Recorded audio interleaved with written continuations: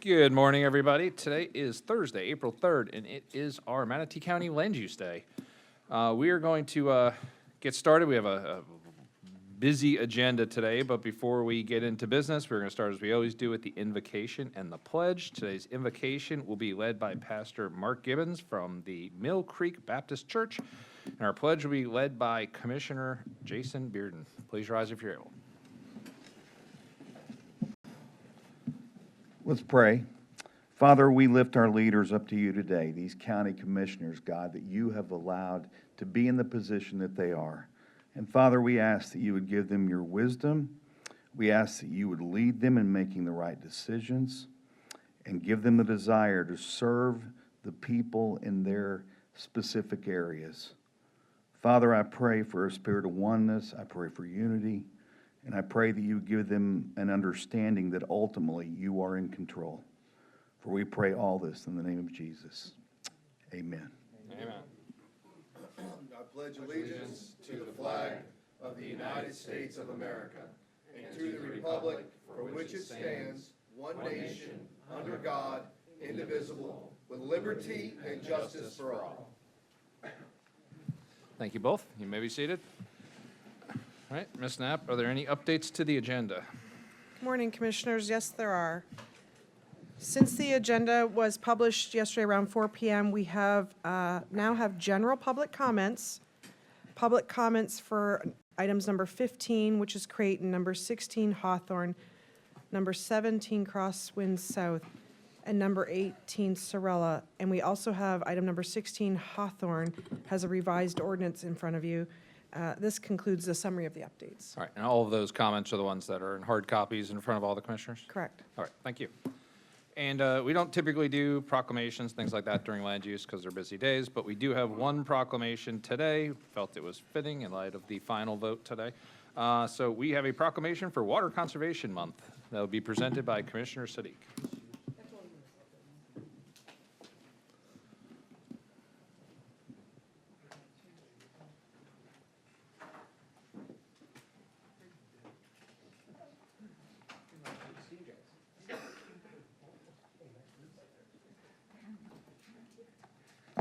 All right, good morning, everyone.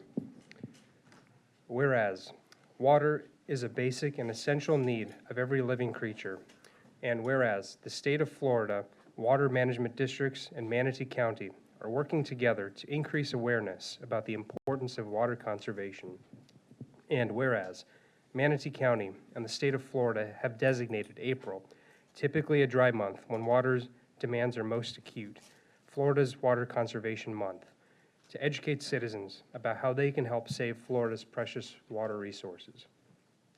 And whereas Manatee County has always encouraged and supported water conservation through various educational programs and special events. And whereas every business, industry, school, and citizen can make a difference when it comes to conserving water.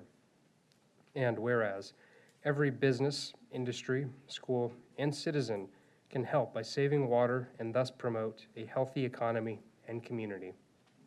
Now therefore be it proclaimed by the Board of County Commissioners of Manatee County, Florida, that April 2025 shall be known, designated, and set aside as Water Conservation Month in Manatee County, Florida, and calling upon every citizen and business to help protect our precious resource by practicing water-saving measures and becoming more aware of the need to save water.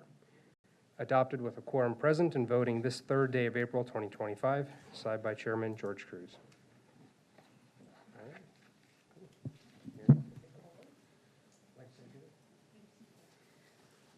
Good morning, Commissioners. My name is Brianna. I'm the Water Conservation Outreach Specialist. I just wanted to say thank you for recognizing the importance of water conservation in our county.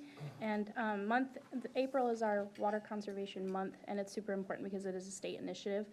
And we do have a water conservation program display out front where we're showcasing some of the programs that we do, and we also have the poster contest that we do locally with our students and that we send up to our state. So if you guys want to take a look at that after the meeting, that would be awesome. Thank you so much. Thank you. All right, and before we move on, we need to approve that proclamation. I have a motion by Commissioner McCann on the board. I need a second. Second. A second by Commissioner Sadiq. All in favor, please say aye. All Aye. opposed? It is approved unanimously. All right, we're going to move to citizen comments for future agenda items. I only have one person signed up, so Thomas, there you are. Good morning, Commissioners. Good My morning. name is Thomas Stupp, and I've been sworn in, or not been sworn in, actually. We don't have to swear in quite yet. Okay. You're good. We trust you. I'm speaking on behalf of flooding and traffic in our lovely county. I live in Magnolia Point off Lockwood Ridge Road.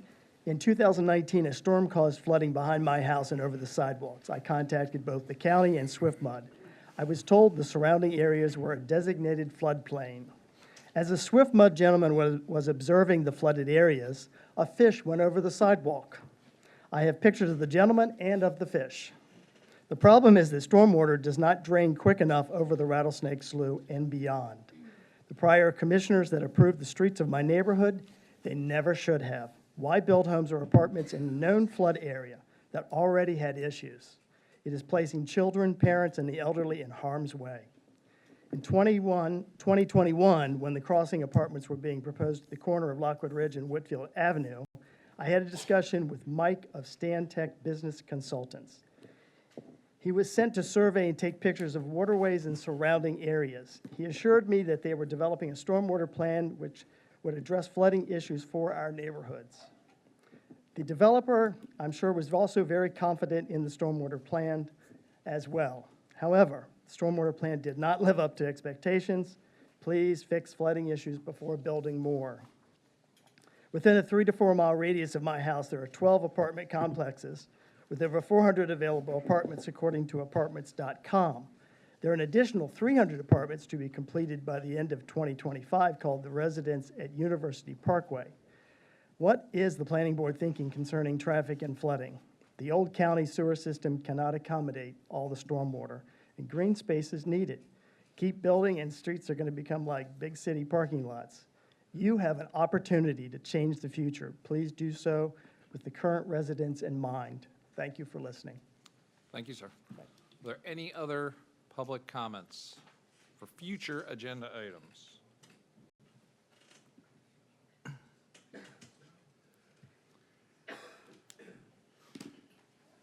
Good morning, Commissioners. By now, I guess you guys all know my name, Tom Luby. It's my third time in a row here. I wanted to take this time to thank staff for the progress of my Little Oaks daycare project in Palmetto. It's been a long, long time, year and a half working on it. But we finally got some good guidance in a good direction.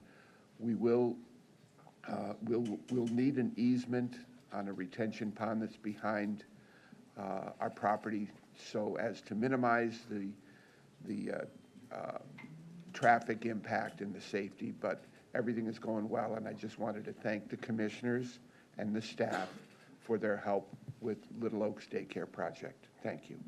Thank you. Appreciate that. Nice work, staff. Any other public comment on future agenda items? Go ahead, Mark.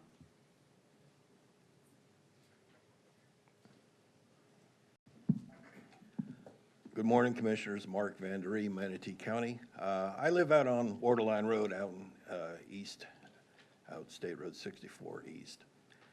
And last week, again, we've had another big dump of oranges off the orange trucks coming downtown to the Tropicana factory. That roundabout on Rye Road and State Road 64, it's a busy roundabout, and as a retired professional engineer in the state of Florida who's done a lot of work with traffic engineers throughout the state and other states, that roundabout and many of the roundabouts in our county are undersized just by a little bit.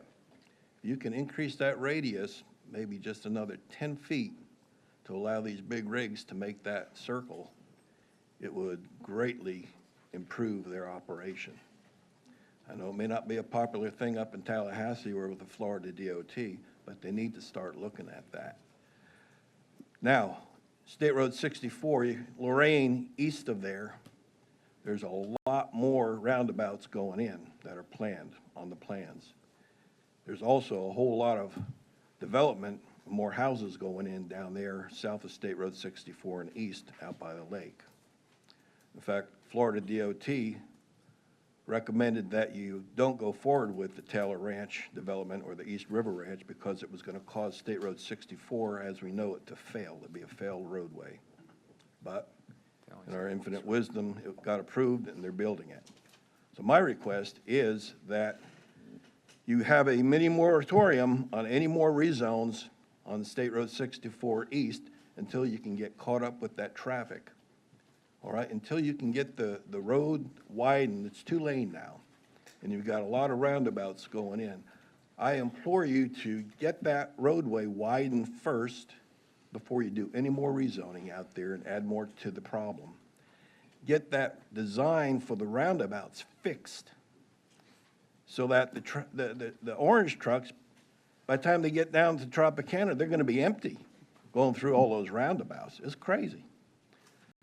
Now, personally, I have another beef because every time they shut down State Road 64 for orange dump or for another fatality accident, we just had one last week out there by Zipper Road.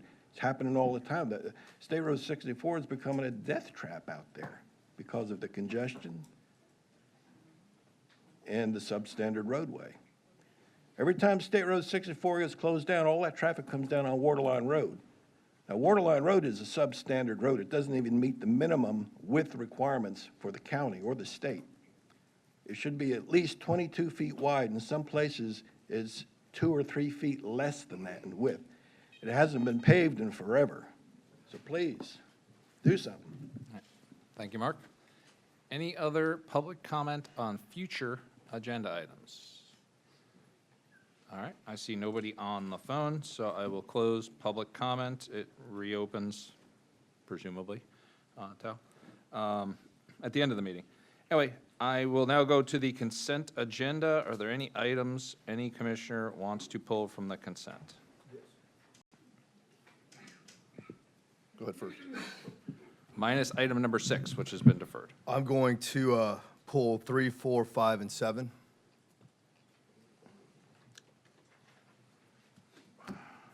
All right, I'm not going to authorize pulling plats. I'm sorry. What? Hold on, wait a minute. Nope. Wait, no. I'm not. Well, I'm going to pull I'm not 3, doing 4, this 5. again. This is a I am a long commissioner agenda. chair. I have every right to pull any item that I want to pull on this consent agenda. Yes. Do not shut me up, Mr. Chair. I'm not going to have the same conversations. We over don't and have over to have a again about conversation. I'm going to have a comment about it, and I'm going to go about my day. this. Okay, Mr. I will Chair. allow you right now to make the comment. Okay, this is my comment on pulling 3, 4, 5, and 7. We just had a traffic accident yesterday with another fatality in Manatee County, with another head-on collision, with 2 injured. I am going to continue to protest development on Moccasin Wallow and Buckeye Road until we address these road issues and get them fixed. So that being said, I will continue to protest, and I will walk out of this meeting right now. Okay. Thank you, sir. Mr. Chair, Commissioner Bearden, could you just wait 1 second, please? Go ahead. Indulge me a moment more. Go ahead. I just had to make a comment, Commissioner, Chairman Cruz. Since the items Commissioner Bearden seeks to pull are quasi-judicial, I would recommend we allow him to pull them. If he needs to, he may have. I appreciate your recommendation. If he wants, wants to make a motion to appeal my decision, he can. And if he has 4 votes, then it'll be successful, and I will pull them. We've been through this over and over. I've heard the same comments over and over. We've had times where we've spent an hour and a half to 2 hours hearing the same comments to end up with the same vote. I've got a room full of people in the public that are trying to move a very long agenda forward. There's a bill going through Tallahassee right now, and they keep referring at every stop, saying one county is weaponizing this. They keep saying that up in Tallahassee. They are passing a bill to take these off of our agenda because of the games that we're playing here. I'm not going to keep wasting my staff's time. I'm not going to waste my public's time. I'm not going to waste my board's time hearing the same things. We understand why they want to pull the plats. It's going to be 4-3. Let's move on with our lives. We have a long agenda and a lot of great opportunities. I have my hand raised. Go ahead.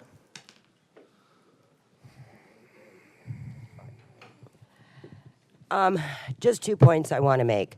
Number one, I don't know if it's common knowledge about this, but until 2 years ago, all final plats were on, I think we already went into this. We've already talked about it. I understand Commissioner Bearden's passion on the subject, but I want to make it clear.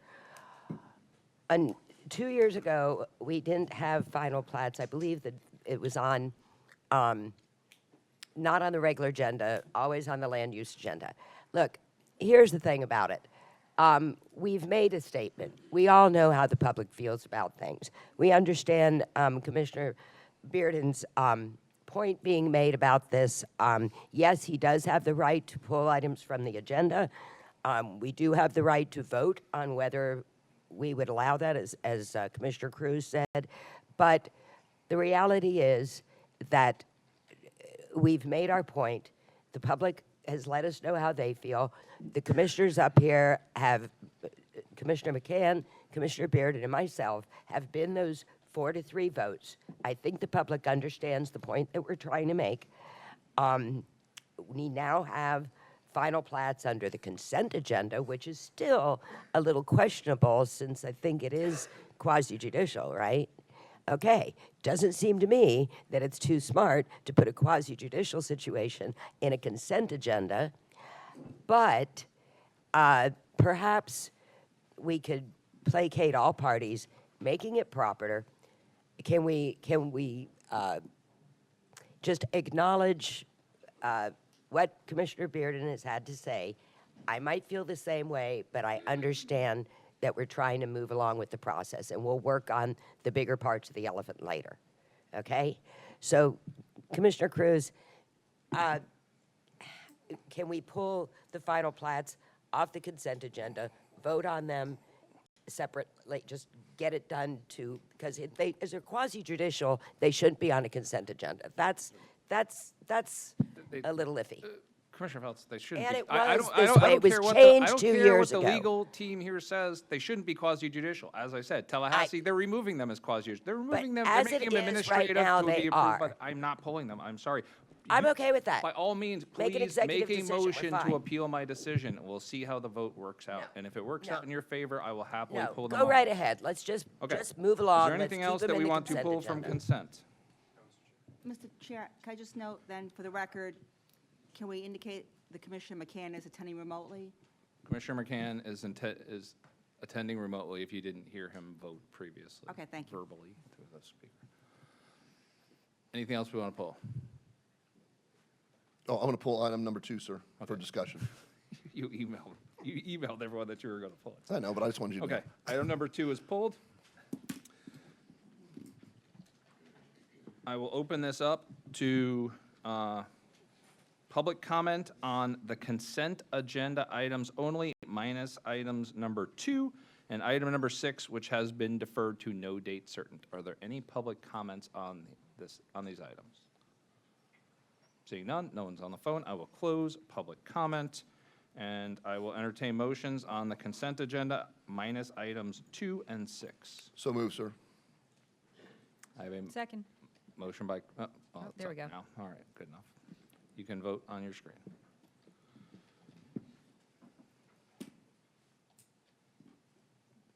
And that is approved 6-0 with Commissioner Bearden absent.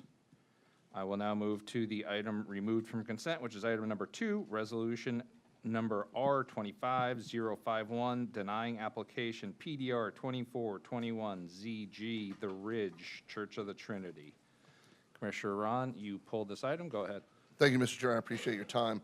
First, if you just give me a moment, I'd like to address the gentleman's concerns that he brought up earlier. Rattlesnake Slough is now has been cleared. It's being maintained by the county. That's what has caused the majority of the flooding that both Magnolia Point and Sable Palms have had in the past. Unfortunately, these communities were built back under other standards back in the day that we don't quite hold, that we've changed with Swift Mud and with our land development code and comprehensive plans. So, that is being maintained by us now. You can drive by there any day, you can see that they're consistently clearing it. And so hopefully that will alleviate a lot of that. Palmer Crossings, stormwater did hold during Debbie and the other storms. They have good stormwater management there.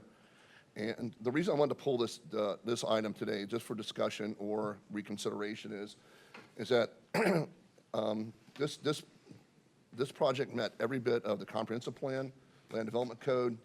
Their stormwater plan exceeded requirements for both the county and SwiftMud. This is located on a major thoroughfare. We talk about concurrency, traffic concurrency all the time. This project is located on a major thoroughfare with economic centers close to it, with shopping within a mile and a half, 2 miles. I live in Palmyra. I live where this, pretty close proximity where this is going to would be built. It's close to transit. It's close to economic centers, schools. It's within 4 major intersections. Like I just addressed the flooding on Rattlesnake. We did have, during Debbie, Rattlesnake did exceed its boundaries, but it did what it was supposed to do. It crossed over Whitfield and came into our stormwater ponds, which now we are pumping before every storm, so we have more capacity than is even required us to have during a storm to hold stormwater. So what I like to, and District 4 is experiencing a significant amount of economic development. We're bringing jobs to District 4. Like I've said before, within the next 3 years, we'll have well over 400 jobs just at the airport alone. Economic development is expanding on 301 in Talavast. We already have Amazon there. We have more warehouse spaces being built. We've built a Wawa there, and that's all good. That's where it's supposed to be. What I'd like to ask of the board is if they would reconsider or allow the applicant to meet with staff to figure out how we can further enhance this project to protect the communities around there, if there is any consideration for flooding from this project, which I don't believe there would be based on their stormwater plan. So I don't, this is the first time I've ever done this, so in the years I've been in this, so I'm not sure what it's a resolution. So I'm just asking if the board will allow the applicant to get with staff to further figure out how they can make this project even better than exceed comprehensive, exceed land development, exceed land regulations, exceed their stormwater, to look at this. We need this housing. It's good housing. It meets every bit of requirement. In fact, Glenn Gibolina agreed with me on this, and the world must be coming to an end if Glenn Gibolina and I agree on something. Okay. So I'm aware. I don't know where to go from this, but I would like for at least maybe the board to reconsider and let staff meet with the applicant to consider what we can do to make this project even better than it already is. Sure, and before I even bother, I'm next on the board anyway, but this is quasi and you pulled it, so I just want to make sure has there been any ex parte communication No, sir. relative to this? No, sir. I mean, we all received a letter about it, but I haven't spoken to anybody about it. If I open it up for public comment, I'll have everyone sworn in. I mean, I will open it up, but if anyone comes up, I'll swear everybody Yeah, in. Mr. Chair, I just have to comment 2 items on this. Okay, well, For- I'm on the board. You can put yourself on the board. What's this procedurally? Okay. Yep.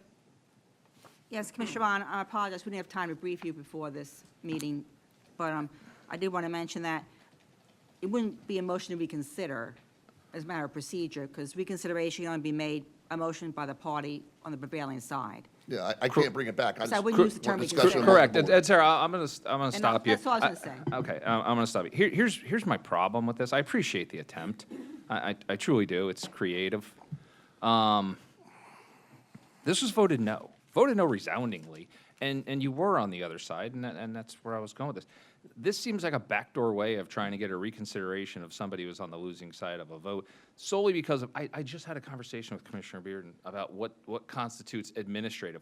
The fact these denial things come here, in and of itself, is wholly ridiculous. It has been for 4+ years. I've asked why these things come back here. Like, does everyone, we don't have to vote twice on the approvals. Maybe we should have all of our approvals put on to the very next meeting as well, and then we can all take surveys on Facebook all month long until the next one, and have a second bite at those apples as well, if that's the game we want to play. How come it's only denials that get this second opportunity?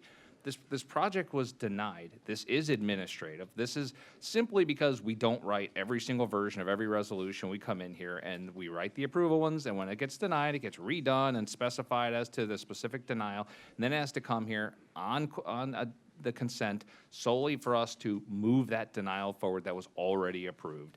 If I open up this can of worms and give everybody the procedural opportunity to have reconsideration of every denial up here. I'm going to get a letter from every attorney in this town every time something's denied to try to get somebody up here to reconsider it, to start that whole process over. That's a bad, bad precedent to set. I know you're saying we should give them an opportunity to meet with staff to come up with the best, brightest, shiniest property we can come up.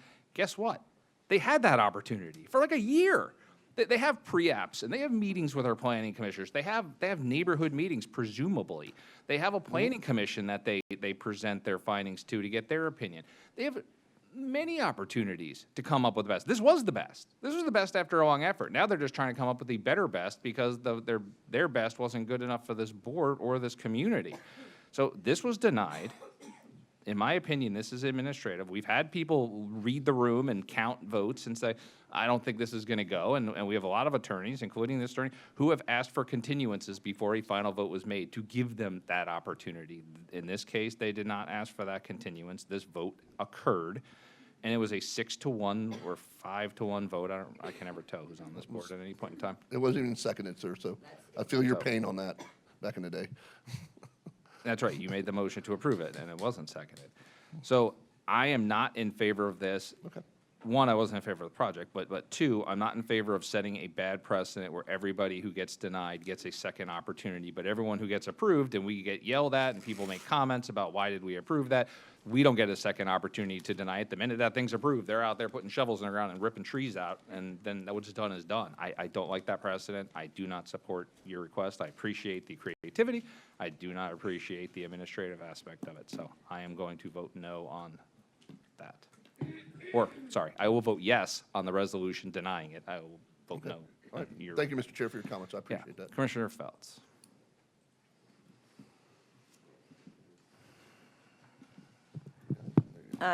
First off, thank you, Commissioner Bearden, for returning to the dais. I can appreciate that you wanted to pull some things from the consent agenda and were denied. However, this was pulled from the consent agenda. We didn't want to go into a long speech about final plats, but now we're going to go into a long speech about a denial, which was allowed to be pulled from the consent agenda. And yes, as I recall, this item wasn't even seconded.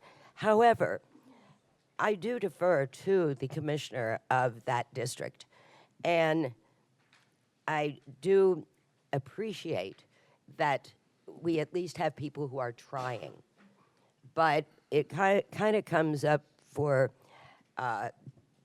it sounds like, well, you don't want me to do this, but would you believe?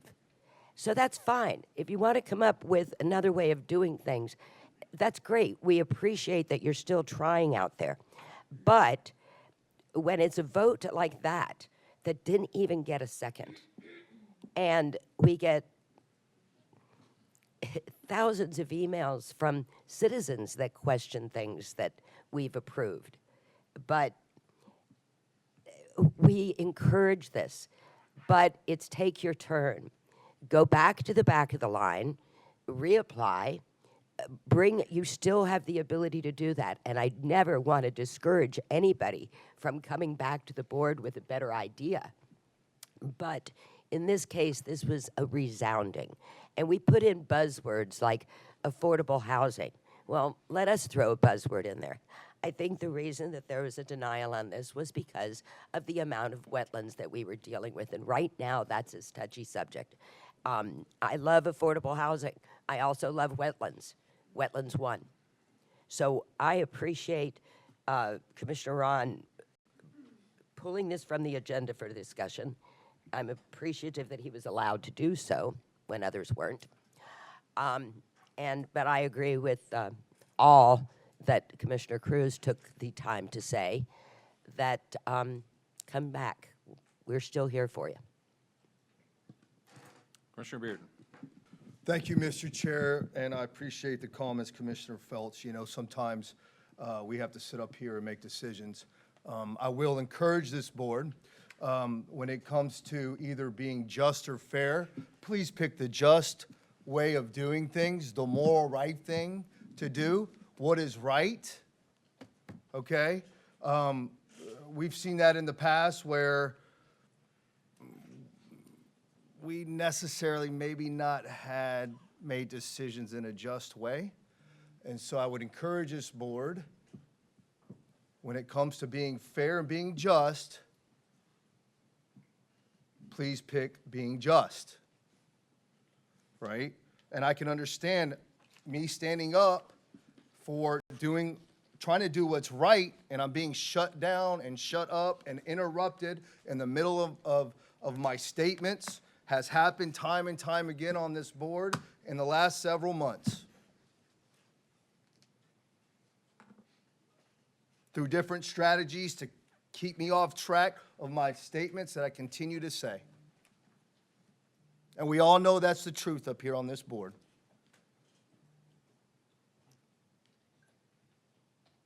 Just. I heard a message that messed me up this last summer, and if you had the option of being fair or just, pick just. Do the moral right thing. That's all I have, Mr. Chair. Thank you. Thank you, Commissioner McCann. Getting back to this specific item, I agree with Commissioner Cruz here. You shouldn't be given a second bite of the apple on something that wasn't even seconded. It is denied, and just because we get a letter in for full disclosure, we got the letter from Bill Galvano for each of us on this to ask if we would reconsider it. My answer will definitely be no.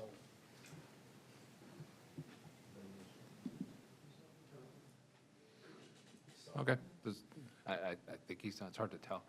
Oh, he's back on mute. Okay. All right. There's nobody else on the board. I will open this up for public comment. Seeing none. If you're going to speak, then I need to have everyone sworn. Will you swear everybody in? This is quasi, so. Got to do it anyway. I know. Yeah.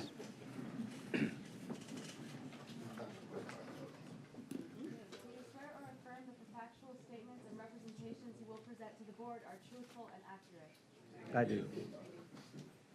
Thank you, Mr. Chairman. Caleb Grimes, and I have now been sworn. All right.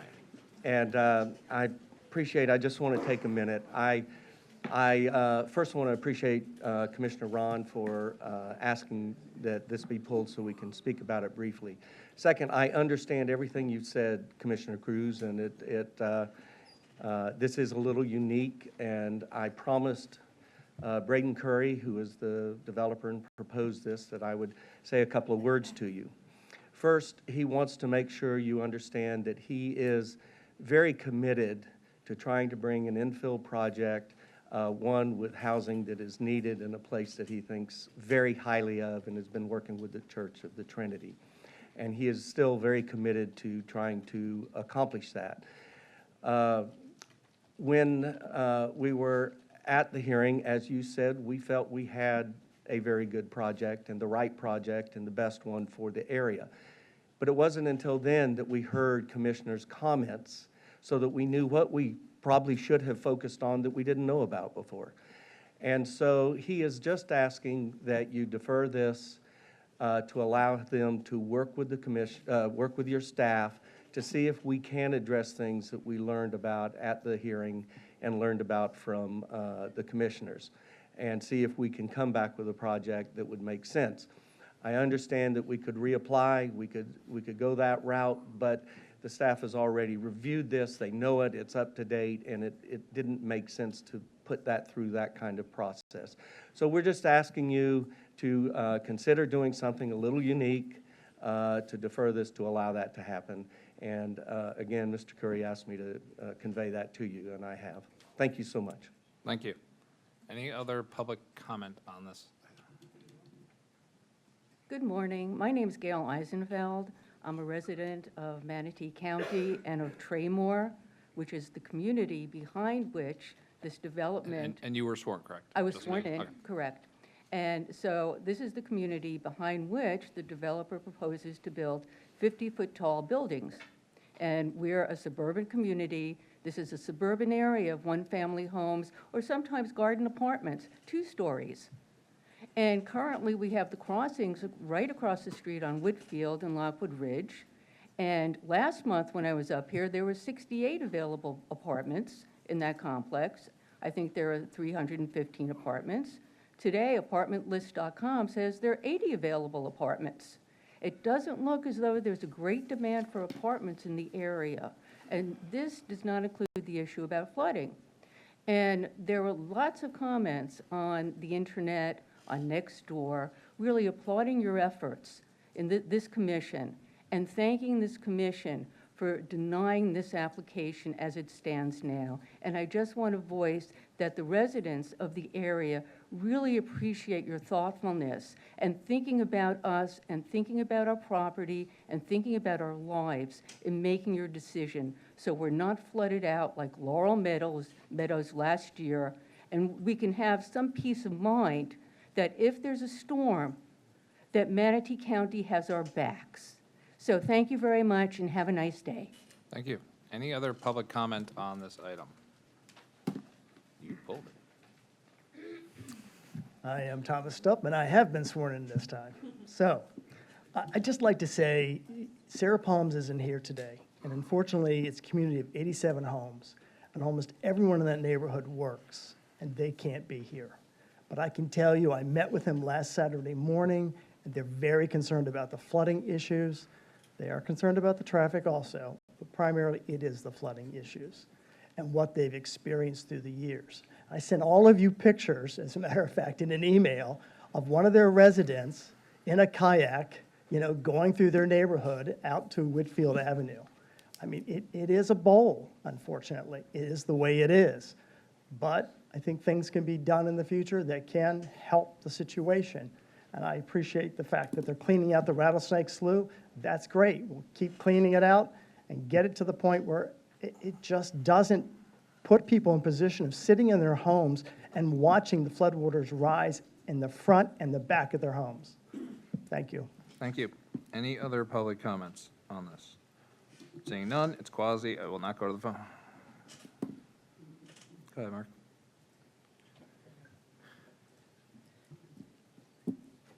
Good morning, Mark Vanderee, Manatee County. I have been sworn. Appreciate the sigh, the heavy sigh, Commissioner Cruz. I want to thank the commissioners for... You pulled it, just to be clear, you pulled a Commissioner Satcher and waited till I was about to say we're closing public comment when you put your hand up. That was the sigh. All right. I want to thank the commissioners for finally leveling the playing field a bit and not tipping the scale towards one entity or the other. For so long, for so many years in this county, the residents, the existing established residents, trying to make a living in the county, trying to look after the property, putting their entire life savings into their community, into their neighborhoods, into their houses, have not been fully heard. And I think now you're finally starting to hear some of the pain that these existing citizens have been going through. Now, like the fellow before me said, these people are working people. They have to work for a living. They can't be like these attorneys and developers down here all day sitting around waiting for you all to do something. They got to go out and work for a living. They can't be coming down here and sitting all day long. They can't afford that, all right? So in this case, where you have a community that is depending on a small amount of wetlands, a little bit of wetlands, that is really protecting the general area. That's a common theme throughout the entire county. And focus has to be placed on that type of protection and that type of balanced decision-making when development is concerned. So thank you very much. Thank you, Mark. Any other last-minute public comments? Seeing none, I will close public comments. No one's on the board. I have a motion to approve the denial by Commissioner Sadiq, seconded by myself. You can cast your votes now. And that is approved for the denial, 6-1, with Commissioner Ron in opposition. Before I go on, item number 14, the Artisan Lakes Elementary School. Is there anybody here for that, specifically from the school board or anything else? That's only here for that? Okay, I was gonna, well, because it's being continued, I just want, that's, the request is to continue it to April 15th. It's a school site, so I just didn't want to keep people here if they're gonna sit here all day over a school site. So I'm just going to open up item number 14. It's SSB 2502, Resolution 25-055, Artisan Lakes Elementary School Site Plan. This is just a motion to continue to April 15th, 2025 at 9 a.m. or as soon thereafter as whatever MA means. I have a motion by Commissioner Ron to continue, seconded by Commissioner Sadiq. I'll open this up to public comment. Oh, okay. I will close public comment, and you can cast your votes now. And that is approved to continue by a vote of 7-0. And now, yeah, we did consent before we did your item. Sure. Now, because we're just bouncing all over the place, I moved item number 20 up to next because it was the only thing after the wetlands buffer, and that wetlands buffer is going to be long, and it didn't make sense to push a single appointment of a single seat on Planning Commission to the end of the day to get out of the way. So I'm opening up the Planning Commission Advisory Board appointment. It's an appointment of one seat, item number 20. I do want to make a comment about it. Put myself on the board to speak. Put yourself on board if you want to make a nomination. My one comment, which is kind of not about this per se, is Charlie Kennedy from the school board applied for this seat, if you're watching, Charlie, or anyone. What we haven't had on our planning commission, and we're supposed to, is a non-voting member of the school board. It literally allows for that. I looked it up. It's in our Land Development Code 301.2A. It allows for a non-voting member of the school board. That seat is appointed by the school board. So, Mr. Kennedy, if you're watching, I would encourage you to have your school board appoint somebody, because it's in our Land Development Code, that we have someone in the school board. We have all this talk about overcrowded schools and trying to make sure that we're doing it. And all these years I've been on this board, we've never had maybe we have in the past, but not while I've been on this board. We have not had a school board member sitting up here. So, Mr. Kennedy, if it's something you're interested in doing, I would highly encourage somebody from the school board to come here and help give us opinions about sidewalks and about schools and about capacity. I think that's helpful. And Mr. Chair, can I dialogue for a minute? Mr. Chair, can I dialogue with you? Real quick. When I was on the Planning Commission, we did have a school board member, Michael Penley, would come to all of our I'm sure Ms. Shank remembers that Michael Penley would come. He's kind of the head of planning or whatever. Sure, they can appoint whoever they want. I know, but I mean, it would be great to have him back on that planning commission because he's. I'm not going to interject on the school board. They can appoint anybody they want, whether. But we did have school board representation on the planning commission. Sure, but I'm just saying, the only reason I even brought that up or even looked it up was because Charlie Kennedy actually applied for this seat, and there is a seat available to him. It's a not voting seat, but there is a seat available that's currently sitting vacant on there, so that was my only comment. But I will now go to nominations. I have 3 people on the board. Commissioner Sadiq.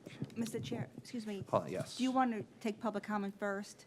Sure. Is there any public comment on the nomination of this seat?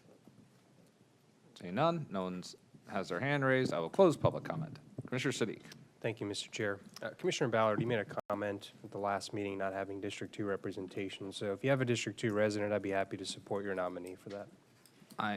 Well, I'm next on the board, but I'd be interested in her view. I was intentionally looking at this list to only pick a District 2 person, and there's only 2 of them that applied. So I'm going to nominate Scott Ziegler.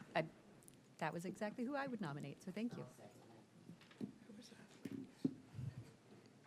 I still have other people on the board. Commissioner McCann?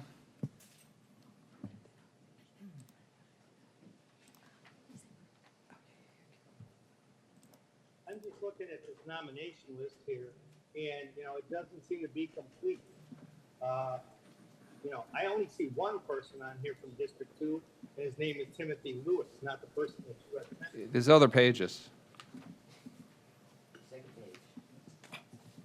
He's, the one I just said, because it's alphabetical, is... I see a current membership, I see a public comment.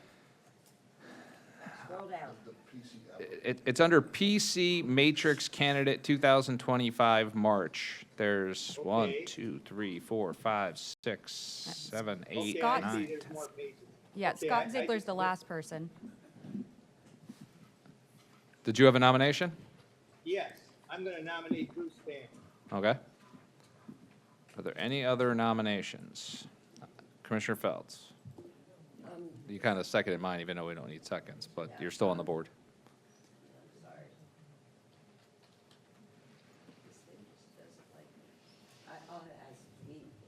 Your microphone's not on. They need it for the minutes and the clerk. It didn't do it for you either? No, it's It's on. on. Thank you. Anyway, my question on our current membership roster, just to refresh us, do we have, we said we had unrepresented districts. There's which nobody in one? 2 or 4 right now. 2 or 4. Okay. We have a 5. Okay, that's what I wanted to clarify. Thank you. All right, Commissioner Ballard, you're on the board. Yes, so I would say, I think District 5 is well represented already on the Planning Commission. So I think Mr. Ziegler is well qualified, and I would ask that you give us some District 2 representation. All right, Commissioner Beard. Thank you, Mr. Chair. I think that Bruce Stan would make a fine planning commissioner up here. He'd definitely bring balance onto that board. And I think that's kind of what we need, is we need some balance to people to actually look into things from a level that might give a little bit of pushback, because I'd like to see those differentiation of opinions on that planning commission, as I've stated before. So I will be supporting Mr. Bruce Stam. All right, and Commissioner Ron. I have no problems with Bruce. He's a good guy, but didn't we just appoint him to the IST. infrastructure oversight? Yeah, Tuesday. Okay, thank you. Okay, that's everyone on the board. We have nominations for Scott Ziegler and for Bruce. I'm on the board again. Oh. Okay, go ahead. I just want to say that, yes, we did appoint Bruce Stam to another one, but this is actually the one that he really wanted. And I will say that we have a list of gay on two of the boards at this That is time, so correct. it's not unprecedented. And the other thing is that the person leaving the board that makes this opening right now is from District 5. So again, I think District 5 should be represented in this seat because it was previously. Thank you. Okay. I don't think District 5 needs, in my opinion, needs a third seat. I think District 2 and District 4 both need one, at least. But everyone's now spoken. I have 2 nominations. I have Scott Ziegler and I have Bruce Stam. We'll hold a vote in the order in which they were nominated. All in favor of Scott Ziegler. We'll do it by hands. Raise your hand. 1, 2, 3, 4 for Scott Ziegler. All for Bruce Stam. 1, 2, and the nomination was by Commissioner McCann. So that's a vote My of. hand's up too. No, understood. You made the nomination, so I counted you for that. So by a vote of 4 to 3, Scott Ziegler is appointed to the final seat of the Planning Commission. All right, moving on to presentations scheduled. It's item number 10. We hear affordable housing projects first. So this is PDR 24-19P, Cedar Cove, Blue Castle Manatee Land LLC. We're done. The applicant?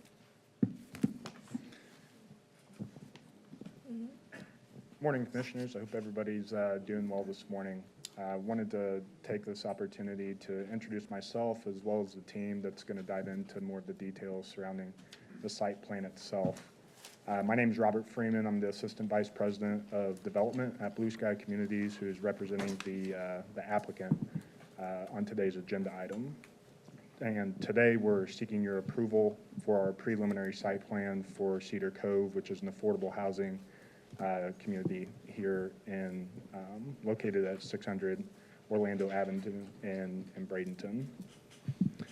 And as we discussed last week at the Planning Commission meeting, I understand that, the approval for this is based on the technical merits of the project, but with this being a county-supported affordable housing project, discussing some of the benefits that will impact the residents, we felt like was due. So to provide some context for the project itself, it started back in 2019, kind of working hand in hand with the state of Florida, as well as Manatee County and our entire development team to create a community-based solution that directly addresses the need for affordable housing here in Manatee County. So The key partners that we have in this that kind of brought the project to fruition, again, is the state of Florida, who offered the 9% tax credits, SAIL, ELI, and NHTF funds, Manatee County with the Home ARP and TIF funds, as well as the some incentives through the Livable Manatee program, and our nonprofit partner, Castle, who's providing the specialized services that the residents that we'll call Cedar Cove home will need. So some context behind the project itself. Cedar Cove will be an 80-unit community spread throughout three-story buildings. As far as the residents that will be serving, half of the units will be set aside for individuals, families experiencing homelessness, or having special needs. The other half will be set aside for those individuals or families earning no more than 60% of the area median income. Again, this truly is an affordable housing solution, that will serve the residents of the county. So, at this time, I do want to introduce Braulio Grajales, who is the president of High Point Engineering, the civil engineer for the project itself, to dive into those details of the site plan. So Braulio, I'll turn it over to you, and appreciate your guys' time and thought into this.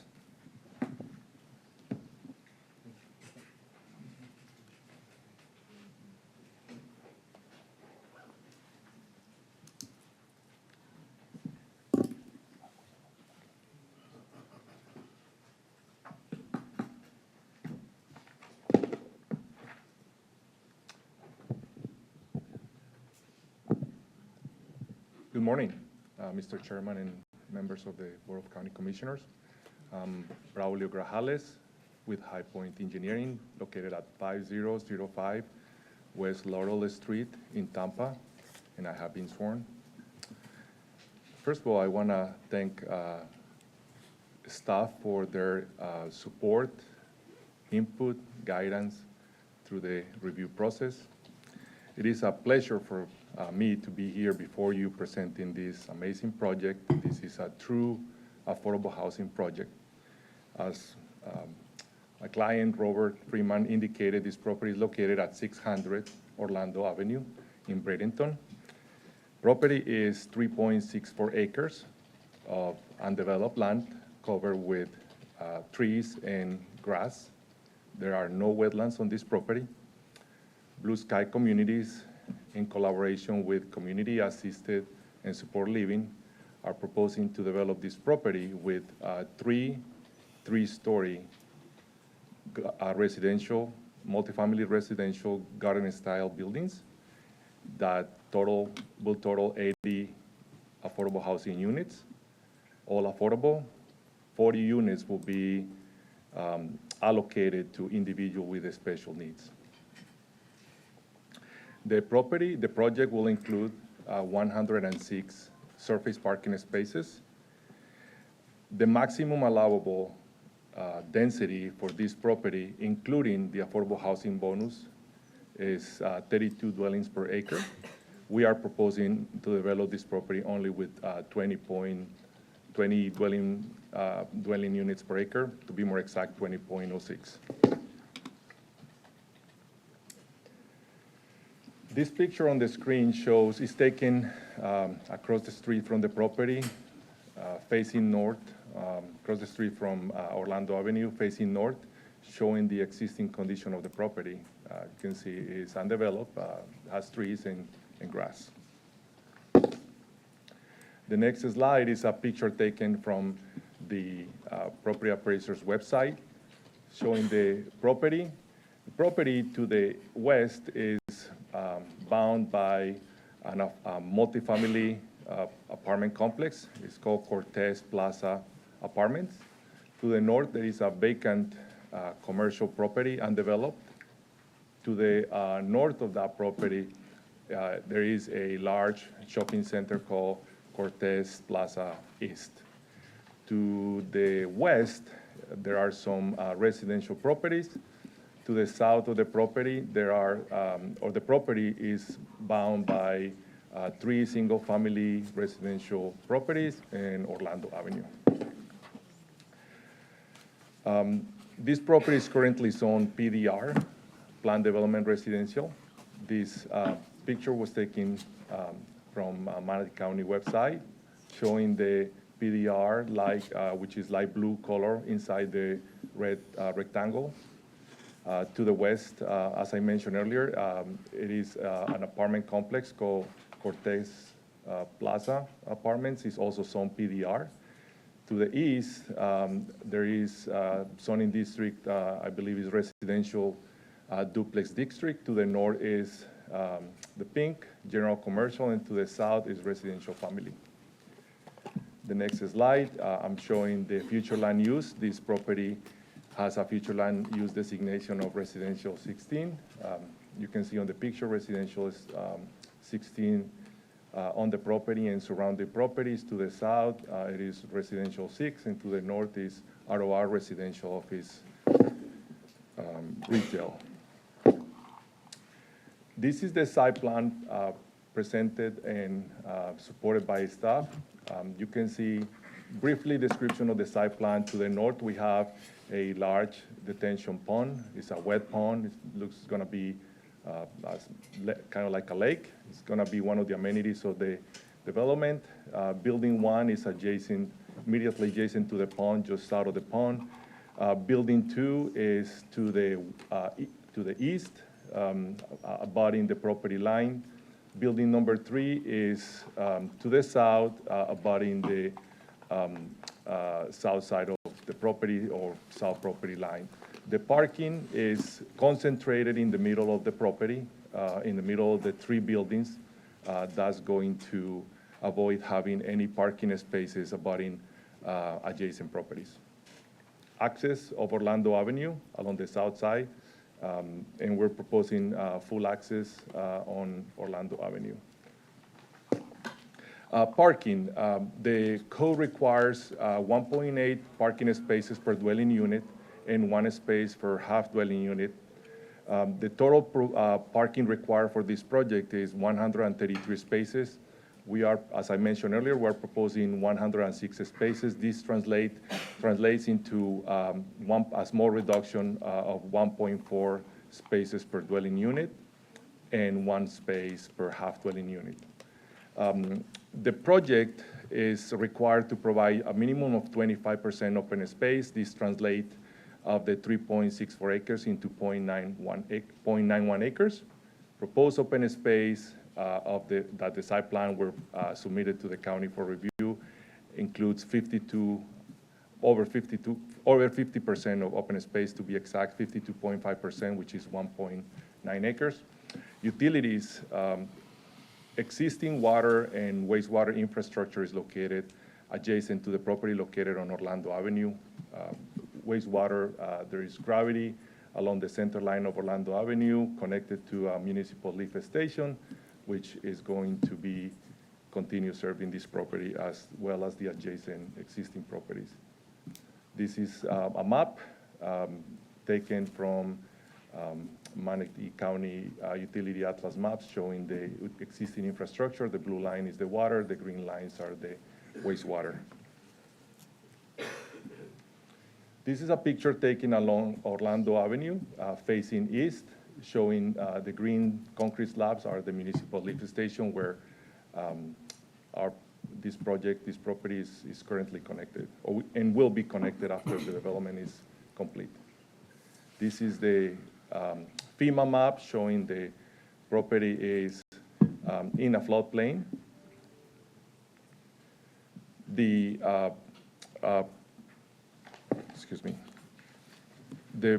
property is located within FEMA floodplain AE, designation AE, with an elevation of 17.3. We have designed a very responsible drainage system for this property, and which includes not only the wet detention pond that I mentioned previously, but also we are proposing to include pervious pavement, exfiltration trenches under the driveway areas, as well as stormwater harvesting. We're exceeding meeting and exceeding the attenuation requirements by the code and by the Water Management District. We are providing treatment and attenuation for the 2.33, 5, 10, 25, 50, and 100-year storm events. The impacts that we're proposing on the floodplain will be compensated copper cup and swift mud. Southwest Florida Water Management District has already approved the environmental resource permit for this project, which I just put a copy of the letter on the next slide. Traffic, Orlando Avenue is a 2-lane road, 25 miles per hour. Each lane is 11 foot wide, and there are two bike lanes 4 feet wide. This is a picture of what I just described. This is Orlando Avenue, 2-lane, two-way bike lanes of 4 feet wide. So the current level of service for Orlando Avenue is C, and with the proposed development, the level of service will continue as C. The adopted level of service for this road is D. The engineer of traffic for this development has provided a comprehensive traffic study to the traffic division, has been reviewed and accepted by staff. The site traffic provides in the AM peak hour and the PM peak hour 34 and 44 new trips. Turn lane to access this property is not warranted. The VC ratio, volume to capacity ratio, is 0.34 in the existing condition. In the proposed condition, is only going to increase to 0.36. And then lastly, I'd like to mention that as part of this preliminary site plan, we are requesting three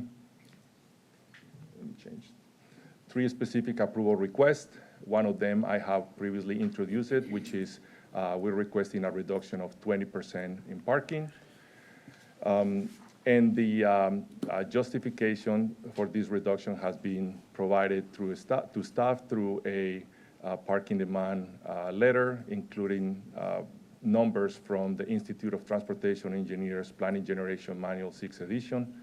The second request is to deviate from section 701.4, which is to place walls and fences not at the greenbelt buffer line, but at the property line. This will avoid creating an empty, unused space between the buffer line and the existing fence at the property line. Rather than doing that, we're proposing, and staff is supporting that, to put the fence and the screening wall along the residential districts at the property line. And the third request that we're proposing is to deviate from section 402.6, which requires to preserve any native plantings on the property. There is a small pocket of plants, native plants, towards the center of the property, about 3,400 square feet. We're required by code to preserve 75% of it, which will equate about 2,550 square feet. Is located in the middle of the property. 30 more seconds, please. Thank you. Is located in the center, towards the middle of the property, so it will be very difficult for us to preserve that area. We will need to sacrifice even further more parking than what we're proposing. So instead, we're requesting not preserving that area, but instead we will be providing 4 times that area by enhancing the green areas that will be proposed in the open space, specifically those areas where we are retaining large oak trees along the property lines. That will be more significant and better for the project than preserving this small area. Understand. Lastly, this is just your definition of 30 seconds is notice. massively different than my definition. And I'm done with my presentation. Okay. People are going to be asking you questions. You'll have an opportunity to pivot around if there's something you forgot to say, because I do have some people on the board. Before I do go to the board, I forgot to ask, has there been any ex parte communication on this? No, sir. Commissioner McCann?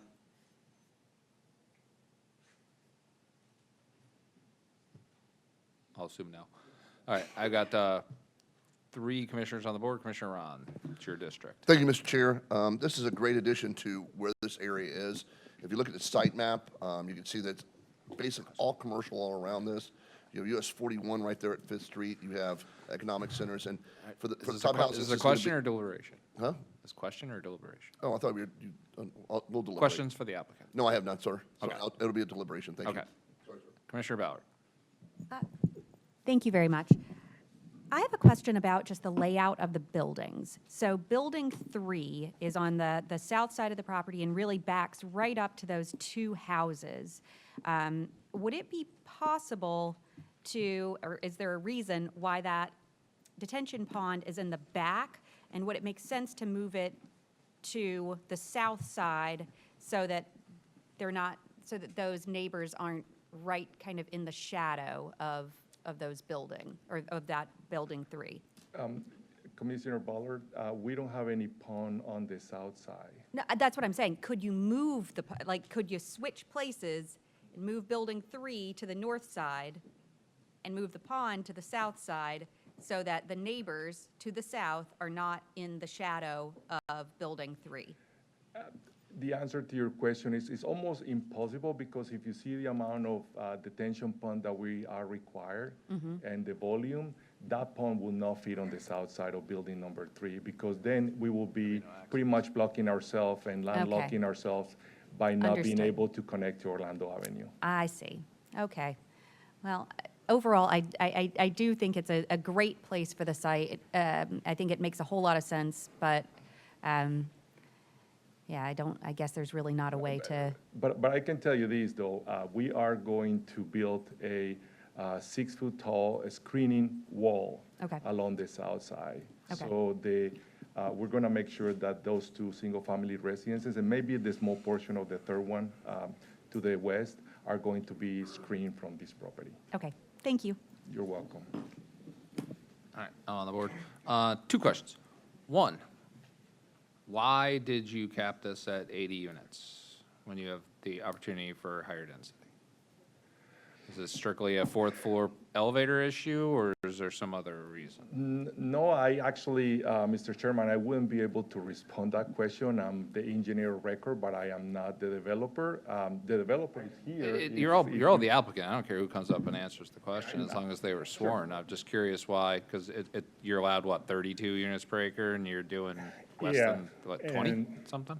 Yeah, correct. So with the affordable housing program and the RFAs that the state puts out, it's a very nuanced process, and whenever it comes down, every application is scored, essentially. So, there's leveraging factors that play into it, the cost per unit that plays into it. So even to be eligible to receive funding, we have to submit a competitive application, which in this scenario, That's how it worked. Okay. Yeah, it just didn't work. Understood. Second question, and that's unfortunate, but I get how that works. I used to work for a tax credit And fund. Mr. Chairman, even if they ask me, they want to put up another building, the answer will be no, we don't have land for that. No, that's different. You don't have space for that. Don't get greedy.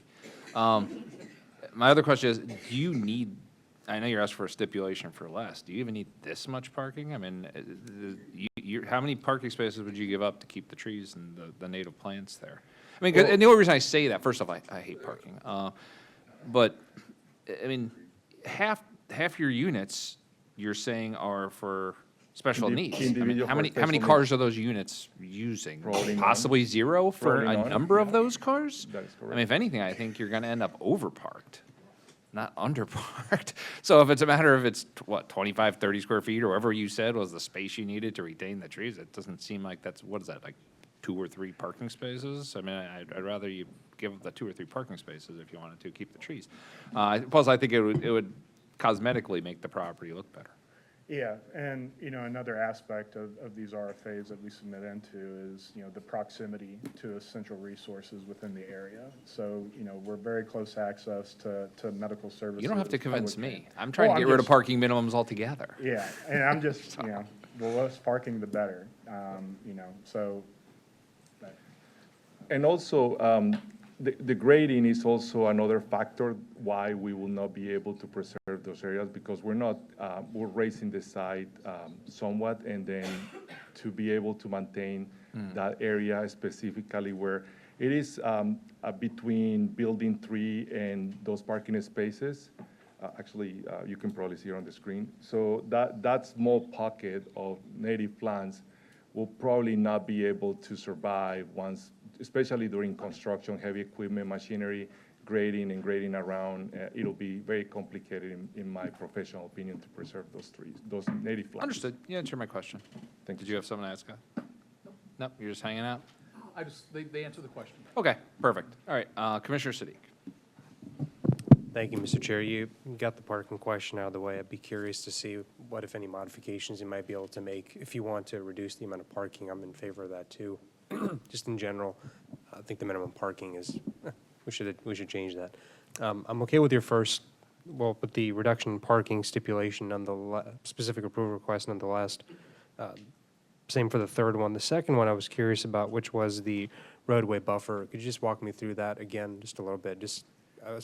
My only concern there is ensuring that the neighboring residents do have an adequate buffer there, but I didn't quite understand what you meant by the layering of code duplication there. And I'll certainly ask staff too. The greenbelt buffer, required greenbelt buffer on this property is 15 feet around the entire property, which we have that. So to be able to enhance the existing and future plants that will be installed along the greenbelt buffers, we're going to be providing a screening fence along the north and along the west property line, which is abutting commercial and existing multifamily.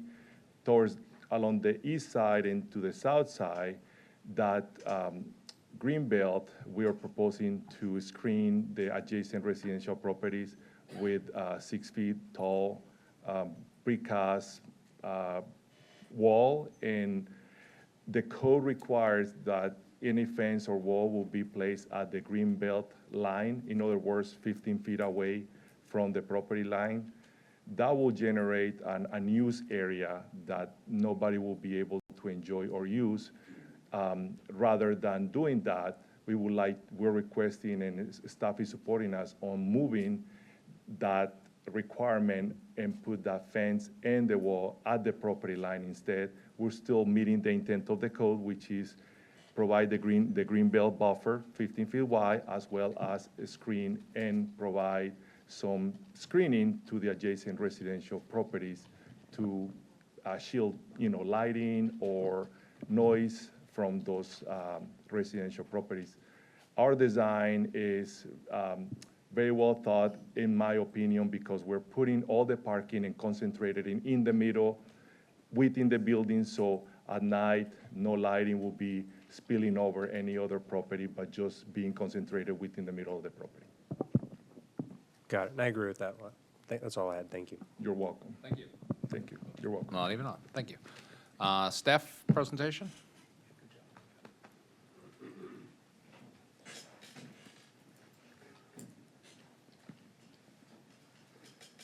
All right. Good morning, CJ Mills with staff. I have been sworn.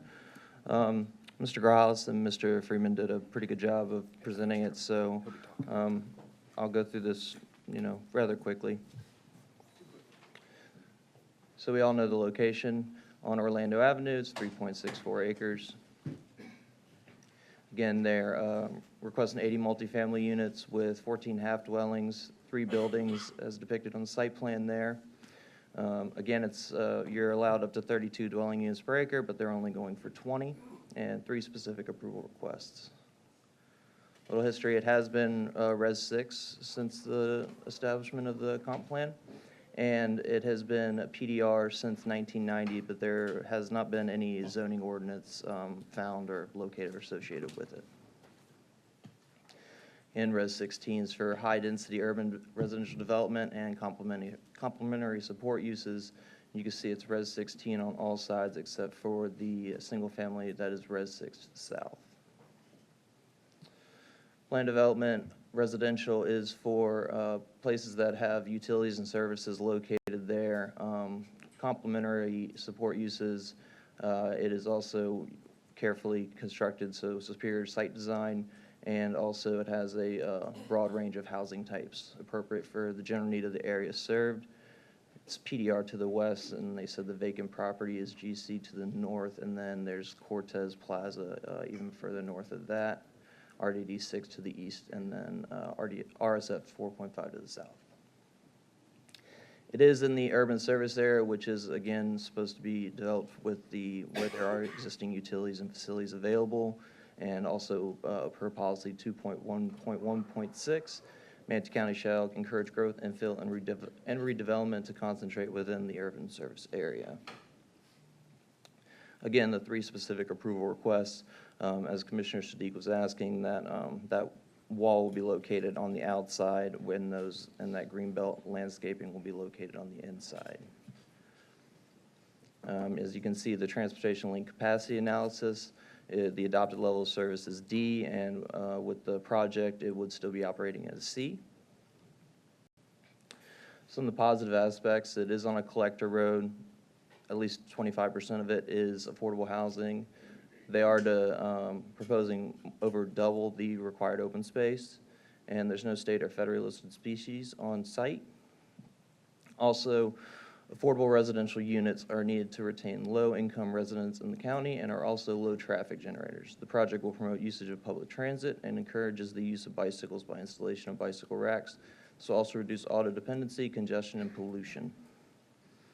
Some of the negative aspects is that the project is proposing less parking, which what y'all have said, I don't know if that's necessarily a negative aspect. And also 3 specific approval requests to deviate from the LDC. And the proximity of the structures adjacent to the single-family residential uses may result in adverse impact in noise and light. Also, and there was mention of the bike lanes on Orlando Avenue, but discussing with transportation staff, those bike lanes are kind of narrow, and I don't necessarily think they're dedicated bike lanes in the way that some other areas are. Some of those mitigating measures is that if improvements to the public infrastructure are required, then the applicant is required to construct or pay its proportionate fair share contribution for such improvements in accordance with a written agreement as proportionate fair share mitigation in accordance with applicable law. And the close proximity to pedestrian systems, public transit, employment, and commercial retail will mitigate for potential parking constraints on the site. I will also add in there that at time of final site plan submittal, there is a lighting plan that is required to mitigate for any potential light intrusion, so basically a light attenuation plan. In conclusion, the staff, in the opinion of staff, the request can be found consistent with the goals, objectives, and policies of the Manatee County Comprehensive Plan and compliant with the applicable review standards of the LDC. And I will be here for you if you have any questions. Thank you, CJ. I have Commissioner Sadiq on the board. Quick question for you. Do we have the necessary right-of-way for a possible future multi-use path, let's say 12-foot or even 10? Just curious, along that side, southern side of the property. I don't believe going back to the plan. Sure, or I can have, no? Would you like to respond to it? Yeah, excuse me, Braulio Grajales, I have been sworn. We are providing approximately 15 feet average of future right-of-way, reserved for future right-of-way. Is actually being proposed as an easement called future right-of-way easement. But yes, we are preserving a strip of land adjacent to Orlando Avenue for that purpose. Got it. Thank you. That's all I had. Thank you, Chair. All right. Anything else? There's no one else on the board, CJ. All right, thank you. All right, I will now open this up to public comment. Is there any public comment on this item? Nobody signed up? Nope. All right, then. I will close public comment, and I will go to the board. Commissioner, well, are you deliberating, or do you have a question? We're still up. If anyone has any questions for the applicant, staff, and then we'll go to deliberate. It's your district. Like I said, I defer to the district commissioner to start deliberation each time. So you'll be first for deliberation when we get to that point. And I don't have any questions. I'm good. Nobody has. Did you have a question or deliberation? The We need to get you a headset. Was this for the, were there any discussions with the community? Did you hold any discussions with the community on the, As far as community engagement, per staff's recommendation, the process was to send out, the mailers, post a public hearing so notice. was there a suggestion that you speak with your community? I don't believe that there Do you are, recall? yeah, if there was a suggestion or requirement to host a community engaged meeting, we by all means would have done it. But you don't. We did not have a community engagement. Commissioner Phelps, during the pre-op meeting, there was no recommendation for any Correct. community engagement. Correct. There was no recommendation No. to do that. Do you feel that it might be a project that would be received in that community with the compatibility, or making an effort to ensure that might be acceptable? Yeah, I think the need for the product that we're providing is dire, I think providing these types of solutions to the specific, residents that would inhabit Cedar Cove is important, people experiencing homelessness, having special needs, and ultimately 100% of the units are capped at that 60% AMI.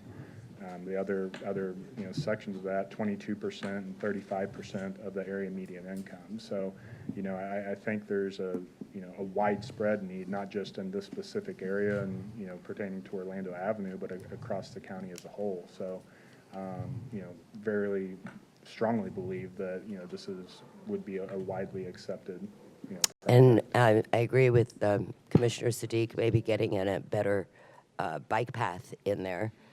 And, yeah, correct. And it looks like a pretty wooded area that you should have some natural buffers in there that you would be retaining. Yes, to correct. keep And with the conversation of possibly reducing the parking even further would be incorporating additional green space, enhanced landscape. Bike racks. Yeah, bike. Safe places to keep your availability. bikes, your Yeah, e-bikes, exactly, that with- kind of with thing. public Light transit. pollution, we've taken into account that this would be. Commissioner Phelps, we have 2 bike racks on each building. And to respond to your previous question, last week during the Planning Commission meeting, a few members of the public, residents, I believe 4 of them came to the meeting. Some of them expressed their concerns about traffic and also expressed their concern about drainage, which I responded in the same manner that I presented before this board, which pretty much says nobody came back today. I believe they are probably satisfied with the way I responded, in the sense that we're providing a very responsible drainage design that is going to exceed the requirements, as well as the traffic, which we're not decreasing the level of service on the road, or we're not basically doing anything in detriment of the existing traffic of Orlando Avenue. I appreciate you addressing your community's comments. That's commendable. Thank you. You're very welcome. All right, if there are no more questions, then I will go to deliberation with Commissioner Ron, the District Commissioner. Thank you, Mr. Chair. This is an exciting project for a highly urbanized area in Manatee County. In fact, Commissioner Ballard's district is right across the street on US 41. And to have Blue Sky and Castle form a partnership, who are probably some of the premier workforce, special need housing builders and developers, to come together on this makes it even a better project. It's well needed in this area. There's commercial all around it, and I thank you guys for bringing this project forward, and I look forward to the housing that you'll supply, and I will be in 100% support of this project. Thank you, Mr. Chair. Thank you. Commissioner Ballard. So as Commissioner Ron stated, this is not in my district, but it is directly adjacent to my district, and I am so excited we keep harping on this, to see true affordability come to Manatee County. I mean, when we are seeing these units that will be able to serve those people that we were talking about on the meeting on Tuesday, who might never make more than $15 an hour. We have to be able to house those people in Manatee County too. Orlando Avenue, if you drive down it right now, there are always people on the side of the road, who don't have a place to go. And so I feel like the residents of this community will be actually really excited to see a place for these people to go rather than have them, out on the street. And this is that next step. So when we were talking about the concerns with homelessness, the concerns with people who, what do we do? What is the next step? For people who were, who are getting into treatment, who are getting shelter, the next step is a place like this. It's true affordable housing, and I'm so excited to see it come forward. I think we need more of it, and I think that this is just truly a perfect location for it as well. So I will definitely be in favor of this project. Thank you. I'm the only other one on the board. Yeah, this is a no-brainer. This is, I love everything about this project. Well, the fact it's another project by Blue Sky and Castle partnering up together. They're two of our best partners, probably a good handful, 4 or 5 of them, another one's in the room here today, that are providing the housing that we need here in Manatee County. It's thoughtful, it's well located. Like I said, the only thing I wish is you could build more of it. But I'll take what I can get in 80 units, the way these are being laid out, and the location they are, and proximity to the infrastructure we already have, proximity to the utilities we have, the employment centers, the retail, the opportunities, the thoughtful spread out in terms of the special needs as well as I absolutely love this project. I was excited to hear you present it today so that I can vote for it. Commissioner Bearden. Thank you, Mr. Chair. Now, this is a prime example when this board decides we're going to create some type of mechanism for gap financing. This would most likely be that type of project that we need to look at in the future as far as any type of gap financing. And I just want to make that statement clear as far as moving forward. These are the type of projects that we need to look into more to be able to help them if that needs to happen. So that's all I have, Mr. Chair. Thank you. Thank you, Commissioner Bearden. And no one else is on the board. And I have a motion by Commissioner Ron, a second by Commissioner Sadiq.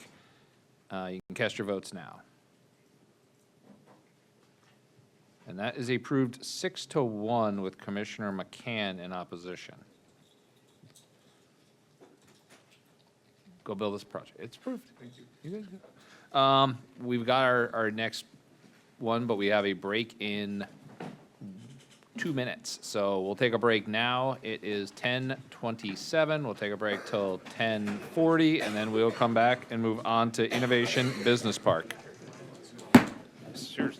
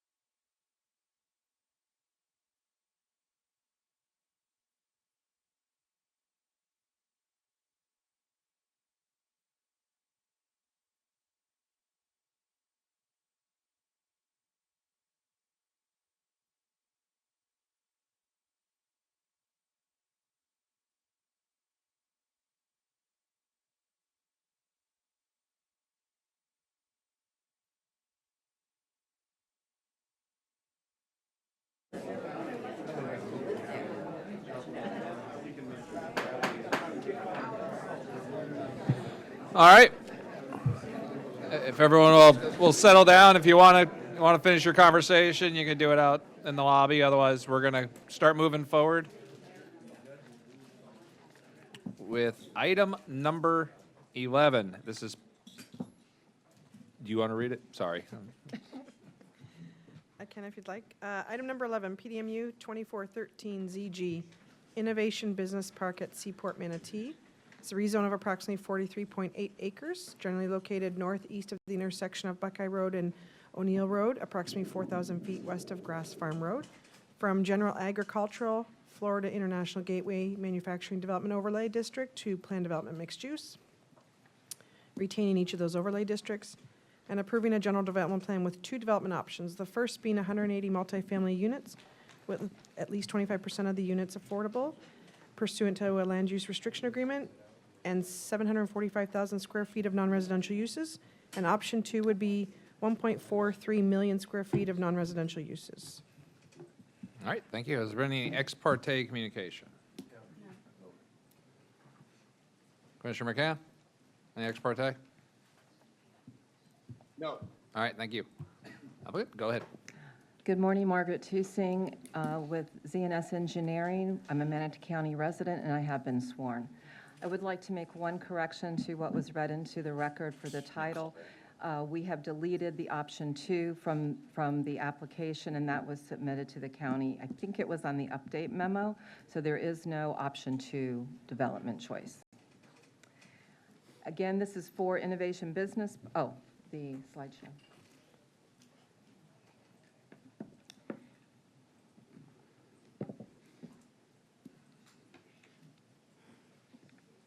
Innovation Business Park, as Nicole said, at Seaport Manatee, and it is a mixed-use project including affordable housing and then non-residential, including industrial and commercial type uses. Our project team today is Alan Jones, who is the applicant and the owner, and he is the person who had the vision for this project and recognized the need to provide affordable housing near existing and future employment opportunities.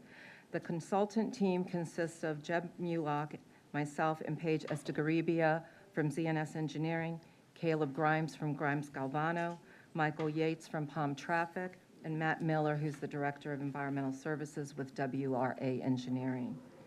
Mark Vengroff and Jamie Wallace with One Stop Housing are also here, who will be the affordable housing developers, and you know them through their work in Manatee County.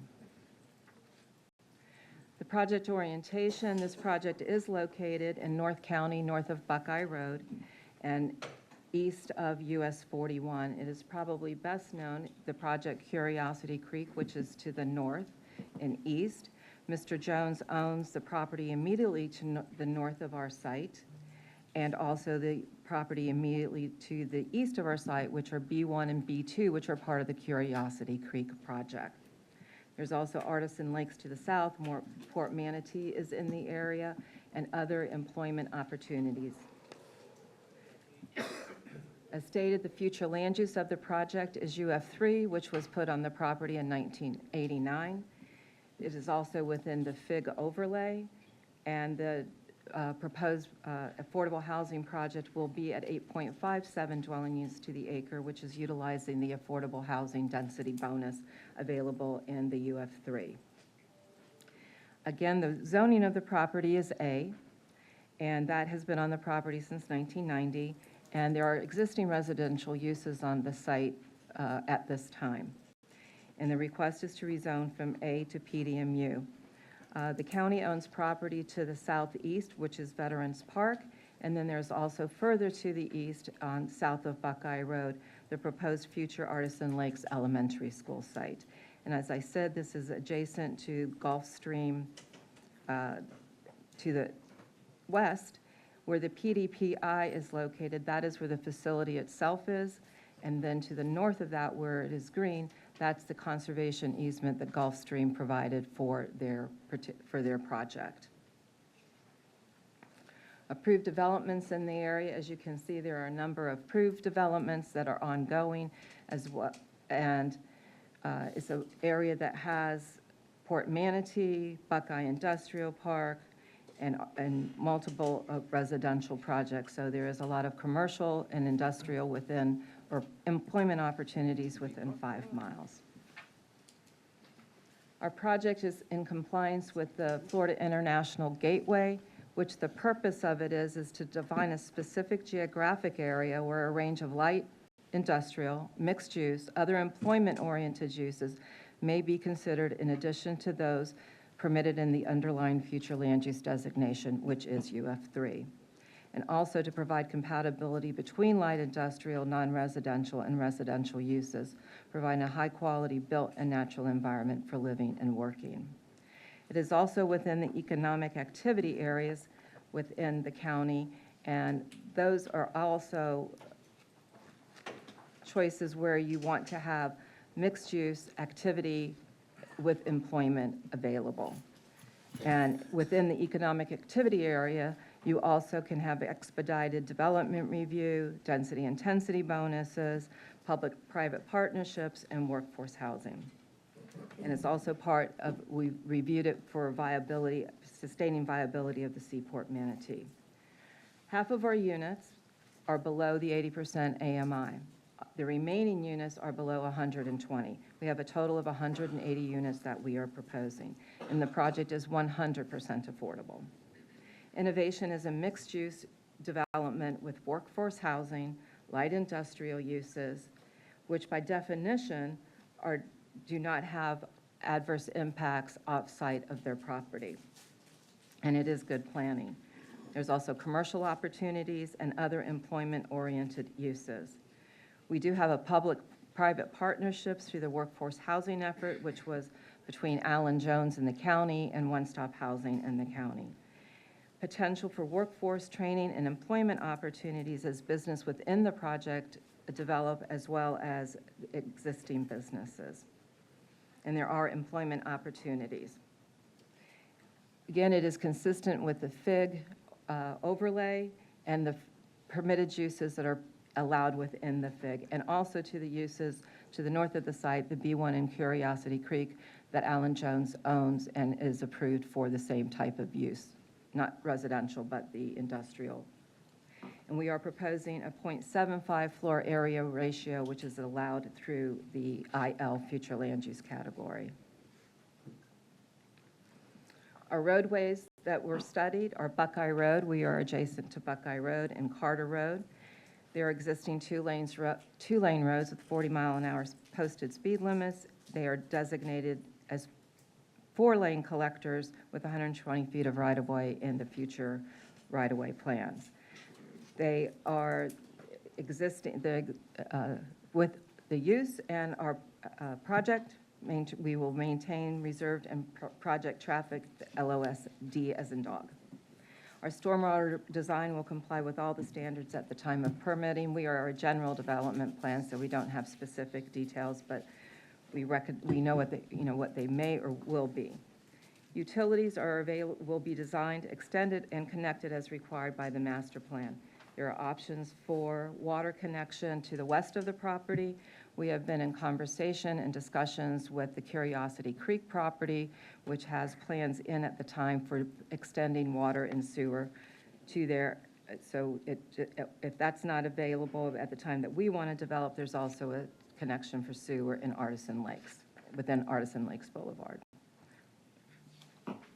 This is our site plan, which shows the multifamily in the industrial business park. The multifamily portion is what is in orange. The industrial park is what is in gray. This is our preferred location because, as you can see from the site plan for the multifamily, there is an existing 3.27 acre wetland on the site, and it does continue to the north of the property on Mr. Jones' property B1, and a smaller wetland on the industrial portion of the property. We have had our jurisdictionals approved by SwiftMud, so we do know that those are the boundaries of the wetlands. It's a mixed-use project. The total acreage of the site is approximately 43.81 acres.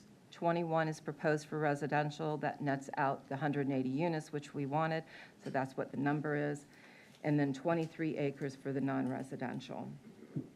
The buffers we will meet or exceed the buffer requirements of the code, and And open space will be, because we're a mixed-use project, you have to meet it for each particular use, 25% for residential, which is 5.25 acres, 25% for industrial, which is 5.7, and 20% for commercial, which is 4.56. They're kind of blended together except for the residential. And again, as I said, we do have 3.85 total wetland acreage, and we're not proposing any impacts to them. We are proposing, there were questions regarding the 6 stories that we're proposing for the industrial, and that's based on the 55 feet. In the old days, the old code allowed height. 55 feet was what was approved for Mr. Jones' property in B1, so we're being consistent with that because we have to convert it into feet. 55 feet is the equivalent of 6 stories because the code limits the height size per floor.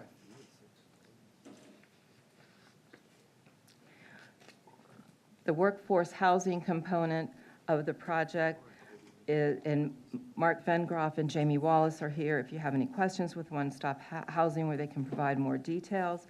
As I stated previously, it's 180 total units, which is 8.57 dwelling units per acre, and that is achieved with the density bonus. 90 units are below 80% AMI. 90%, the other 90 units are below the 120 AMI. Again, 100% affordable. It is proposed for 4 stories, and there is a stipulation within the existing ordinance A5 regarding building height compatibility. As many people know, the median income in 2023 of Manatee government employees was $52,000 a year, which is the equivalent to about $25 an hour. And then current minimum wage is $13 per hour, and then it will increase to $15 per hour in 2026. So affordable housing for workforce people is necessary as well, and that's what we propose to do. Employment opportunities in the area.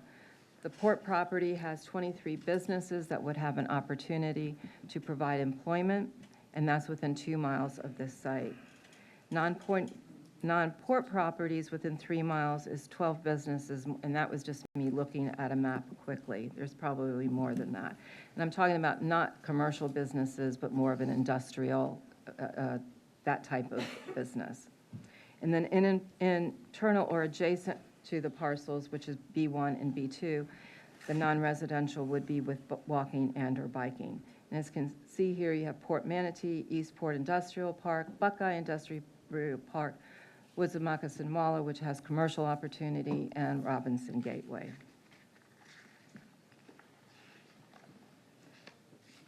To the project positives, 90 units are below the 80% AMI and 180 units total. We have employment opportunities, which is important for people with lower incomes. The roadways are operating an acceptable level of service, D. Public facilities are available by extension. There are no wetland impacts. And this project is a true reflection of what the FIG overlay intended, which was to have a true mixed-use project with residential, commercial, and industrial. At that, I'm finished with my presentation, and Mr. Alan Jones would like to state a little bit about himself, and then also Mark Vengroff is here with One Stop Housing if you have any questions. Thank you. Yeah, it's got about 2 minutes and 30 seconds, so talk fast, Alan. I'll be quick. Thank you. My name is Alan Jones, and I have been sworn. Margaret did a great job, and she pretty much stole all my thunder I was going to bring to the table. But anyhow, I just want to give the opportunity to say thank you for allowing me to be here today. And there's been a lot of thought brought to the table here with this project. Working with Mark Vengroff, we've spent many hours talking about the benefits of people being able to work and live in the proximity of Port Manatee, and also what we're going to be bringing to the table with adjacent business opportunities and employment opportunities within this development, as well as my adjacent development as well. So that's pretty much all I wanted to say. I also wanted to give a little kudos to the board representing April being Water Month, and so Tal, great job with that. I've worked extensively in my career trying to conserve millions of gallons of water in collaboration with Swift Mud, and so thank you for recognizing the importance of water within our community. So I'll be happy to answer any questions, and thank you. Thank you. Are you done with your presentation? Mark, did you want to use the last 90 seconds? Okay. All right. I just had two quick questions for the applicant. One, my documents aren't opening, so I just want to clarify. From the industrial standpoint, are we approving 55 feet, or are we approving 6 stories? Because nobody on the planet's going to get 6 stories of industrial into 55 feet. That's like 8 feet, that's like 8-foot ceilings, not counting the mechanicals. Like that's, you'd have to duck down to walk through your industrial. So are we approving 6 stories or 55 feet? 6 stories. So what would But the it- realistic height of that be? I thought I did the math. Can you give me a minute and I'll say it? Sure, I just want to make sure 6 stories I went for through the- industrial Right. ceilings are more like 10 to 12, some cases 15. Plus And you I- got the mechanicals with another 2 to 3 feet between floors. You could be talking 15 to 20 feet per floor. And I understand that, Yeah. but the code does have provisions of how you count floors. Understood. And there's a maximum height, yes. So we're rewriting that code because we got That's what mistakes. exists today. So I'll go with 6 stories. It's not 8 feet. Or no. 55 feet. It's an honest question, though. I want to make sure we're Yeah, approving the right thing. I will verify that. Okay. My second question is why, and I'm sure there's an answer, why is the multifamily on the west side of the property immediately next to Gulfstream and Piney Point, and then the industrial and everything else on the east side next to the residences? It seems like those should be backwards. It's next to industrial. Which one is next to industrial? Maybe put. the Maybe I read the PowerPoint. map wrong. I thought the orange part on the west was the multi, and the gray part on the east was the industrial mixed use. Let me just clarify. Okay. Caleb Grimes, I have been sworn. As Margaret indicated, Mr. Jones owns all the property on the north and east of this property. That is part of what is called Curiosity Creek, which was one of those gateway overlay master plans put together.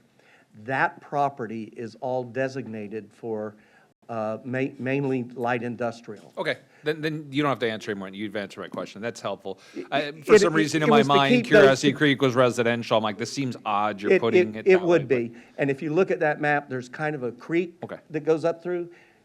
Below the creek and west of the creek is the light industrial, and the commercial, the residential in Curiosity Creek is up north and further but- east. Okay, you've answered my question. That makes much more sense. Well, your question made perfect sense, not understanding that Yeah. particular fact. Knowing nothing, I asked the right question. Thank you. We Okay, spent a lot of time figuring that one out. All right. Those are my only questions, and nobody else is on that. Well, Commissioner Beard. I'll get to my question here in a minute, but,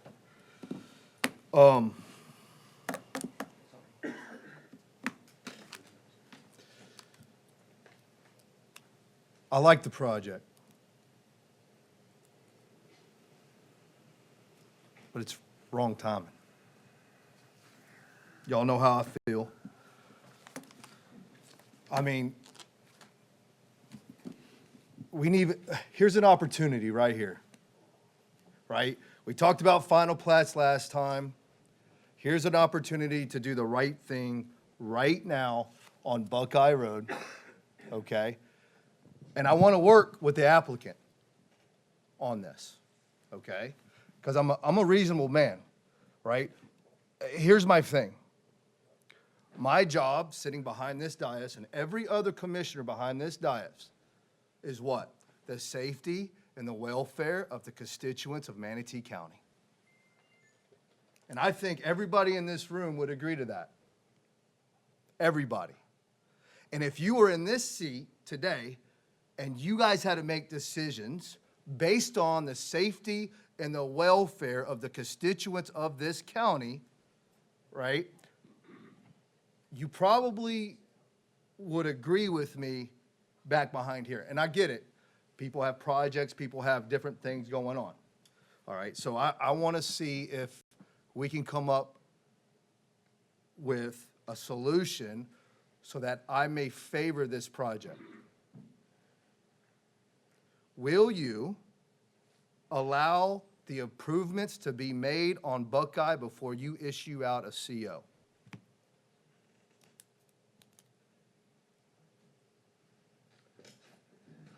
Well, from what I understand, Buckeye Road is not in the CIP project. There is a PD&E study going on Buckeye, but, you know, there are developments from all the way from 301 all the way adjacent to this property. This is a hole in the donut, and it's only 40 acres. We have 180 units for workforce housing, and we are working to provide jobs for our community here. That is my number one objective from day one, and many of you commissioners know that, is provide jobs and build community. And so that's our primary subject here. But there are a lot of people that can't afford these new homes that you mentioned there that have already been approved on Buckeye Road. That's the people that we're looking to help within our community, to give them a foot so they can get a hold onto their lifestyle and have a job that's close to and help be productive members of our society. And I appreciate your concerns about the road. I will tell you that I will be proactively working with the county with the PD and study, and we will provide right-of-way along Buckeye Road for the expansion of this. But there have been a tremendous amount of approvals from one end of Buckeye Road to the other, and this is just a mere drop in the bucket. I appreciate your concerns, Commissioner Bearden, but please understand that we are here to help those the needy families within Manatee County. And there's also a veterans facility going in across the street from this. And if you know that there's a lot of veterans that live in affordable housing type communities such as this, we're looking to provide a lot of opportunities for a lot of people here. So please understand that. I understand that, Mr. Jones, but we're at a breaking point in this county. We are really at a breaking point in this county. Again, I have nothing against any developments in this county. But if it takes me standing alone, because nobody else will do that, right, then so be it. But I can't continue to look. We just had a fatality yesterday. We had a death, okay? And we're getting these every single, it begins to increase. Did you guys know that we have more fatalities in Manatee County in our FDOT district than anywhere else in the whole district? Right? We're going to have to come up with some solutions on how to address this. I don't want to deny any projects that are for affordable housing, but I have made the statement in regards to, I don't care if they're affordable housing or not. I want my roads built. And we need to figure out something quick. And everybody knows it in this room. That's all I'm asking for. I'm asking us to do what is right for everybody in this community. That's all I'm asking.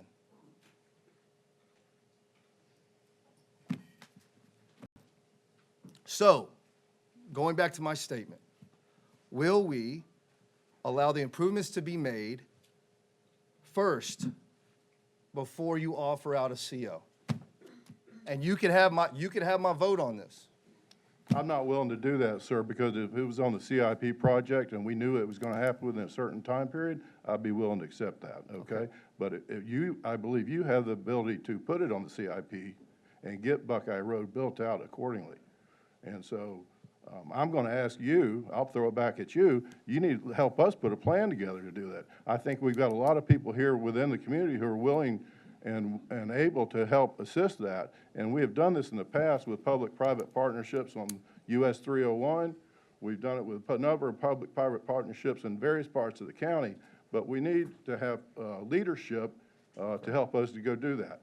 And just by strictly voting everything down no, I don't think is proper leadership required to do that. Okay. And so I'm going to ask you to put it on the CIP so we can get Buckeye Road improved. I own property on Buckeye Road and been fighting it for every day. I fight it every day. I'm on Buckeye Road every single day, and we have problems there. I agree with you 100%. So help us to achieve the success to get it accomplished. So then I'm going to ask this board, what are we going to do as a board to improve and put this in the CIP? And do we want to possibly extend this to a later date in order to see what we can do to make those improvements? Go ahead. You want it? Okay, this is gonna sound a little snarky, but that's okay. I'm willing to do that. Last year, we approved $4 million of this board to build a Veterans Connection park and facility. 3 weeks ago, a majority of our board went to Tallahassee to ask people for money to build a Veteran Connection and a park and a facility on Buckeye, immediately across the street from this. If you're intending to build a park that's utilized, that people are driving to and attending, if you're trying to build a Veteran Connection that's going to attract veterans and drive there, are you willing to forego seeking any additional funds or asking this staff for a CO to build the Veteran Connection until Buckeye is complete? And if not, then this is not this is a disingenuous conversation. First off, it's going to take a while to get that. Are you willing to Mr. ask Cruz, are you gonna allow staff me to talk? stand Are down you a gonna allow Veterans me to talk, Connection Mr. until Cruz? Buckeye's Here done? we go. You asked me a question. Now you're not letting me respond. You're Go ahead. cutting me off. Go ahead, respond. Okay. First off, that Veterans Park, it's going to take some time to get that developed. I'm thinking it's going to be 3 or 4 years down the road. Okay. We have enough time right now to make the adjustments necessary within the CIP to make sure that we can do the improvements that we need on Buckeye. You just saw a map of all the developments around Buckeye. Did you not? How many houses are on Buckeye that have been approved? So let's make the necessary steps. I'm asking this board to make the necessary steps that we have to do so we can help gentlemen like Mr. Jones have the proper infrastructure in place so that we can do the things that we need to do in this county to continue to move forward. But I'm not just going to keep building without addressing the main concerns of this county. How many deaths is it going to take before we wake up?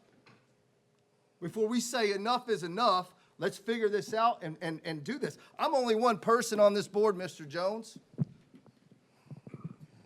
I need 3 more people to get support from, but I haven't been able to get that. So is it my leadership or is it their leadership? Because I'm the one standing up and trying to do what's right, even though if it hurts.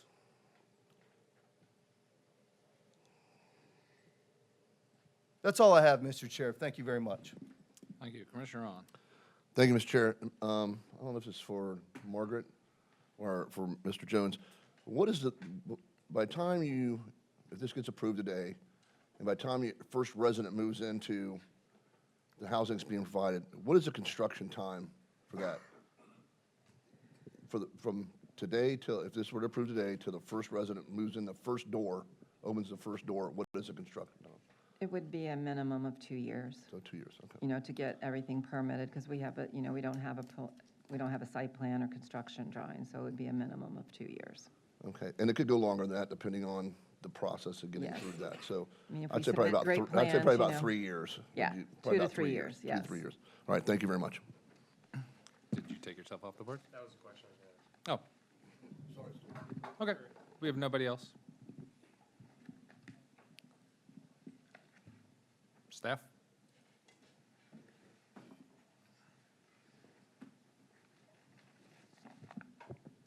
Camden Jenkins with staff. For the record, I am sworn. I also have an updated schedule of uses, which simply removes the uses that were only proffered for option 2.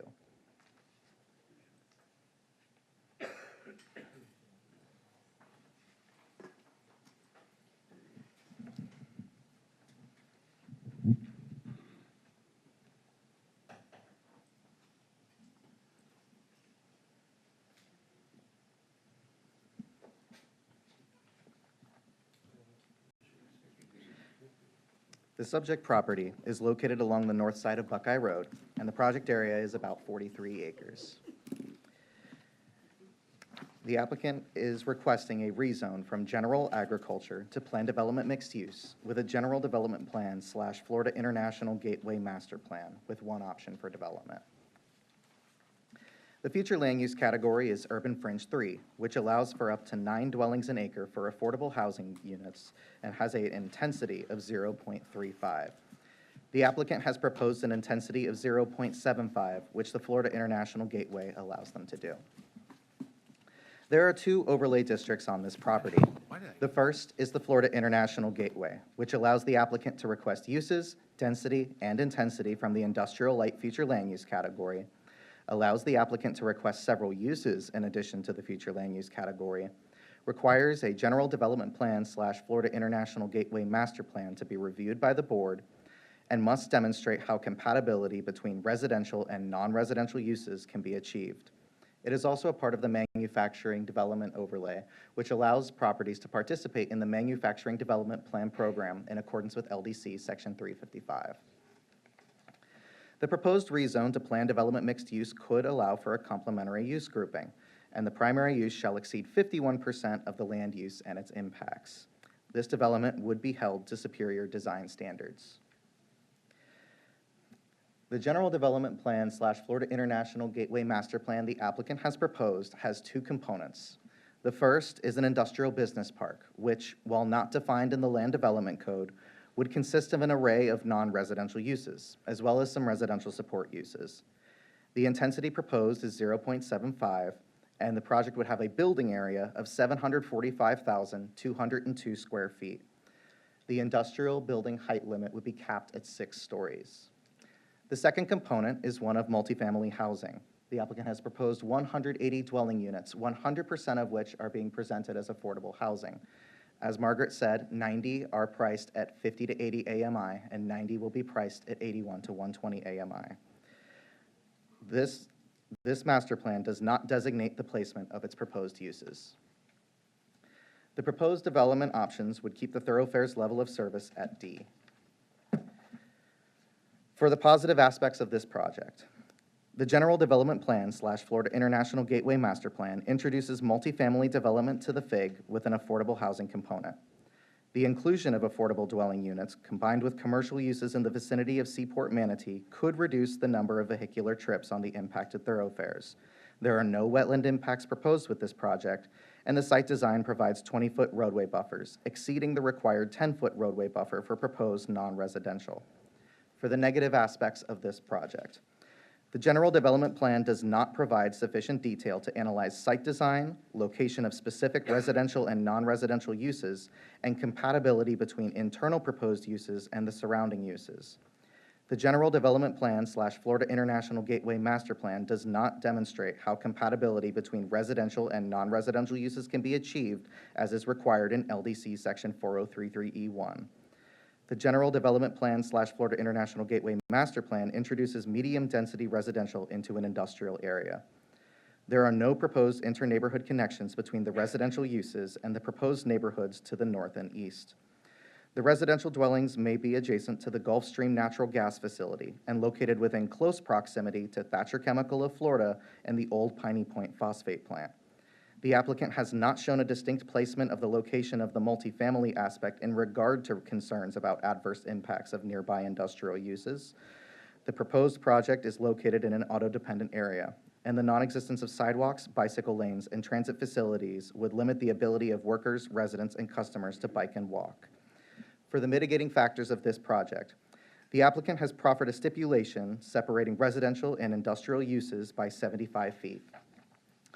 The applicant will provide for inter-neighborhood connectivity if the proposed multifamily residential is located on the east side of the subject property and the Curiosity Creek development to the north and east develops residential uses adjacent to the subject property. During final site plan review, Land Development Code requirements will mitigate any potential incompatibilities with adjacent uses by providing required setbacks, screening, landscape buffering, building height, parking, access management, and site design. And if improvements to the public infrastructure are required, then the applicant is required to construct or pay its proportionate fair share contribution for such improvements in accordance with a written agreement, as is proportionate fair share mitigation in accordance with applicable law. In conclusion, this request can be found to be consistent with the policies of the Comprehensive Plan and the applicable standards of the Land Development Code. Staff will conduct a thorough analysis for compliance with the requirements of the Land Development Code and Comprehensive Plan at time of preliminary site plan, final site plan submittal. Thank you, Commissioners. Any questions? Yeah, we have 3 commissioners on the board. Commissioner Feltz.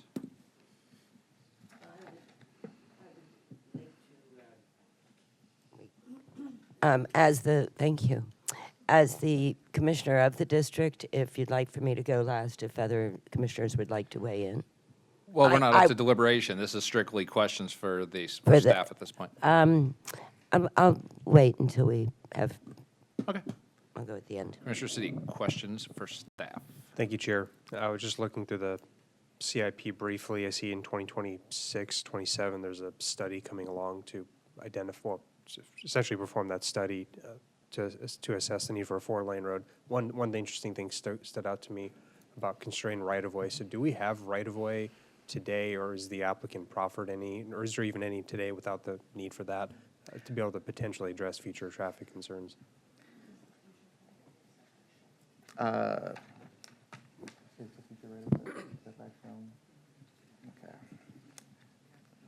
Yes, the applicant states that it is. Okay, that's all I got. Thank you. Commissioner on. Thank you, Mr. Chair. Could you go back to your slide where you show the positive, negatives, and mitigating factors? Yes, sir. For me real quick. It states in here that the project proposes no inter-neighbor connections, but yet in the staff report, in the traffic, it says that there's going to be one major entrance exit coming on to Buckeye. But it also states in it that there are going to be 3 interconnections with the neighborhoods connecting. So I'm a little confused when you state that there's no interconnections, but in your staff report, it says there's interconnections with the adjoining neighborhoods. I can speak to that, Commissioner. Okay, thank you.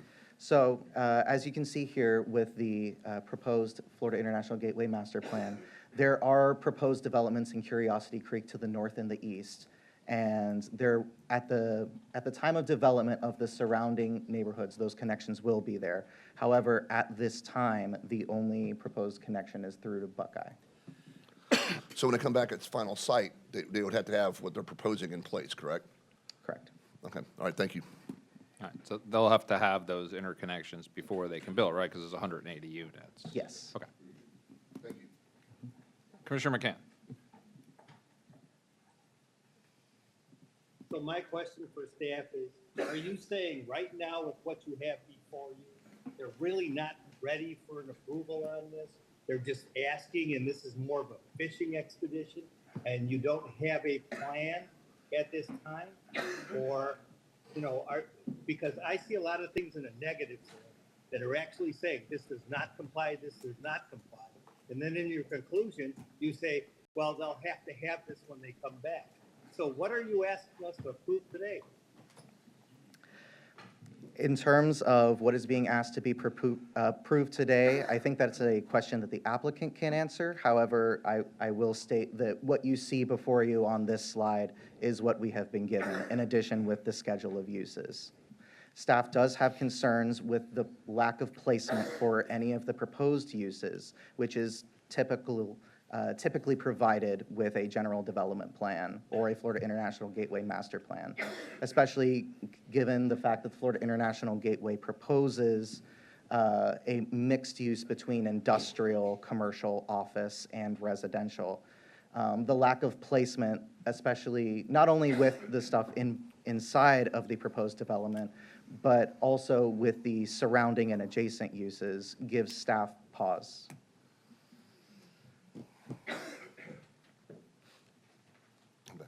Thank you, that's all I have. All right, thank you. Commissioner on, you're back on the board? Isn't it in a GDP, when you guys see a lot of GDPs, there's normally not placement of everything exactly as you're going to see it when it comes back for final site plan, correct? Correct. So GDP is like, hey, we're coming, this is what we want to do, this is kind of where things are going to be at, this is where ingress and egress is going to be, this is how we're going to interconnect, or what the roads and all the traffic studies and everything like that. But you see GDPs all day long that aren't specifically citing buildings where it's at. You get that at final site plan, correct? That is correct, Commissioner. To clarify staff's comments, typically with a general development plan, staff will not see the location of buildings. However, as the applicant proposed in their slides, there will oftentimes be delineation between certain use types. So for example, the left side of this project, the west side, would be delineated as exclusively for residential uses. And the eastern side would be delineated as exclusively for, say, office or industrial. With this proposed Florida International Gateway Master Plan, every use is being proposed in every section. Walk me through that Yes. again. I'd be happy to present further information and additional slides. Since the Florida International Gateway is rarely talked about and even more rarely implemented, staff wants to take the time to provide further information on it. Margaret did a good job of defining the purpose of the comprehensive plan, so I'll be brief. It is where a range of light industrial, mixed use, and other employment-oriented uses may be considered when compatible with surrounding areas. It is also to promote compatibility between light industrial, non-residential, and residential uses, and to promote transportation choices, intermodal connections, internal trip capture, and freight mobility. The effective mapping shows that the area designated under the FIG may be developed pursuant to its own goals, objectives, and policies, and that land within the FIG may also be considered for the range of uses and intensities provided for under the industrial light future land use category, upon a determination that compatibility between residential and non-residential uses has been established and provisions have been made for all required public facilities. Section 4033E, the stipulation that was mentioned in our negative aspects, states that a FIG overlay master plan shall contain the following information: demonstration of how the master plan implements the goals, objectives, and policies of the FIG in the comprehensive plan. In the event that the master plan requests approval for the range and intensity of uses eligible under industrial light, the master plan shall demonstrate specifically how compatibility between residential and non-residential uses can be achieved and how provisions have been made for all required public facilities. In terms of general development plans, Section 321 states that a general development plan shall show the general location and nature of a project, outlining the type and intensity of land use and principal improvements. Section 321.1 states that a general development plan shall depict internal relationships between or among uses and relation to surrounding uses, activity systems, and facilities. A general development plan shall include all data reasonably necessary for determining whether a proposed development meets the specific requirements concerning a particular type of planned development district. Section 408, future land use categories and zoning districts, states that a planned development district is allowed within all comprehensive future land use map categories, provided that the rezoning request meets the requirements of Section 342.4 and is consistent with the comprehensive plan and corresponding future land use designation. Section 342.4A, General Review Criteria, states that in deciding whether to recommend adoption of or to adopt a proposed amendment, the Department Director, Planning Commission, or the Board, as the case may be, shall consider whether the proposed amendment is consistent with this code and comprehensive plan. In determining such consistency, the following factors shall be addressed and considered. While there are many different factors, staff has particular concerns with 4 of them that were mentioned in the negative aspects of the staff report. Compatibility with the existing development pattern and the zoning of residential or the zoning of nearby properties, changes in land use or conditions upon which the original zoning designation was based, the health, safety, and welfare of the neighborhood and county, and conformance with all applicable requirements of the code. Thank you. Now, that's how you bring it. Thank you for all that information, and I'm sure that the applicant will have great rebuttals to all that, so thank you very much. Of course. All right, thank you. No one else on the board? Is there something you would like to add? Thank you, Commissioner. Nelson Galliano, Transportation Planning, and I have been served. I want to clarify, Buckeye Road is a collector for lane divided with 120 feet of right planet road away in the table 5/1 from the comprehensive plan. That's it. Thank you. All right. Thank you. No one's on the board. I will open this up for public comment. Is there nobody put in a form? Seeing nobody, and we cannot go to the phone, so I will close public comment. This is the time for anyone on the board with questions for the applicant or staff that you maybe haven't answered prior to their closings. Nothing? All right, then I will go to staff. Do you have anything further? You just spoke 5 seconds ago, but. Nothing much further, no. Nothing much further or nothing further? I don't want to shortchange your time. I will present staff's land use concerns with some of the surrounding uses.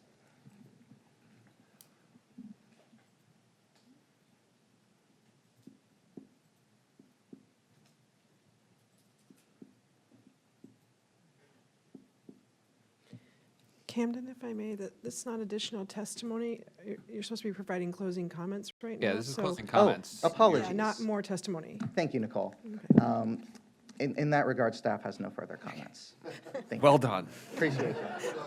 Thank you. Applicant rebuttal. Both Caleb and I will be making rebuttal. Mine is regarding the site plan and the evolution since we submitted the site plan. Originally, we submitted our site plan, our GDP, showing the residential on the west side of the property, the industrial business park on the east side. You remember what the map looked like? Okay. And then staff, 3 or 4 iterations into this report, then they came up with the concerns regarding where we were locating. So I said, well, we prefer the west side of the property because of the availability. We think it's a nice location for residential. And we will, and so back and forth. And so then we changed our site plan to include all uses anywhere so that if the west side, which we had originally selected, didn't work out for whatever reason, then we could move it to the east side or, divide the north or east-west division doesn't seem feasible on this particular site. But so we did that, and that's why the general development plan looks like it does today. It's because we wanted the opportunity to move things around and not have to come back to the board and ask for it.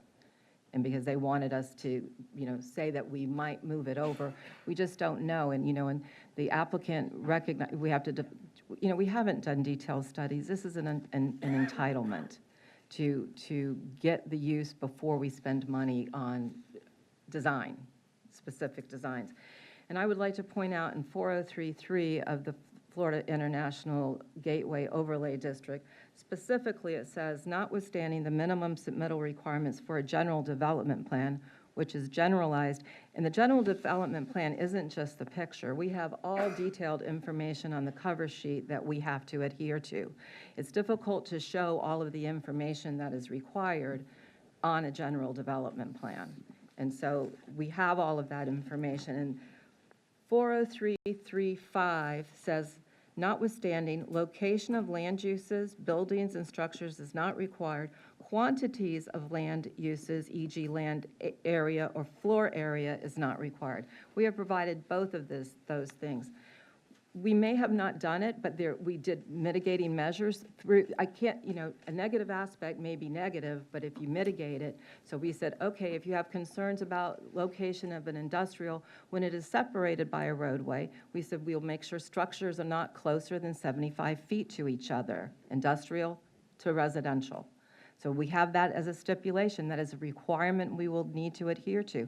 And then there's other stipulations within there. Regarding the inter-neighborhood ties, Mr. Jones owns that we have inter-neighborhood ties. It's true, Nature Valley Parkway isn't constructed, but it will be by the time we get COs for the residential. Thank you, and Mr. Grimes will now come up. Thank you, Caleb Grimes. Going to have to be quick here. First and foremost, we're looking for 55 feet, and as you know, the code today is talking about doing it in stories, and so Margaret tried to pick something that would work. We're fine with a 55-foot cap on it because, as you know, the light industrial, you get these big, somebody wants a larger building and you need to have up to that height. So if it's stipulated to 55 feet, we're very accepted with that. Is it? Yes, sir. Is it stipulated to 55? I'm not sure. I'm saying 55 is what we want. If in the motion it says limited to 55 feet, that makes sense to us. We were required to do it in stories. Understood. I'm not trying to interrupt you. It's your time, so I was just talking out loud. My microphone's Using up. it all up, I tell you. The second thing is, I do want to make sure it's clear with the connections. You can see we have a main connection down to Buckeye, and we want to make sure that our residential has access to that connection, and then we have connections to the other properties around us. That road on our east is under construction. I think it's under construction. I know it's under permit approval today, and it will be built very soon. So it will have all of the access. One thing I want to really stress is that we keep hearing, oh, it's next to industrial, it's next to industrial. And that envisions something a lot different than what we have. It is in coordination with and next to light industrial. And it should be said, because light industrial, by definition, can have no adverse impacts off-site. And so to our west is light industrial designation. It can never have any adverse impacts off-site. And what Alan has envisioned, can I have just a minute? I'll give you another, I interrupted you. Thank you, sir. I'll give you another 60 seconds. What Alan envisioned is that he is building next to all of this and within this, something that is directed towards light industrial, which is employment generated. And he didn't like to see that employment generated without affordable housing. So these gentlemen got together and put this together so that we can have something that is 100% affordable housing with half of that below 80%. We're not talking 25% or anything like that.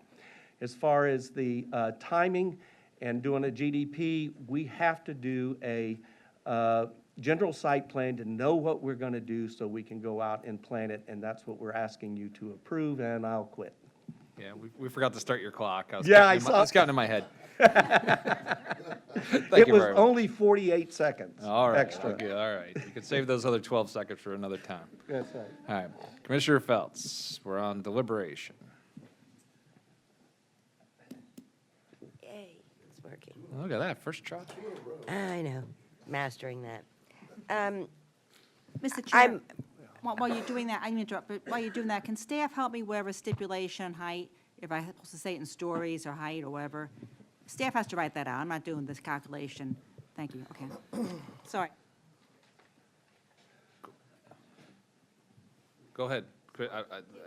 Okay, I know, just going forward, I mean, she is on the board to speak. You can walk over and speak to them. I don't want to interrupt commissioners in the middle of conversation.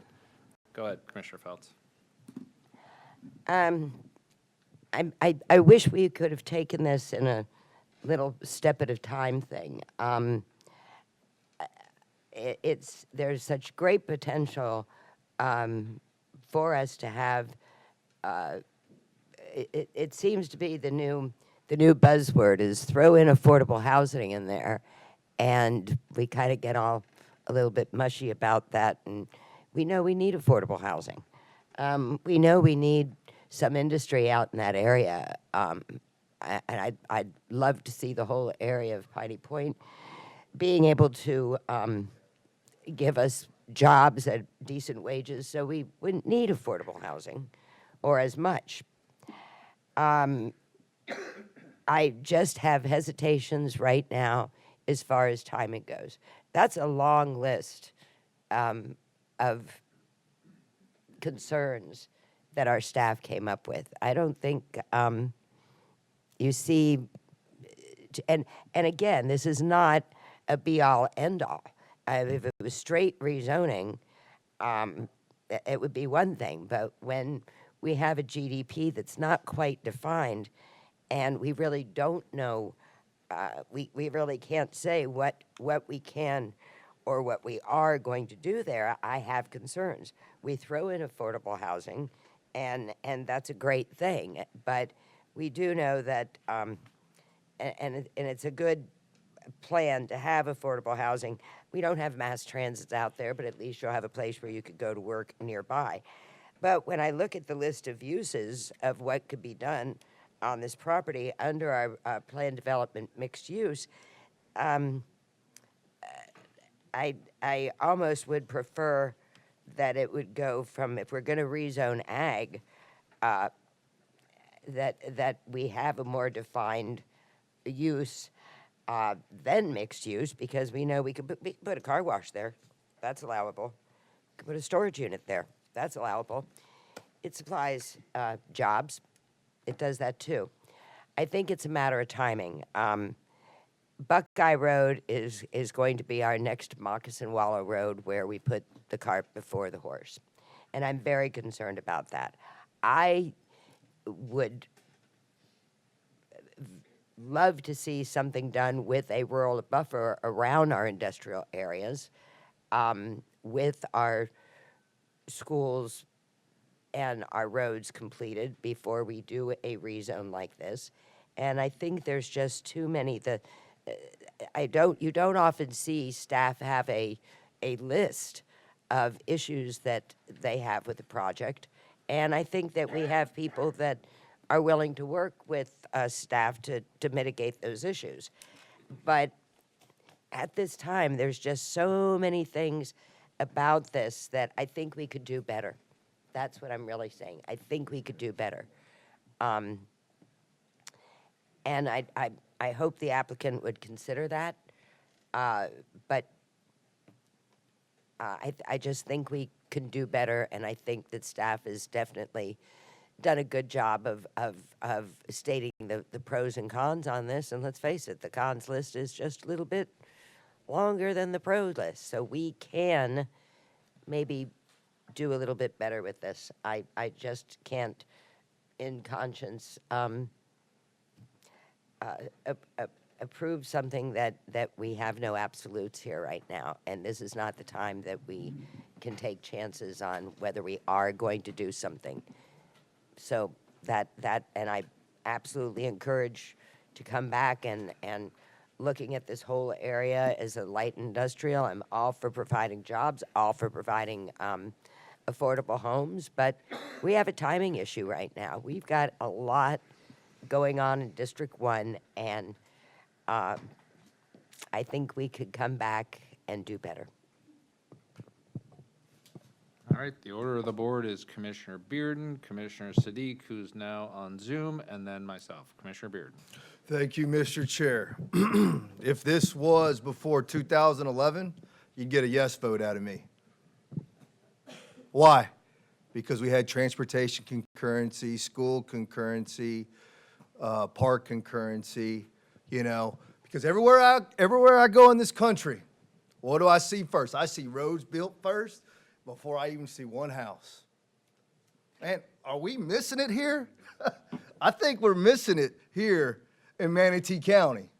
We've allowed influence to decide the decision instead of doing what is right.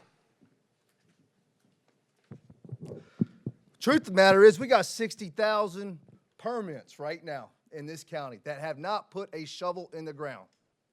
I can't even collect impact fees on that. How am I supposed to build those roads out if I can't even collect impact fees? That's the truth of the matter. And guess what? They're all in Northeast County.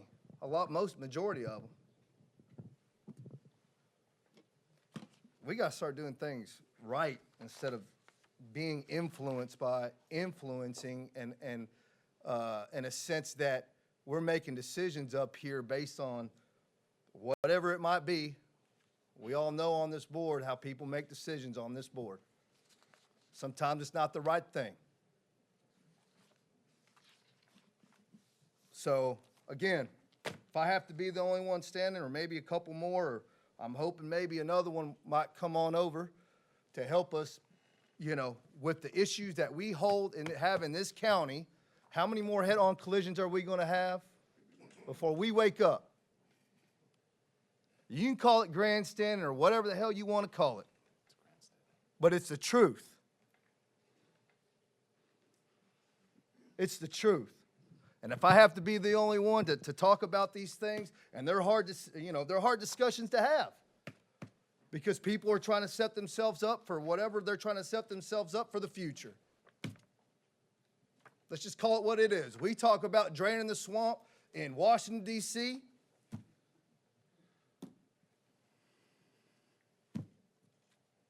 It's about doing what's right.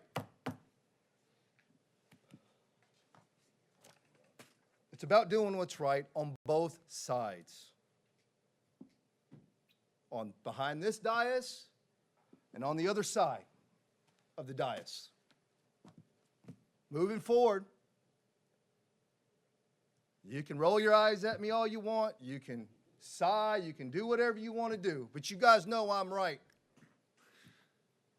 You know I'm right. So let's start doing what's right. That's all I have, Mr. Chair. Thank you. Commissioner Sadiq. Thank you, Mr. Chair.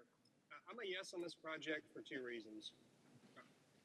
Diving into that real quick. One, this is a quasi-judicial matter. We have to apply strict scrutiny and obviously evaluate all testimony as it comes in to be competent, substantially competent. for me, I think coming to us, you've met the bare minimum of being compliant with LDC in our comprehensive plan, but that's not necessarily enough. That's the first gate, really. For me, what it comes down to is we've set a policy goal as a board to address workforce housing, to address affordable housing, and try and find some solution for these parcels where you're not going to, it's going to be very difficult to see a good use, air quotes, good use come out of them. I think at this point in time, with the expansion at our port, with the growth that we're experiencing in this particular area, there's nothing really quite like this. I get some of the challenges with the GDP versus a specific, with a more specific site plan, but my questions are answered by you, Mr. Chair, and by the applicant in this case, the interconnectivity, the specific design, the design choices around that. So I'm okay with that. For me, one of the less discussed parts of our workforce is the maritime workforce, whether it's the pilots who bring ships into the ports, or the 18-year-old high school grads I was talking to a couple of weeks back that are at MTC, the welding program, and are trying to become crane operators. Those folks have no place to live, and I think to characterize this, Commissioner Phelps, is us just being as a board mushy because it's affordable housing, I think kind of ignores the point that the applicant, specifically One Stop Housing, is not some fresh off the boat affordable housing developer. They have provided a number of really good permanent supportive housing options, not just apartment buildings. And I think the proposal, while certainly light on details, and I get that, meets the mark for me, and that's why I'm a yes on this. As far as addressing future transportation needs, Alan, Mr. Jones is right. It's the responsibility of the board to set that, and I think we have. Perhaps we need to adjust the timing for that study and road expansion, plus any other facility improvements. That's really up to this board to decide. Budget season is a few months away, and I think we should take up that challenge to do it. But I'm not going to blame the applicant in this particular case for not, for really the county's problem. I think in this case, we have to ask ourselves, is government in the way? Fundamentally believe it is. And I think we should be using this as an opportunity to challenge ourselves to build those roads, to widen them, to add the facilities. And I think in the meantime, this is 2 years away, 3, depending on marketing conditions. I think it'd be a good time for us to address some of the affordable housing shortfalls. So I'm a yes on this project. Thank you, Mr. Chair. Thank you. And I am next on the board. Yeah, I'll echo some what you said, but also deviate. Look, a comment was made by another commissioner earlier about people just throwing affordable housing out at us, and it's supposed to. I wish people would throw affordable housing out, especially 80% affordable housing. That's what we want. If where we've come is we've tipped over to a point where more people are throwing affordable housing at us to help get their projects approved, and in exchange building us affordable housing. Isn't that the idea? Isn't that what we were hoping for, really? Especially 80% and below, because we're going to, God willing, going to remove the incentives relative to the 120. But 80% below is what we're begging for. I was just at a stream conference on Monday, and they kept asking about 80% below, 80% below. How come you guys can't get it? Why? Because nobody wants to build 80% below. It's very difficult economically to build it. Now we have a best-in-class operator who we've worked with on the Nest and Robbins and everybody coming and offering to build 90 units at 80% and below and another 90 units at 120. Here's how I envision this project and why this project makes fundamental sense. It is capturing everything internal. Now you've got an employment center right there sitting right next to 2 levels of housing. What I envision is people moving into the 80% and below, having employment on site, keeping cars off of roads, starting to make money, getting their feet under themselves, increasing their wages, moving into the 120, and then moving on with their life. Meanwhile, it was deferred to April 15th, but the school board's building a new school right across the street. And we're building a Veterans Connection right across the street. And the port's desperate for employees, almost right across the street. And we're working on expanding the area on the HRK site. We just had that conversation at a port meeting not that long ago. There's a lot of opportunity for affordable housing here. What isn't here is affordable housing. We don't even have transit up to this area right here. Nobody can even work at the port from any place else in the county. This is a great opportunity. And to sit here and say, we need the roads first, not to repeat some of what I said, but let's be honest, the school board is actively building a school on this road. We are actively building something where we're going to encourage people to come on this road, to come to a park, and to come to a Veteran Connection Center. We previously, for whatever reason it was, purchased other land over here for another park to encourage people to drive on this road. We, wearing different hats previously as Port Authority, went under contract to purchase land here, to build on it, to get cars on this road. It seems like when we're trying to do something, or when other government entities are trying to do something on Buckeye, we have no problem. We're ready to go. Let's buy land, let's build schools, let's build parks, let's go crazy. But when somebody else wants to do it, now all of a sudden, concurrency is the issue. Roads are the issue. Well, meanwhile, we're over here trying to build things to clog up roads that we believe ourselves to be inadequate. That's disingenuous. If anything, this is not near 301. This is near 41. People are not going to drive all the way down Buckeye Road. There's nothing on the other end of Buckeye Road except for another road. Everyone's going to pull out of this project, and either they're going to take Artisan Lakes Parkway down to Moccasin Wallow, because that's where the Publix is, that's where the shopping is, that's where things are, which is going to have them on Buckeye for a very, very short window of time. Or it's going to internally capture, or they're going to make a right-hand turn out to 41, which is a more than sufficient road traffic-wise, and I've never been stopped for traffic on there unless Air Products is moving a water heater across the road or whatever they're doing with that stuff. Heat condenser. A heat condenser is my traffic problem on that road. Otherwise, there is no traffic. People are going to make a right turn, get on 41, and take 41 to 275, and most likely go work in South Pinellas, or work at our port, or work at our jail, or cut down. This is not going to be as meaningfully impactful to Buckeye Road than people are trying to imply it is, based solely on its location and the fact that everything to the west of this is Gulfstream and Piney Point, which is not going to get further built out. So this is, I do not see as a problem. I think the benefit far, far, far outweighs the risk that's being presented here. I understand the risk, but I disagree that throwing this project out for that risk makes sense. I am 100% in favor of that. In fact, while I'm sitting here, I'll second that motion. Commissioner Ron, you're back on the board. Thank you, Mr. Chair. A couple quick things. Commissioner Beard mentioned that we have 60,000 permits that have been issued in Manatee County. If we had 60,000 permits that would be issued in Manatee County, we have to collect impact fees at permit issue. Is that not correct? Correct, Commissioner. We assess impact fees at Well, time of occupancy. I'm just saying, because if we got 60, I want all the money too. I want to go get that impact fee. I was elected as the chairman of the Port Authority. I can tell you the port is actively, to Commissioner Cruz's point, we are actively bringing businesses in to Manatee County at the port. We have companies that want to bring textile manufacturing in to Manatee County to supply jobs. We need this type of development around there because we're not going to, these jobs aren't going to be paying $100,000 a year, $90,000 a year. They're going to be hourly wage type people that goes to the point of the housing that's needed on this site. It's all clean industry. It's not going to be smokestacks or anything like that. But we're actively bringing in those type of businesses into the port to employ Manatee County citizens. The GDP was, they're allowed a GDP under this. And plus, the FIG was created for this type of development and to create these type of opportunities within that area. So I made the motion. I'll 100% support this. This is a great time to do this. We have other things that are happening on Buckeye, schools, parks, all that kind of everything that's going up. But this is, I think this is the right time, the right place to see a future. It's 3 years before they open a door, at least minimum, based on construction today, because nobody, it's tough to get people to build stuff today. But I'm with you, Mr. Chair. Your points were spot on, and I made the motion. I'll 100% support this.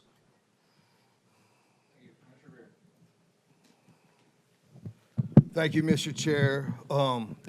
I'd hate to even imagine when that school is developed, how traffic's going to be without those improvements on that road. Because I can tell you right now, I bring my kids to school every single day, and I see traffic backed up at most of these schools. Right? Affordable housing. I just approved an affordable housing project. It has nothing to do with it being affordable housing, okay?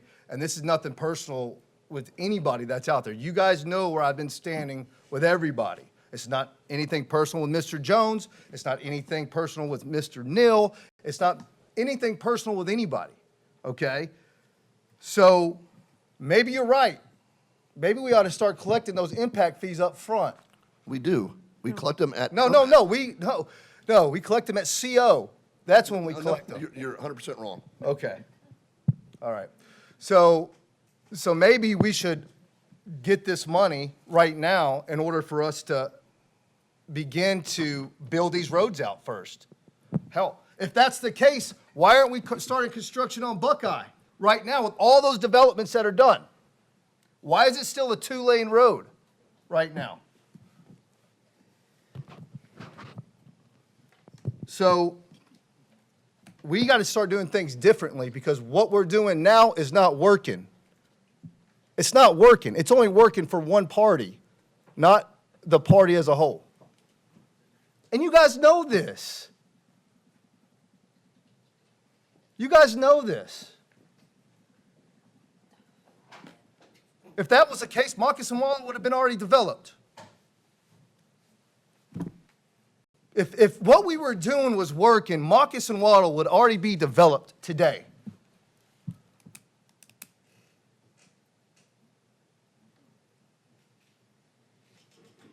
If what we were doing, Buckeye would already be developed today because we just approved how many thousands of houses, residential units in that area? If it's about money and collecting the money, and we're looking at mobility fees as the way to go, because guess what? Our current situation doesn't seem to be working. I guess, we need to make some major changes here.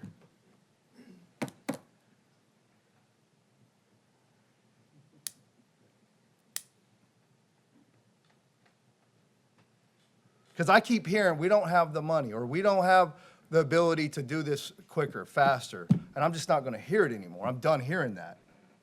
Because everywhere else in the country does it right. It seems to be doing it right. I go to Texas, guess what?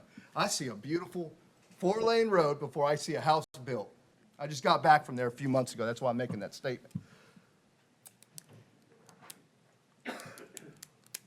Maybe we ought to copy what they're doing. Because here, we're not doing it right. Thank you, Mr. Chair. Commissioner Ballard. So there are some aspects of this which gave me a little bit of pause, not knowing where on the site certain things were going to be, and the proximity to the Piney Point site. But the thing that ultimately I am looking at is the proximity to workforce centers and the affordability. So we're going to be creating 90 units at 80% AMI, or 51 to 80% AMI. So for a single person making $56,000 a year, they're going to be paying $1,500 a month, even down to about $1,000 a month if they're at that 51. For a family of 4, making 80, that's $2,200 a month, or if they're down at that lower end, they could be paying as little as $1,400 a month.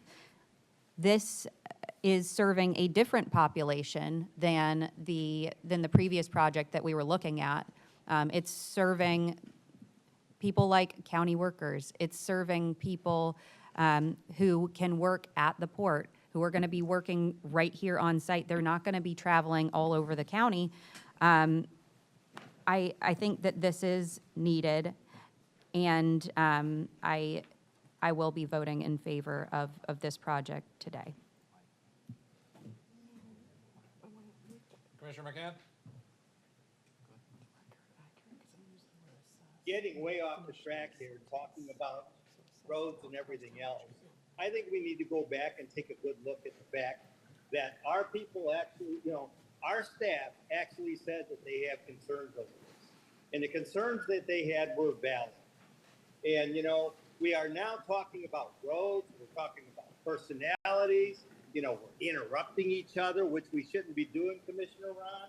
And the thing is that I think right now what we need to do is we need to take a good look at what our staff has said. And, you know, the thing is that they are saying there are very specific concerns here. They're saying that really they cannot make a true determination that this is going to be in compliance until they come back with further documentation. So, you know, this is something that's premature for us to even be looking at, discussing, and voting on. It probably shouldn't be before us yet. They need to come back with that documentation and go to the staff and say, this is what we're doing. This is where we're putting the housing. We're not putting people in danger. One of the things they talked about and they were concerned about, and it says it in writing, was the health and safety of the constituents because they don't know where the housing is going to be. So I really think we need to take a look at that and start looking at the fact that, you know, that our staff has made certain statements that should draw us concern. That's all I have. Thank you, Commissioner McCann. There's no one else on the board. Ms. Knapp, do you have access to the click to put yourself on the board? I'm not trying to be mean. I'm trying to be honest, because like Ms. Knapp put herself on the board, so I just Okay, want. well, I have the stipulation Ms. Knapp gave me, and I was just going to read the record at the appropriate time. Okay. Do you want it to clean something up? Yeah, excuse me, Commissioner. For the accuracy of the record, I just wanted to clarify a statement I made earlier regarding impact fees. So impact fees are assessed during the review of the building permit process, paid at time of certificate of occupancy, typically a day or two before, so we can issue the certificate of occupancy. And by Florida statute, we are not allowed to require that they be prepaid. Some developers do sometimes pay in advance, but we are not allowed to require that they pay prior to CO. Understood, by Florida statute. Correct. All right, so Ms. Schenk, did you want to clarify the motion so we can move forward? Yes, the stipulation you had asked for regarding building height was written out by staff as A11. Maximum height allowed for industrial light uses will be a maximum of 55 feet in height. Okay, so is that a modification to the motion that's on the screen? Yes, you'll be adding new All right, stipulation Commissioner A11. Ron, are you okay with that modification? All right, and I'm the second, I'm also okay with it. There's nobody on the board. You can cast your votes now. Commissioner McCann voted electronic already. Commissioner Sadiq, how do you vote? Yes. Okay, Commissioner Sadiq's a yes. Everyone else has voted when it's up. And it is approved 4-3 with Commissioners Feltz, McCann, and Bearden in opposition. Thank you. All right, before we go to lunch, there's a handful of presentations upon request. We're not getting through them all, but numbers 8 and 9 are fairly straightforward. I want to make sure we get those done so people don't have to come back after lunch. So, Ms. Knapp, do you want to read number 8 into the record? It's presentation upon request. Okay, we can talk during lunch. It's my understanding 8 and 9 go together. Did I miss you just say that? Do 8 and 9 go together? They're both regarding Okay, Rye then Crossing. we can open them both at the same Okay. time. So number 8 is adoption of resolution R25010, which is vacating a portion of a platted right-of-way known as Wheatberry Boulevard and Orchard Glass Circle located in Rye Crossing subdivision. And Wait, hold on a second. Can everyone go talk outside if they want to talk? We're just trying to get these done so we can take a break, but it's hard to hear Ms. Knapp. Thank you. Go ahead. And item number 9 is approval of a final plat, Rye Crossing modification. And this is a replat of Rye Crossing, reducing the number of lots from 118 down to 116 and converting the internal right-of-ways from public to private, generally located on the east side of Rye Road, approximately a quarter mile north of Upper Manatee Road between State Road 64 and Highway 301 Parish. All right, so just to clarify, this is presentation upon request. Does anyone want a presentation on this? To clarify, it's 2 items, but the intent of the items is they want to build less homes and they want to take ownership of their roads and maintain them themselves. Yes, I'd like a presentation. That's really, you said we were sitting on a couch. All right, we want a presentation. Nope, we're not doing this after lunch. I said we're doing this before lunch. Someone wants a presentation, so we're having a presentation. Go ahead. So, hi, I'm Claudia Ruiz from Property Management, and I have been sworn in. Today we are here to discuss adoption of resolution R-25-010, which is a resolution of vacated portion of a platted right-of-way in Ride Crossing subdivision. I have Mickey Palmer with Grimes Galvano, the attorney representing the applicant, and he's here to answer any questions and the presentation.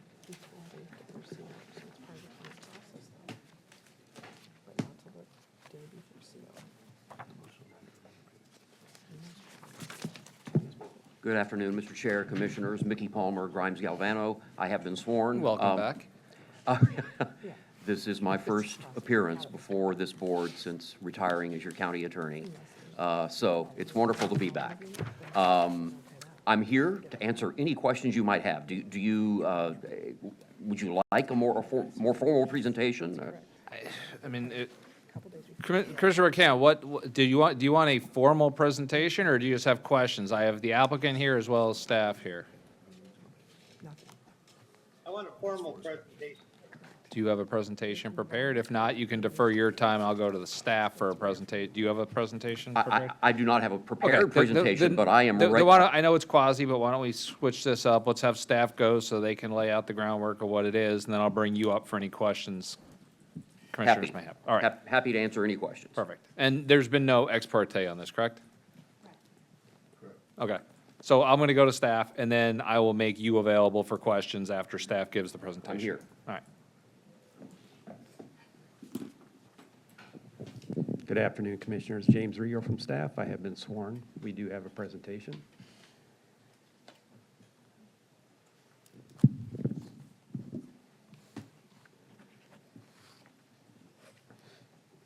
This is the Rye Crossing modification of a final plat. As was read in, they are going ahead and changing the private roads, or the public roads to private, removing 2 lots. And the request is at the location, the east side of Rye Road, approximately a third of a mile north of Upper Manatee River Road, between State Road 64 and Highway 301. Here's your future land use. We are in the Urban Fringe 3, future land use classification, and its own PDR.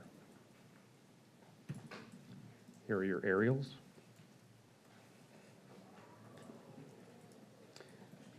We have 36.6 acres. The zoning district, as I said, is planned development residential and in the urban fringe.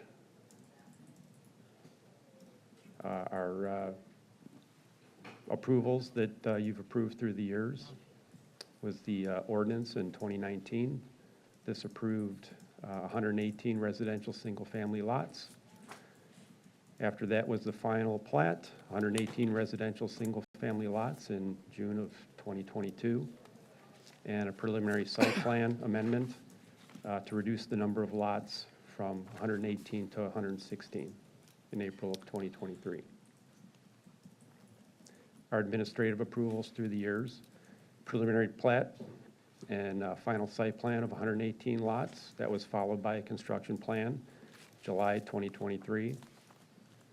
And then a final site plan modification, which was the third rendition of the development, a reduction to 116 lots and converting roads from public to private.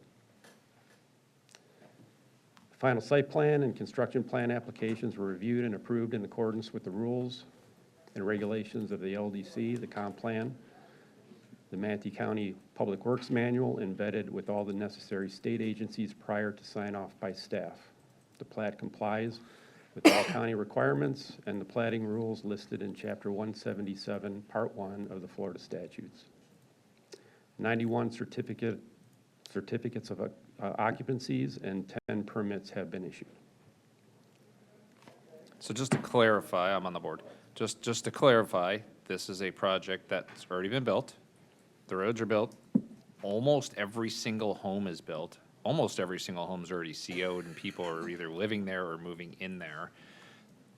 This request is to allow them to build less homes and take ownership of their roads for maintenance. If we decline this request, they can,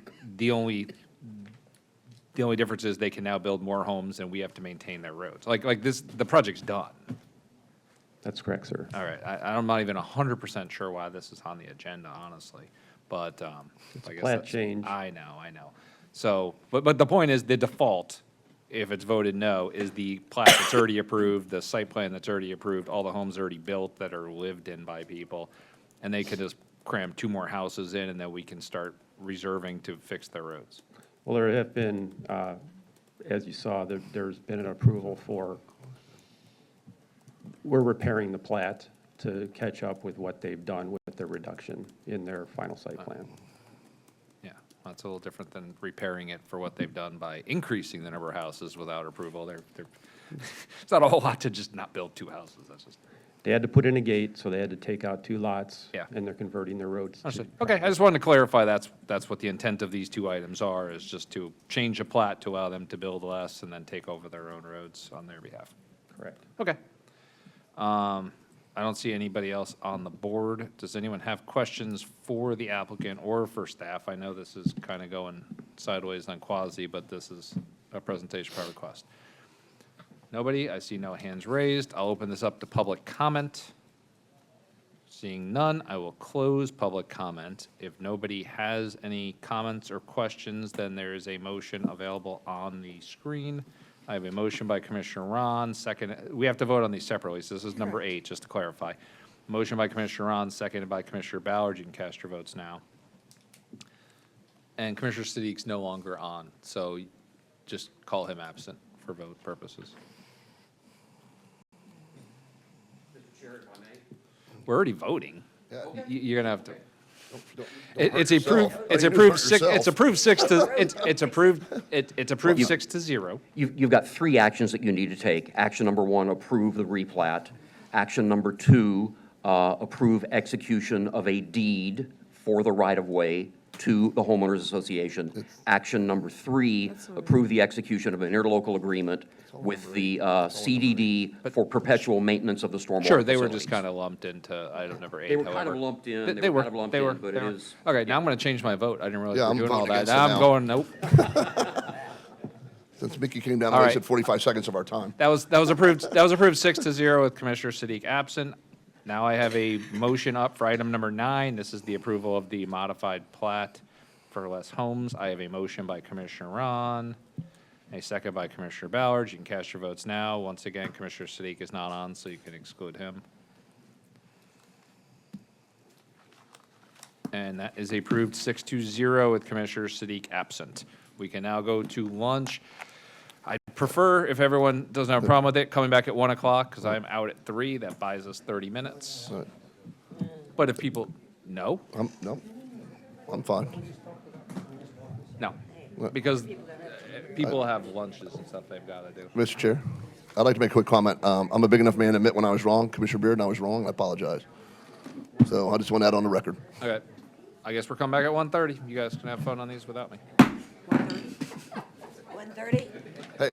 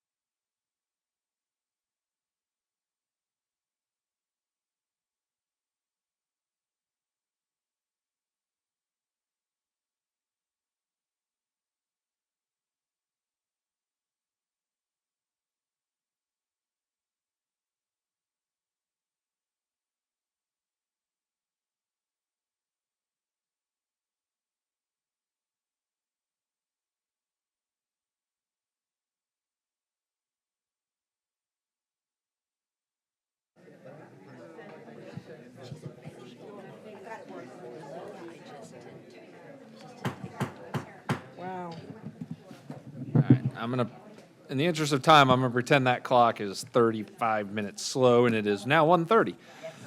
I am going to ask the will of the board here, based upon a conversation during break. The final item prior to wetlands, number 18, Solero rezone, is one that has previously been continued due to lack of a full board, and they flew people in for that in the interest of having it today, and come 3 o'clock, I have to leave, as people were aware, so we will not have a full board. So I'm wanting to move that up to this very next item unless there's objections from this board. Okay, then let's open up number 18. Ms. Knapp. Now that I'm back off the couch, I don't have any objection. Are you sure? Wait, give me a half hour, I'll let you know. Okay. In the interim, you can open up number 18. Number 18, PDC 2401ZP, Sorella rezone. This is a rezone of 5.25 acres from A, General Agricultural, to PDC, Planned Development Commercial Zoning District, approving a preliminary site plan for up to 114,345 square feet of mini warehouse with additional outdoor storage, which will not count towards the floor area ratio. Generally located approximately 1,900 feet west of the intersection of State Road 64 East and U-Line Road, and also on the north side of State Road 64 East. And your staff presenter is Alicia Henry. All right, has there been any ex parte communication? All right. Applicant, you're up. All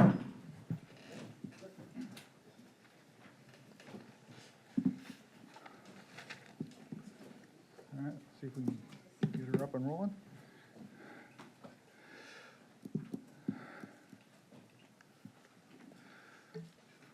First, thank you very much for moving us earlier on the agenda. I appreciate it. I love being here with you all, but I think my client is very appreciative of the fact that we're up and running today.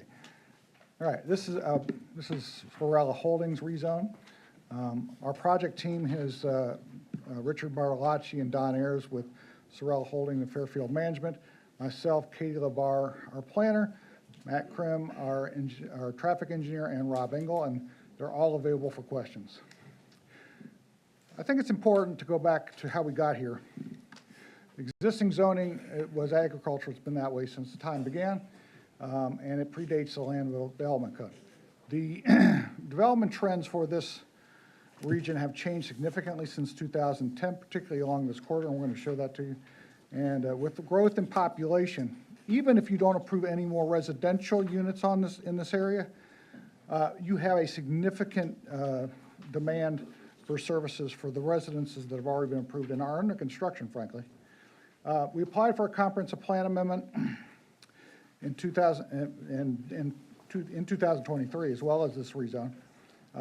And we proposed a mini warehouse use, which is exactly what we told you we were going to do when we came before you in 2024. This is, the board approved the future land use amendment. We put limitations on it. So it's not a full ROR. We put significant limitations on it so that any development would have to be consistent with the area. The A zoning that currently exists on the property is not consistent with the ROR. It is not an implementing category for the ROR.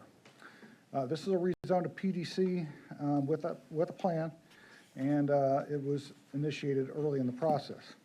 Now, this is really for the new commissioners as much as anything else, just to remind them, the quasi-judicial standard review under the Snyder case, which is a Florida Supreme Court case, the applicant, we have the initial burden of proof. The proposal is consistent with the comprehensive plan and complies with the procedural requirements of the zoning ordinance. Once we meet that burden, the burden shifts to the county to demonstrate that maintaining the existing zoning classification accomplishes a legitimate public purpose.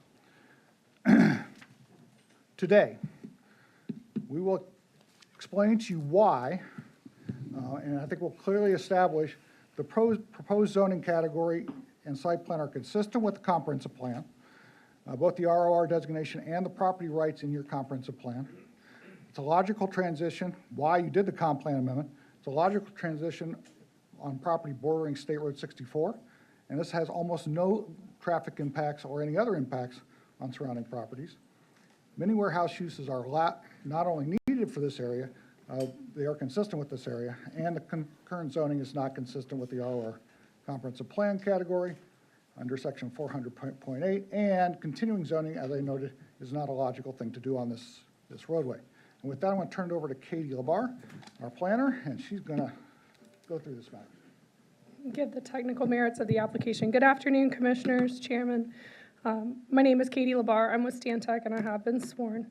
The request before you is for a rezone to from general agriculture to planned development commercial, about 5 1/4 acres, and with that, we do have a preliminary site plan. The plan shows a code-compliant 3-story mini storage facility. The building size is approximately 114,300 square feet, and it's in full compliance, as Mark said, with the D5 provision that was approved with the ROR comp plan amendment late last year. The site is located on the north side of State Road 64, east of Zipper Road, and west of E-Line Road, and the site is currently vacant. Mini warehouse is a commercial use that is permitted in the planned development commercial zoning district. Unlike agricultural zoning, PDC, as Mark said, is an implementing zoning district of the future ROR, future land use category. Preliminary site plans are binding site plans, and so what that does is it assures this commission, as well as the public, that the use will be compatible with adjacent properties and that it will further the long-term vision and goals of the community. With this type of approval, stipulations can also be added to ensure code compliance. Over the last 10 years, this area of the county has grown significantly, and I think it's really evident when you take a look at the aerial images. You see the infrastructure that's been added, E-Line Road, Bourneside Boulevard, 44th Avenue, and all of the residential development that is filling in where the infrastructure exists. State Road 64 is an arterial corridor. The character of development along this corridor has shifted away from agriculture and residential and towards non-residential uses. This map shows active development projects between the two commercial nodes of Lorraine Road and E-Line Road. You can see that the uses that front along State Road 64 are predominantly non-residential, as I said. This exhibit shows approved development, concurrency development east of the subject site, both residential and non-residential. Over the next couple of slides, I just want to take a quick walk across this corridor of State Road 64 from west to east. And so the images on your screen are a U-Haul development that is under construction today. It is zoned general commercial, and it was approved with a special permit to allow for additional height, but it is approved and under construction. There's multifamily development on the south side of State Road 64, just east of Lorraine Road. Again, 4-story multifamily in construction right now. With this site, there is multifamily in the back and commercial out parcels along the frontage. Linder at State Road 64 is interesting because, again, as you leave Lorraine Road and head east, and you see Linder on the right-hand side as you're driving east, there's no doubt that things are changing along this corridor. This is a heavy equipment sales, rental, and leasing facility that was recently it's a business that was here. It was located on 15th Street East, and it has relocated out to State Road 64. The zoning district is agricultural, and I just want to note that the building setbacks as well as the mass and scale are very similar to what you would see with our proposed development. And so it really helps to give you a sense of scale and separation when you look at that building, and that use is operational today. The southwest quadrant of State Road 64 and E-Line Road is also approved for commercial development. The project zoning district is planned development commercial, and it includes a Publix anchored shopping center, and McDonald's is being reviewed administratively right now. Development of a grocery store and a fast food restaurant again, are extremely clear indicators that commercial services in this region are needed to serve the population. And again, I will note, this is east of the subject site, that's the subject of this rezone today, east of the site. Detweiler Farms is it shares a project boundary to the east of us. I wanted to just show a perspective view, so again, get a sense of mass and scale in the area. That site is currently being used for warehousing uses. Growing communities need self-storage. Most contemporary neighborhoods have deed restrictions and homeowner associations. People need a place to safely store their personal belongings, boats, and RVs.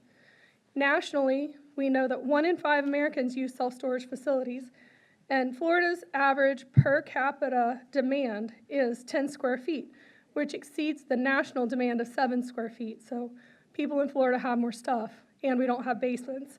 Florida is also one of the fastest growing states, and it has a very strong demand for storage. And that demand is immune to the market factors. And so storage is one of those uses that whether the market is good or the market is bad, you're going to use it. The image on the screen shows, I hope it shows up better on your screen, there's a big black dashed line. It's a 3-mile radius of the site with our site as the centroid. Many storage customers typically live between 3 and 5 miles from the facility that they use. Our client did a market analysis to make sure that this would be a financially feasible proposition, and that market analysis determined that this is an exceptional site for this type of use.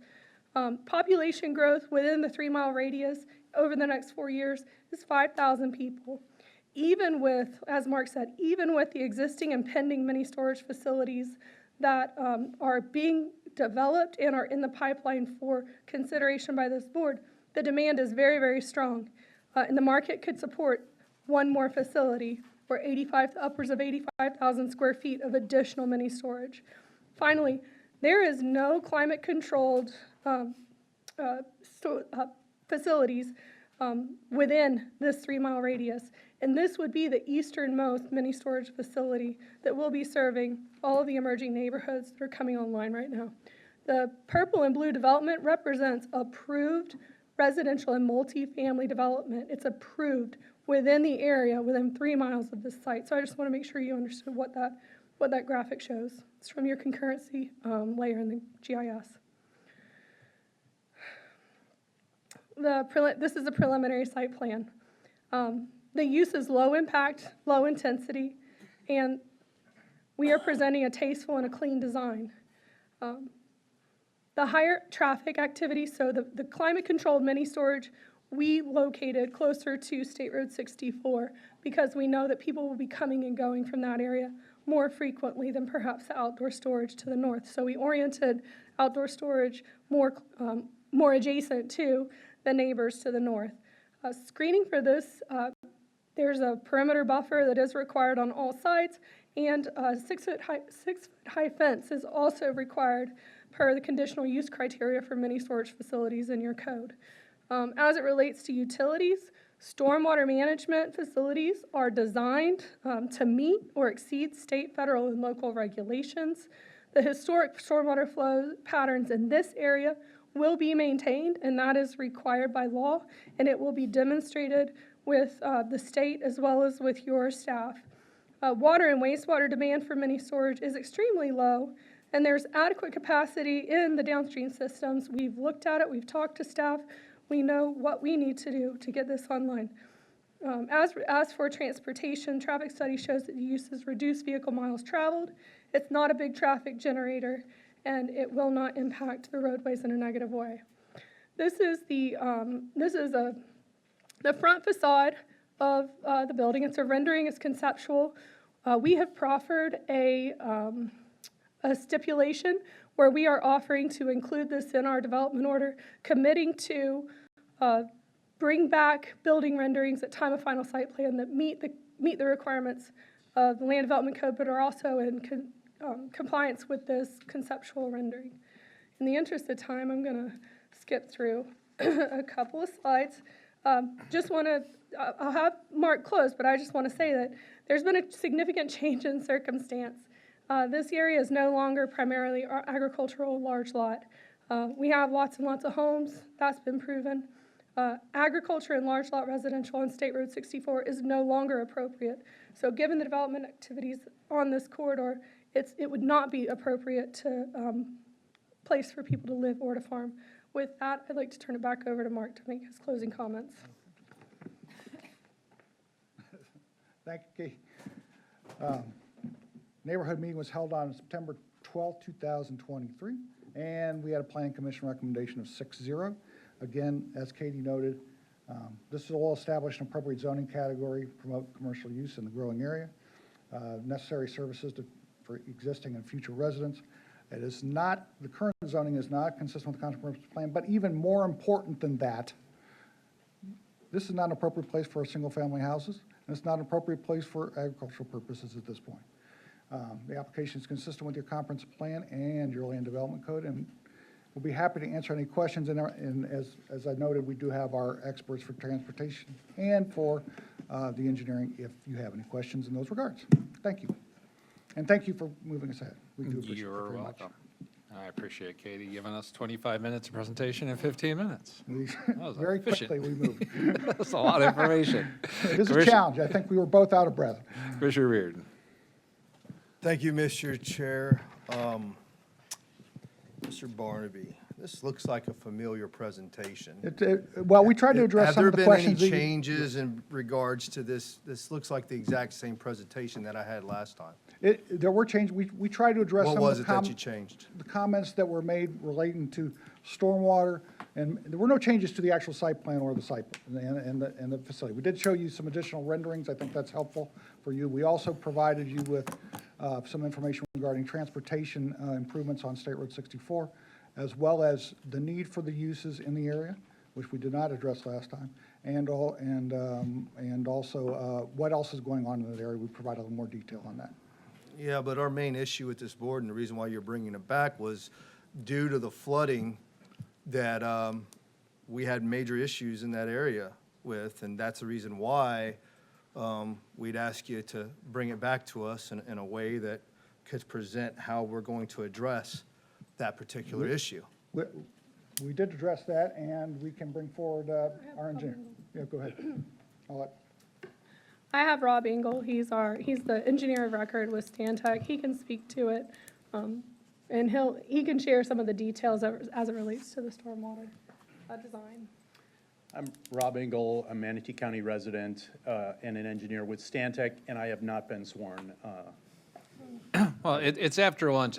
Is anyone here that was not here this morning that may speak at any point on any of the remaining items other than wetland buffers today? If so, please get sworn now.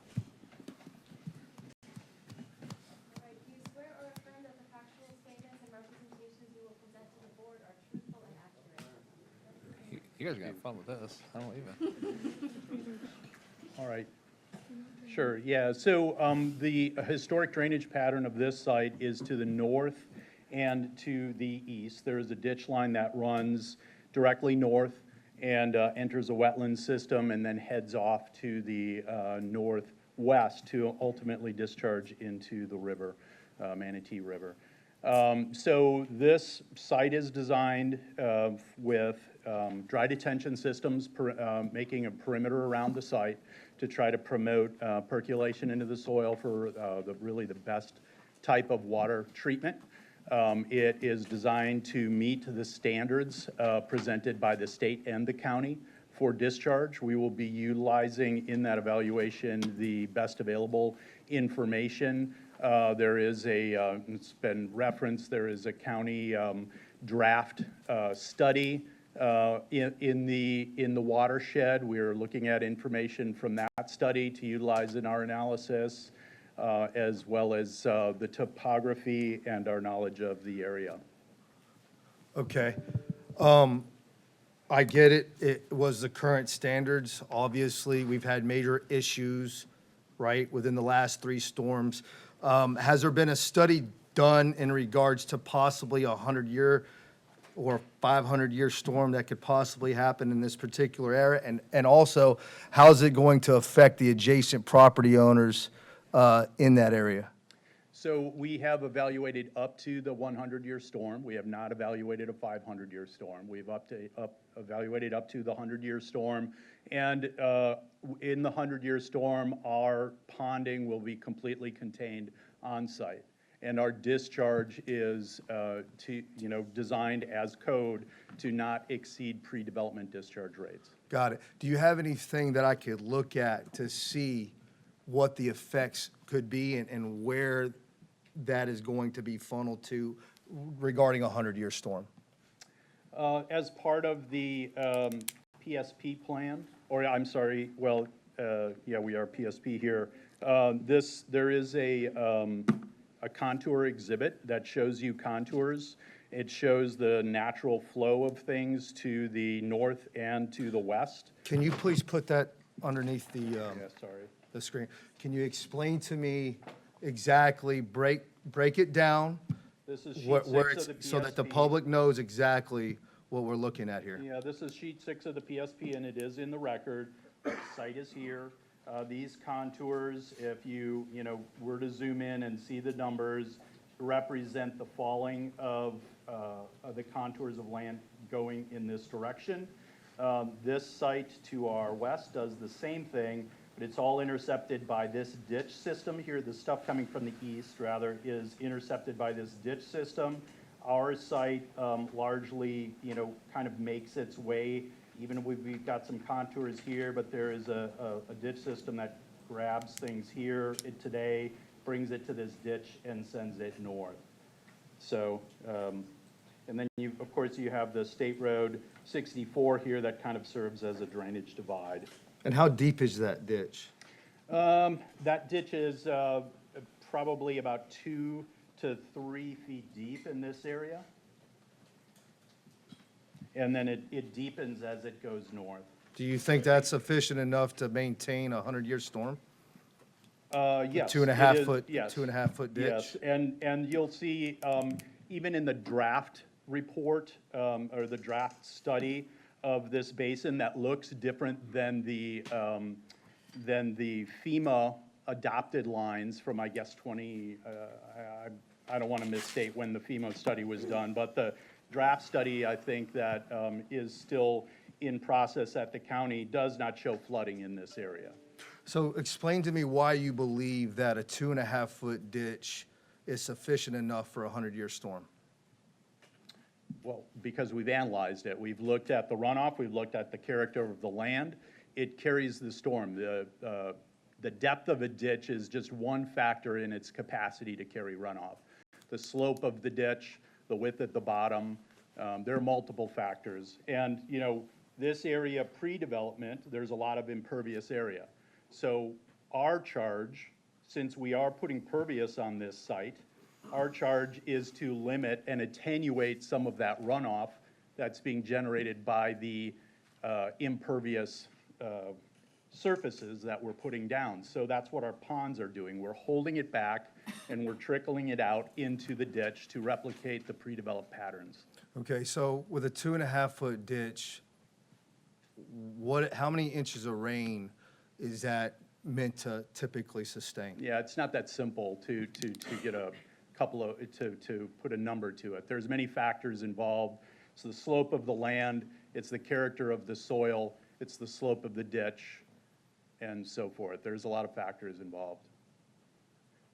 And again, that study that the county and SwiftMud has commissioned, that is not record yet, but it is good available information that we're looking at. It was not done by us, it was done by others, and it's a good and valid study and is considered best available information. You've been in this business for quite some time. Quite would some you? time, over Okay, how many 25 years years. have you been in this?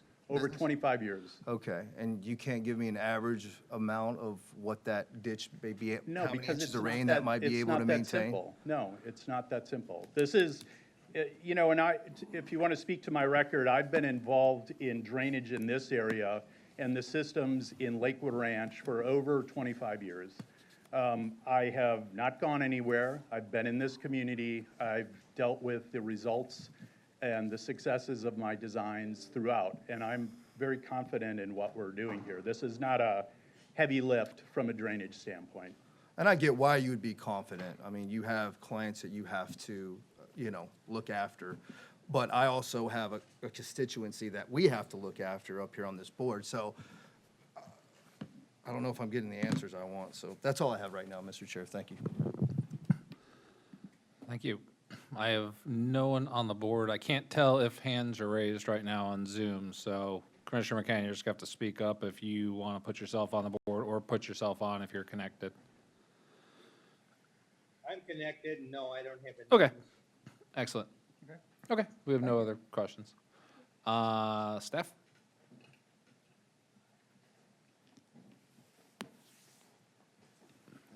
All right, we're gonna get through this one.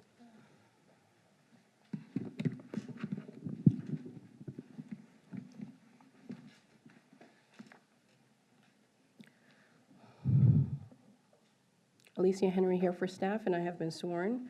I do have to first mention, for the record, there has been an added stipulation that will be added as motion as A7, and to the ordinance as Exhibit B. The stipulation does state, prior to final site plan approval, building elevation shall be submitted for county staff review. These elevations will be in substantial compliance with the conceptual rendering that is attached to the ordinance as Exhibit B. Okay, so I'm going to go through the presentation for Sorella. So the request is to rezone the subject property from general agriculture to planned development commercial with a preliminary site plan, excuse me. If approved, it will permit a 3-story mini warehouse of 114,345 square feet and a 4-wall-less covered outdoor storage of 37,900 square feet, which will not count towards the FAR. And here's some history on the site. So since the adoption of the comprehensive plan, the site has been under the urban fringe future land use category. And in 2024, there was a comp plan map and text amendment, changing it over to the future land use category of RR. This change was accompanied with a D5 land provision, which restricted the density and the intensity of the site. Since the adoption of the Land Development Code, the site has been under the zoning district of general agriculture. Also, I'd like to note that the current zoning district of general agriculture is not an implementing zoning district of the current RR future land use category. Here is the aerial of the site. It's approximately 1,900 feet west of the intersection of State Road 64 and New Line Road in Bradenton on 5.25 acres. So the preliminary site plan provided to us on the northern portion of the site, you will see where they're going to have the 4 wall-less covered storage. And on the southern part of the site, you'll see where they'll have the 3-story mini storage on site. There is only one access to State Road 64 for the site. Site has no direct connection to utility lines. As stated, the existing future land use category is ROR. And here we have the surrounding zoning districts. So to the northwest and east, we have general agriculture. To the north and west, we have single family. To the east, we have Detweiler's Nursery. To the south, we have more residential single family homes. So this is the site. As you can see, it is 1,900 feet from the nearest intersection, which is State Road 64 and New Line Road. The subject property, again, is under the RR future land use category and is exempt from meeting commercial locational criteria. Under policy 21033, it states existing roadway functional classification map 5A requires commercial use to have at least one direct access to a collector or higher, and it leading on to State Road 64 accomplishes that. Here we have the transportation link capacity analysis. The chart does show the nearest thoroughfare with the adopted level of service. So for our positive aspects, the site is near the FDOT but remains west of the boundary line. The D526 specific area policy is in place, restricting the maximum FAR to 0.50 to mirror the low intensity found in the surrounding area. The projected use is not a large trip generator, and it will provide storage services close to future residential development that will reduce long trips on the thoroughfare. So for the negative aspects, an 8-inch force main has been extended but not yet certified and will be located 1,500 feet east of the site. Subject property is 1,900 feet west of the intersection State Road 64 and New Line Road. For our mitigating measures, adequate buffering, landscaping, and design should provide a transition between future development of the site and adjacent residential use. If improvements to public infrastructures are required, the applicant will be required to pay their portion of those expenses. Staff does conclude the proposed rezone and preliminary site plan to be consistent with the comprehensive plan and in compliance with the applicable provisions of the Land Development Code. Any questions? Commissioner Sadiq is on the board. Thank you, Mr. Chair. Going back to the preliminary site plan. So on the northern side, my question to staff is, what is your, I didn't see any negative factors associated with the, well, one, I think the distance between the northern property owner, the residence actually is almost up to the, well, not up to the, well, it's close enough to the fence for it to be, the lake to be a concern to me. What are your thoughts on some of the proximity, proximity to the water retention lake, if you will, or pond to the northern property boundary in terms of stormwater runoff? Okay. So the northern side of the site is in compliance with the required setbacks for that development. The setback that is that they are supposed to meet is 20 feet, which they are meeting. This is outdoor storage, that's the building. Yeah, I know. That's the building storage, yeah, impervious surface. Has the applicant ever come before staff to adjust that distance or increase the width of the lake? Give up some of the storage space there? Just out, and granted, yeah, it's outdoor storage, but I'm just curious. I'm just concerned about certainly the 20-foot buffer, but given some Commissioner Bearden's concerns around stormwater runoff, my concern around the distance to the northern property owner, I'm just curious if that conversation was brought up. In regards to the stormwater runoff, that would be discussed with the dev review section of our department, and Denise can answer those questions. Sounds good. Turn it over to you. Denise Greer for staff, and I have been sworn. I'm not sure I understood your question, Commissioner. Sure. So my question is, has staff ever raised any concerns or had concerns around on the proximity of the water retention lake, proximity with the northern property owner, property owner, if you will? No, we haven't. We haven't had any concerns about it. They technically, to meet code, only have to put in the landscape buffer, and then they can start whatever part of their development, a parking lot, the building, as long as it all meets setbacks. And a stormwater facility doesn't have a specific setback from a property line. Okay. Other than to be outside of the landscape buffer. Got it. That's all I had. Thank you. All right. No one else? Oh, okay. You did an excellent job. No one even has any questions. Thank you, Cruz. All right, I will open this up to public comment. I have one person on, Mark Vandery. Please come up, state your name, county residence, let us know you've been sworn, and go to it. You got 5 minutes. Yeah, I'm requesting 10 minutes. I've got the signatures for it. I believe you. Go ahead. Okay. You walk around with a laminated version of that. I've seen it. No, these are new ones. Good new ones? Yeah.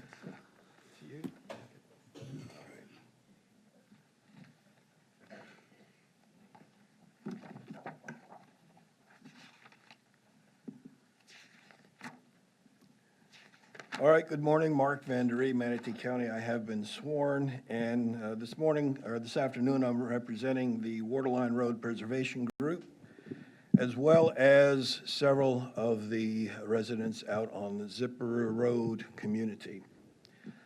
We ask you, the neighbors ask you to vote no on this proposed rezone from general agricultural to commercial for this 3-story warehouse facility. I'm going to go through and try to indicate why the timing is not correct for this type of facility in the area. The 3-story warehouse is certainly not compatible with the area. I'll go into that. In past hearings, the applicant, and I'm going to use the applicant's consultants, and the lawyers interchangeably as applicant.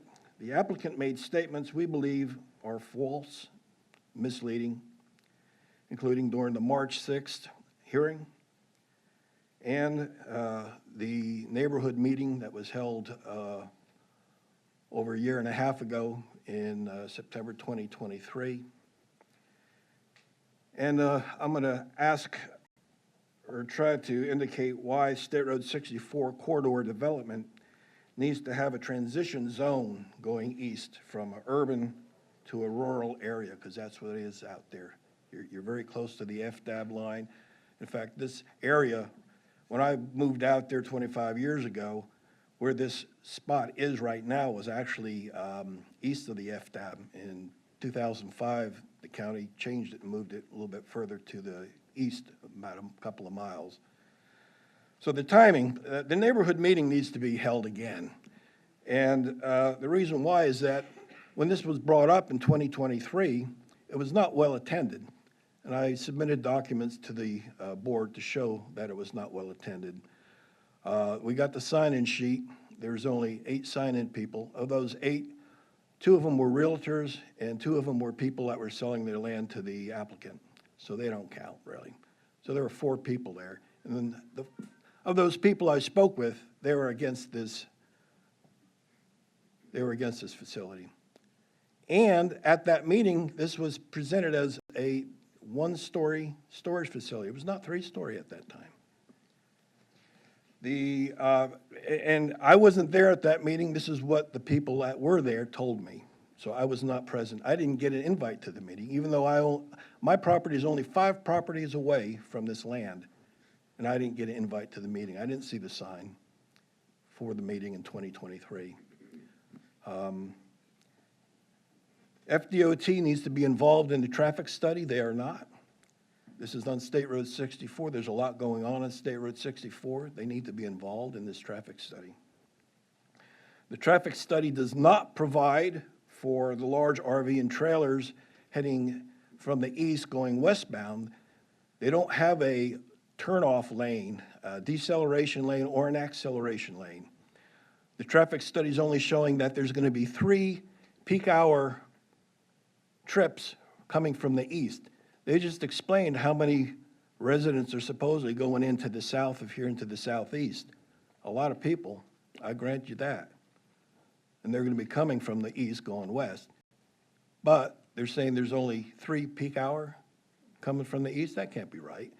If they did their analysis correctly, you'd find that there is a need for a deceleration, acceleration lane, because these big RVs and trailers, you can't just stop them dead in the middle of the State Road 64 without causing an accident.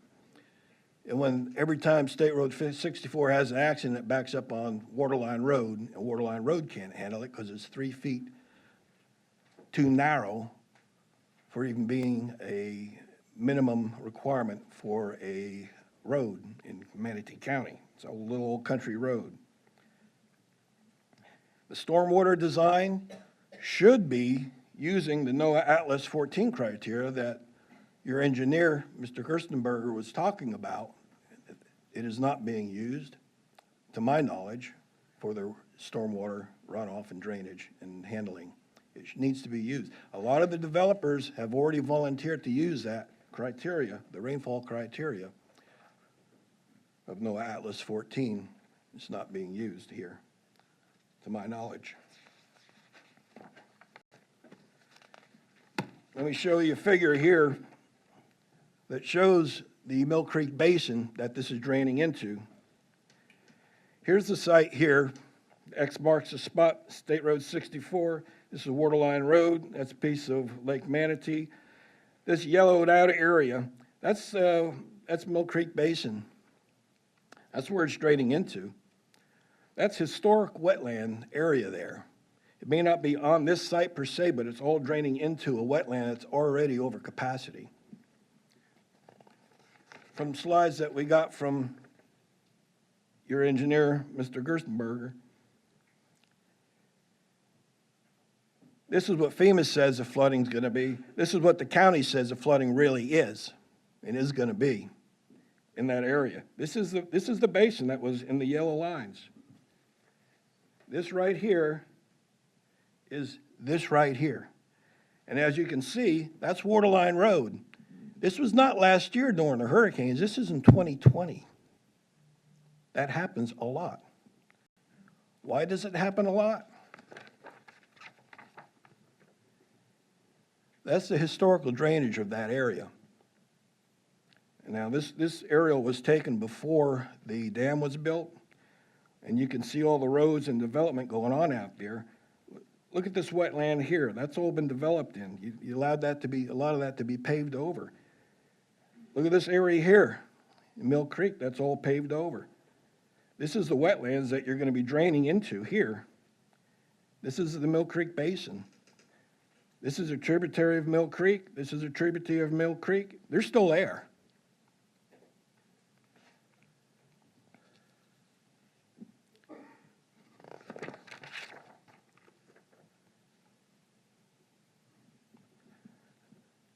Now, the applicant is saying that that area out there doesn't need to be large lot residential or agriculture. Well, I beg to differ. People out there beg to differ. See this black outlined area there? This is where the facility is going to be going.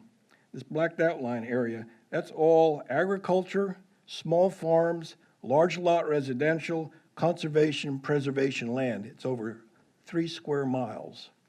That's out there right now. The property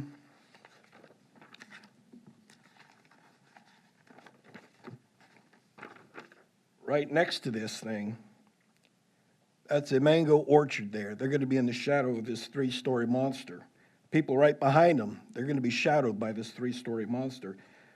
Across the street, you have C&C Nursery. That's agriculture. You get Detweilers. That's agriculture. All these little farms back in here, that's all still agriculture. They got horses, goats, chickens, all kinds of things out there. I'm glad they did a 3-mile radius. This yellow line is a 3-mile radius of that site. All these red marks are existing storage facilities. And my understanding is that some of them do have air conditioning units, okay? Many of them have RV storage. There's 12 of them in this, within 3-mile radius, existing, already built. Well, some are under construction, like that 4-story plus monster U-Haul, still under construction. You don't need any more.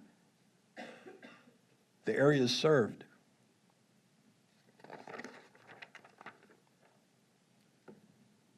Here's a typical 3-story storage unit next to a large lot residential. This wall is 10-foot wall.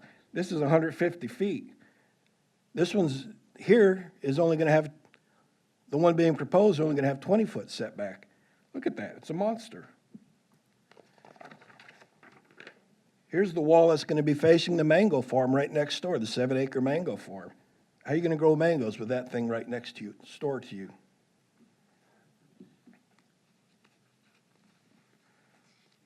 So I'm running out of time. I didn't get to finish all that I wanted to talk about. But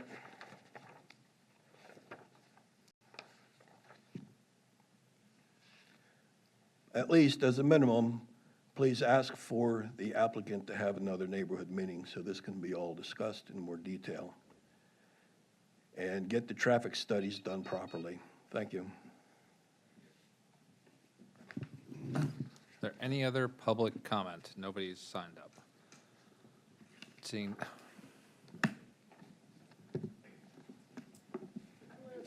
No. If you're going to do public comment, you have to come up, state your name, your county residence, whether or not you've been sworn, and speak on the microphone for the clerk. No, I have not been sworn. All right, anyone else who has not been sworn? Why do people keep coming?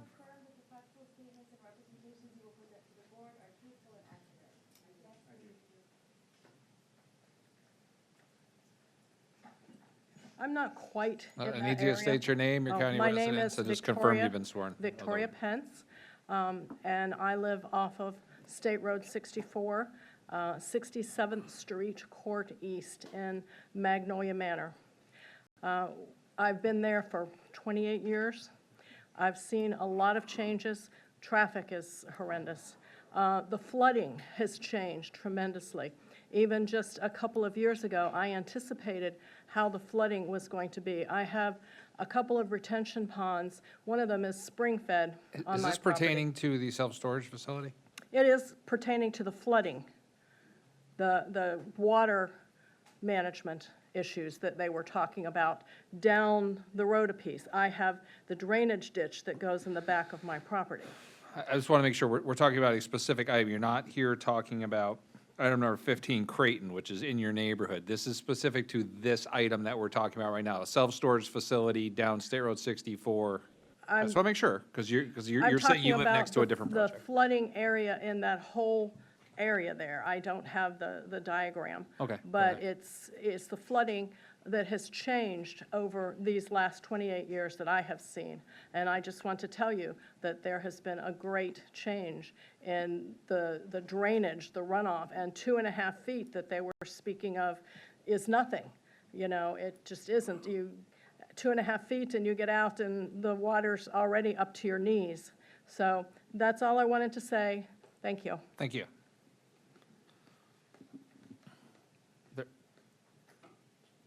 Any other public comments here in the room? Seeing none, I will close public comment. Open this up to any questions from the board for applicants, staff, citizens. Any questions anybody may have? Not yet. These are just questions, clarifying some points. If not, I will go to staff for any final remarks.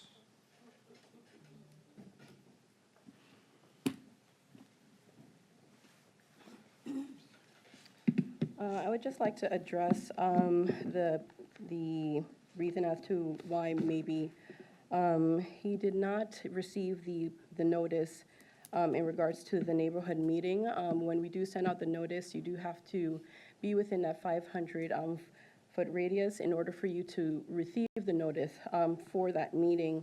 Also, he was mentioning that it was well saturated with the type of use, mini storage and outdoor storage.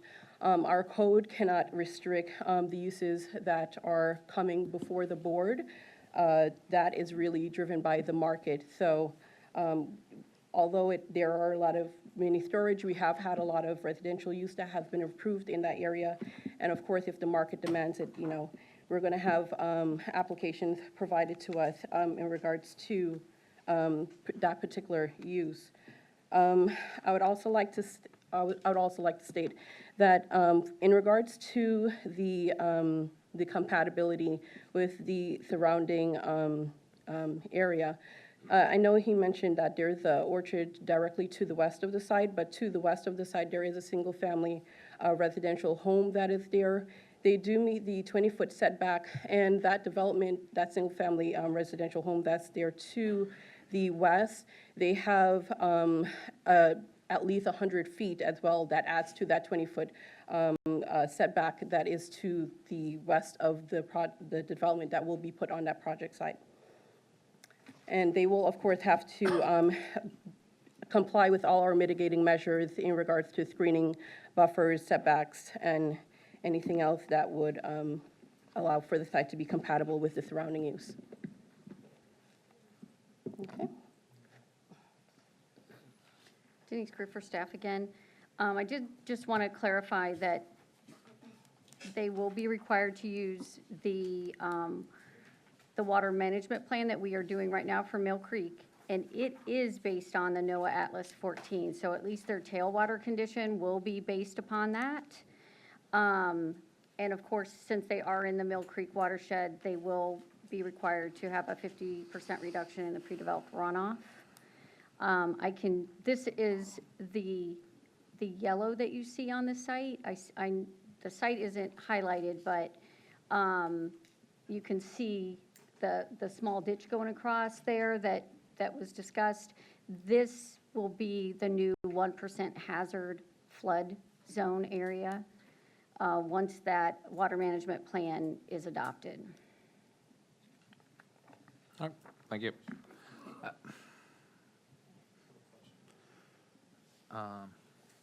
Nelson Galeano, Transportation Planning. I have a resort. I want to clarify 2 items first. The number of trips that this project generates during the PM peak hour is only 23 trips. 23 trips is less than 1 trip per 3 minutes, 2 minutes. It means the impact on the operation and on the roadway is extremely negligible. That's the first point. The second point is, please remember, Manatee Avenue, State Road 64 is a FDOT facility. Thank you. If the applicant wants to say something. Well, I'll handle it. Thanks. Yeah. All right. Applicant rebuttal.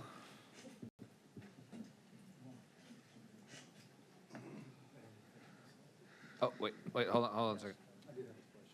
All right. Sarah, do we ask questions of staff during staff final comments? Your microphone's off. Your microphone's off. But you and Felt's next to each other. You can do it during the staff summary. Okay. Wait, no, that was the staff summary. Oh, okay.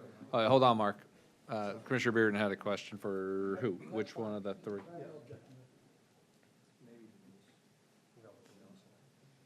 Questions, maybe Denise knows this question.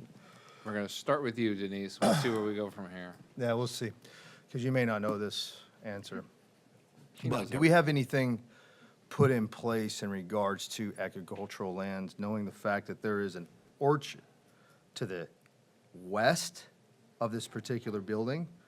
Sun rises in the east, right? This orchard's going to need sunlight.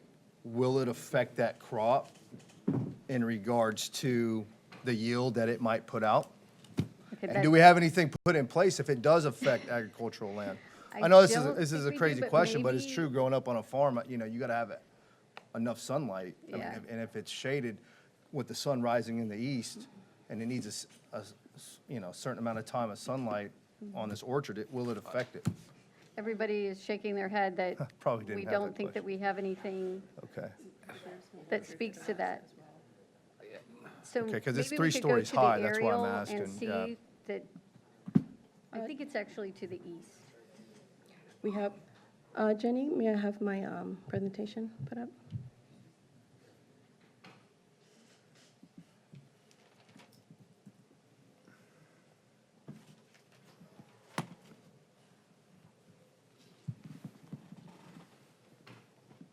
Okay, as I just mentioned, directly to the west of the site, as you can see, is a single-family home. There is no orchard to the west of the site. What we do have to the east is Detweilers. I don't know if that is what he was mentioning, but it's definitely not to the west of the site. And as you can see, if he is mentioning What is that in the far right corner? Right next to the back of the site, far right corner to the west of that site. it does seem as if that there is maybe some sort of vegetation back there or some sort of planting. It could possibly be an orchard, but that 3-story site is going to be on the northern portion of this project site. So it won't be casting a shadow so far back to the west of the site. That's to the west of it. Thank you. As you can see here, the 3-story development will be to the northern portion. That's abutting State Road 64. Got it, thank you.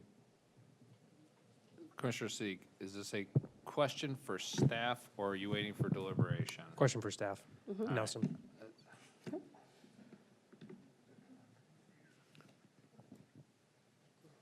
Yes, sir. Thank you, Nelson. We had a resident testify about two things I was curious about. One, the traffic needs FDOT, the traffic study needs FDOT input. Is that true from your experience? Do they Yes, of actually need course, input? because this is a FDOT facility, they require an access permit for FDOT. Okay. This is clear. I mean, so we try to coordinate with FDOT in several projects. Sometimes because of the magnitude of the traffic in these cases is almost negligible.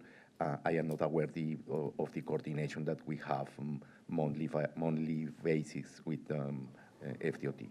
Okay. Do we feel that as staff, have had sufficient input from DOT? Oh, yes, Okay. no doubt. Yes, sir. Got it.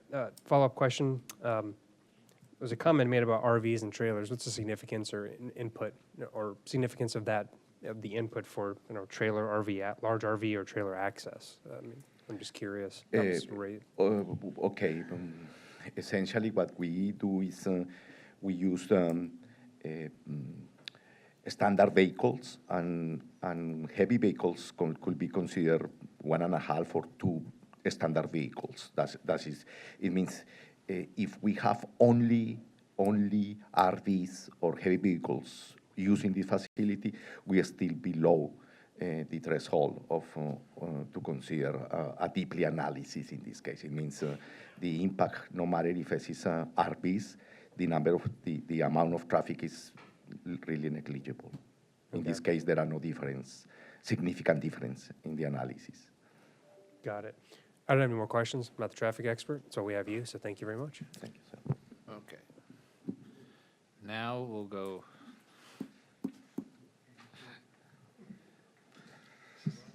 Thank you very much. I'll bring everybody up, make it quicker. First of all, I forgot to thank Alicia Henry for her assistance on this, and that was a good presentation.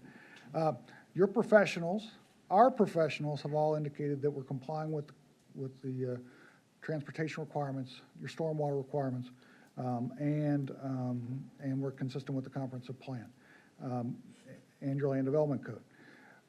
Want to talk briefly, just a couple things. And by the way, I was born and raised in Manatee County. This area has changed a great deal since I was a little kid. We did have the neighborhood meeting. We send out notices like we did everything else. It was well attended. I was at that meeting. We did not say it was going to be a one-story building. I can assure you of that. I don't know where that came from. I want to let Katie talk about the drainage to the north. I think that's primarily designed for buffering. That's why we put the stormwater there, to provide additional distance from the building. But I'll let Katie talk about that. Where she is on this side. Katie Labar. I'll speak briefly to site design matters, and then I want to give some time for Matt and Rob to talk about engineering matters. So to answer some of the questions that you had, the stormwater management, as Rob testified, does drain to the north, and so therefore our largest facility is to the north. At the neighborhood workshop, we met with the adjacent property owner to the north, and we talked to them about what their preferences would be, and they wanted a quiet neighbor. And so we showed them that there would be stormwater management, we showed them that there would be a 20-foot perimeter buffer as required by the code, and that it would be fenced. And those assurances and what we presented to them was acceptable, and that's why it has remained on the plan as that ever since. We have also done auto turn analysis to make sure that the internal site circulates just fine with all the vehicles we're contemplating, and that information was and will be in the final site plan that will be reviewed by staff. I'd like for Rob to speak to stormwater, best available data, and then Matt can talk about traffic just very quickly. Sure. Yeah, and I think I mentioned it before. But we are intending to use the best available data, as Denise stated, the county study to design this system against. And in just conversations here, as we have talked just at this meeting, this idea of using a different storm event than what is currently stipulated in the code has been brought up, the NOAA Atlas 14 storm, as a criteria of designing this site. Again, not currently stipulated in the code, but my client has agreed that he would stipulate to that to gain your approval. Again, it is not only my client's intent, but my intent as an engineer to not do harm to our neighbors or the community. And that is always at the forefront of what we're doing. So. Hold on, I'm letting them finish their 5 minutes first, and then you guys, that's their one. Go ahead. Matt Krim, traffic engineer of Stantec, and I have been sworn. There's been questions about the DOT permitting, and that's 100% true. We need to get a permit from DOT to make this connection. We've already had a pre-app with DOT. We've submitted our driveway connection application earlier this year. A updated operational analysis was prepared in February of this year for DOT, and it's currently under review. Mr. Vandery mentioned, there's only 3 westbound right turns. I mean, there's only 11 total entering traffic. So that just goes to the point of how low of a traffic generator this is. And DOT has standards for the number of vehicles that must be making a right turn prior to warranting a right turn lane. And the 3 vehicles, even if that was double, if it was 6 vehicles, is far below the threshold to construct a right turn lane. And as far as the RVs, DOT requires a minimum 50-foot radius, and so that radius will help those vehicles make that turn into the site.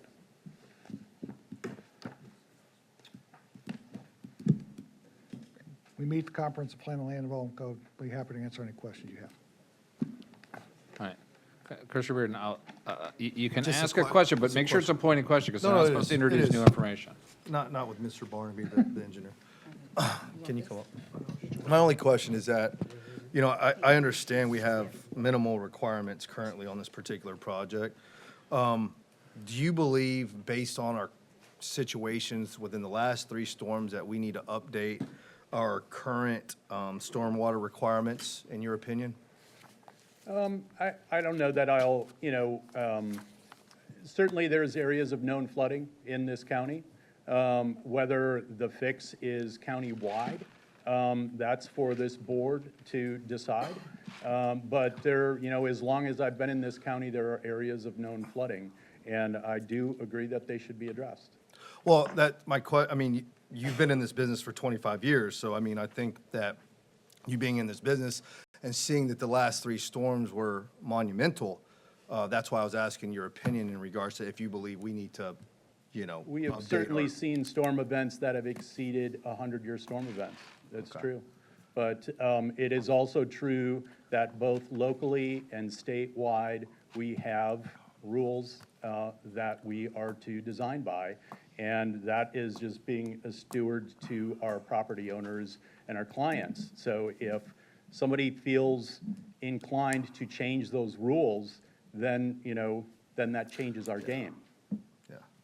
Well, my question is directly to you. I was asking your expert opinion in regards to what you believe we would need to do in the future, and I didn't get that answer, so. Point of order, Thank you, this Mr. is Chair. beyond the scope of this I agree, but I don't hearing. feel getting yelled at anymore, so I was given some leeway.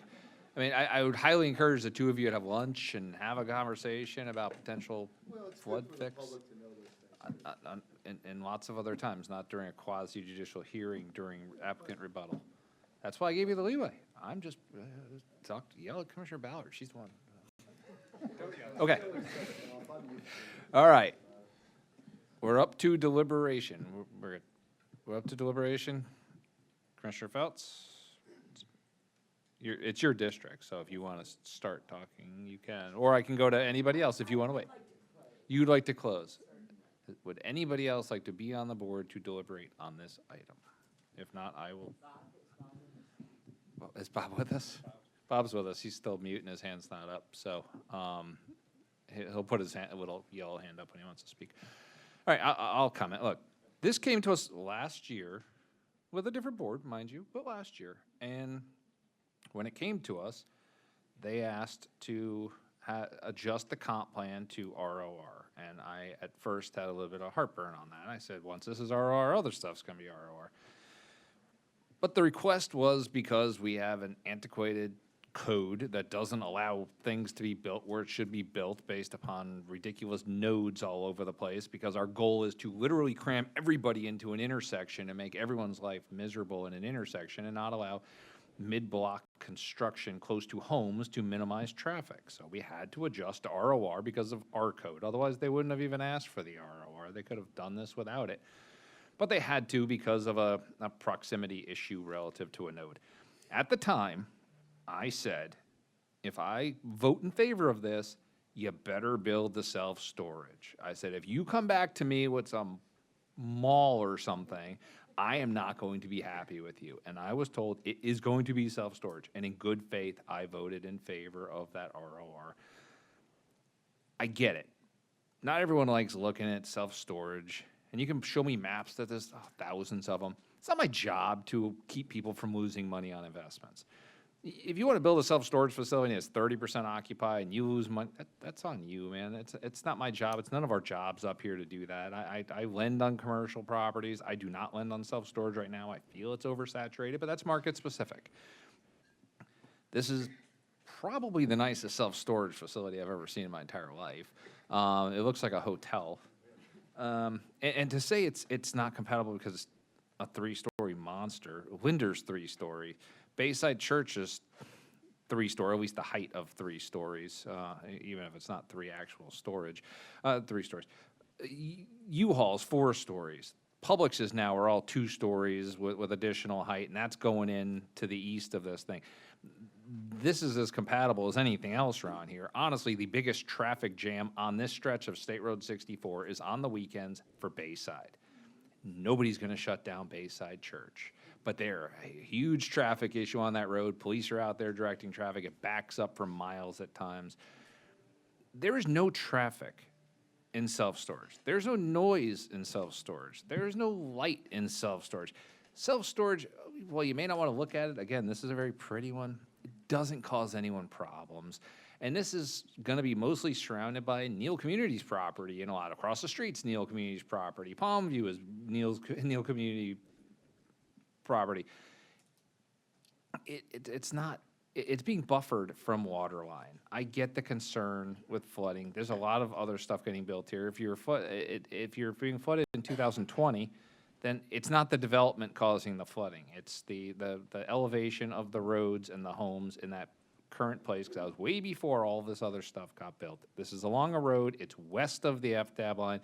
There's a lot of homes going in here. I'd rather people drive 500 yards down the road to get to their self-storage facility than drive all the way down Lorraine, and everyone hates people driving on Lorraine. That's a hot-button road, and that's the next closest one after you get past the single-story self-storage with the barber shop and the U-Haul. There's nothing wrong with this property. If we decline it, it still has an ROR now.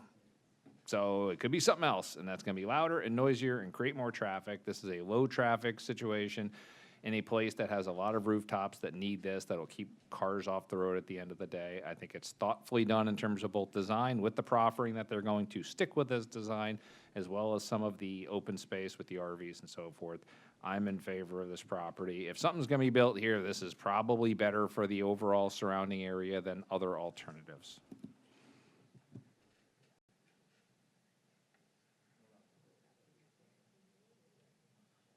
Oh, now Sorry. somebody's on the board. I will just. Oh, now 2 people are on the board. Oh, I guess we're doing it alphabetically. Okay. All right. So I will just very briefly say, I agree entirely with what the chair has said on this issue, and we have to stay in our lane when it comes to quasi-judicial decisions. It's not what I think is right or the best use of the land. It's whether it meets the comprehensive plan of the land development code, and whether it's complied with our requirements, and that's where we are. And this is a very, very low. It's not going to do a whole lot to bother people in the grand scheme of things compared to almost anything else that could be in this area, and it fits pretty well. And so I will be voting in favor of this. Commissioner Beard. Yes, thank you, Mr. Chair. No, it's just my opinion that Dill's obviously struck behind the scenes, and that's an opinion. That's how things get done around here, and they'll continue to get done that way. But I just want to make you aware that, my opinion says deals were struck behind the scenes. I don't know what it was worth. But, what's right is right, and what's wrong is wrong. That's all I have, Mr. Chair. Thank you very much. That was the most insane thing I think I've heard so far up here. Okay, that's fine. Commissioner Siddiq, would you like to accuse people of any crimes during your speech? Nobody, donations. Hold up, I got a list for that. Let me see. Just kidding. No, in all seriousness, I think the thing I struggle with is the public benefit piece. I think just because we have, like I said on the phone earlier with another matter, the bare minimum is coming here with compliance with the LDC comp plan, but it's up to us to make the determination based on, determining what the facts are, which is why we have testimonies, public comments, sworn statements. But I just don't see the public benefit here, irrespective of the specific use. I'm not going to focus on that, so I'm a no on this one.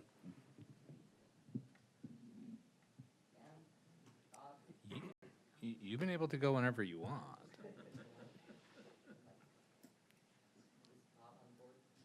No. You can see if he's on the board. You can see who's on the board.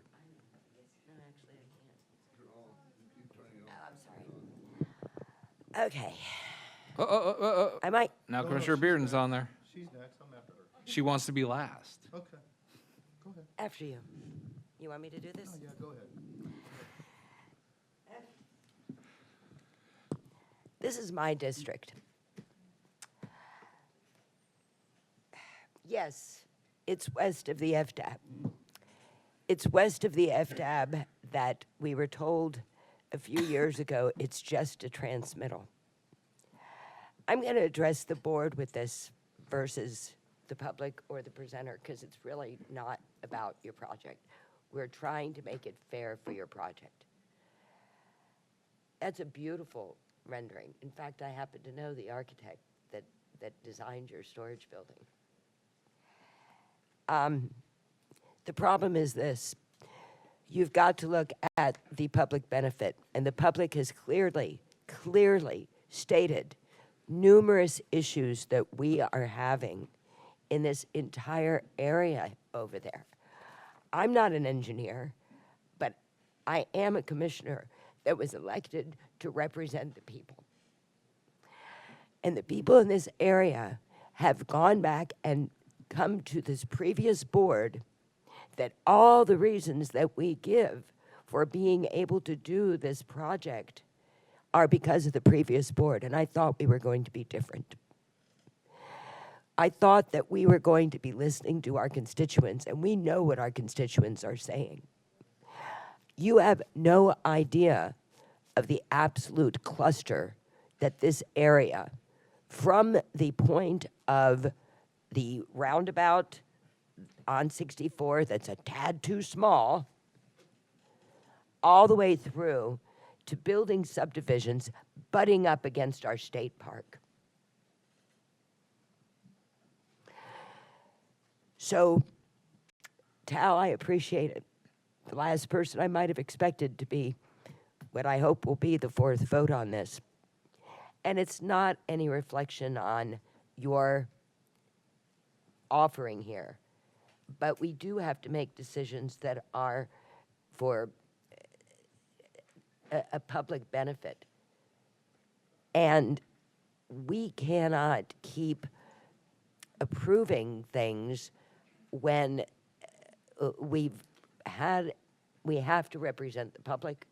We have to represent and do things, and we're trying to do things in the correct quasi-judicial manner. But we've seen this time and time before.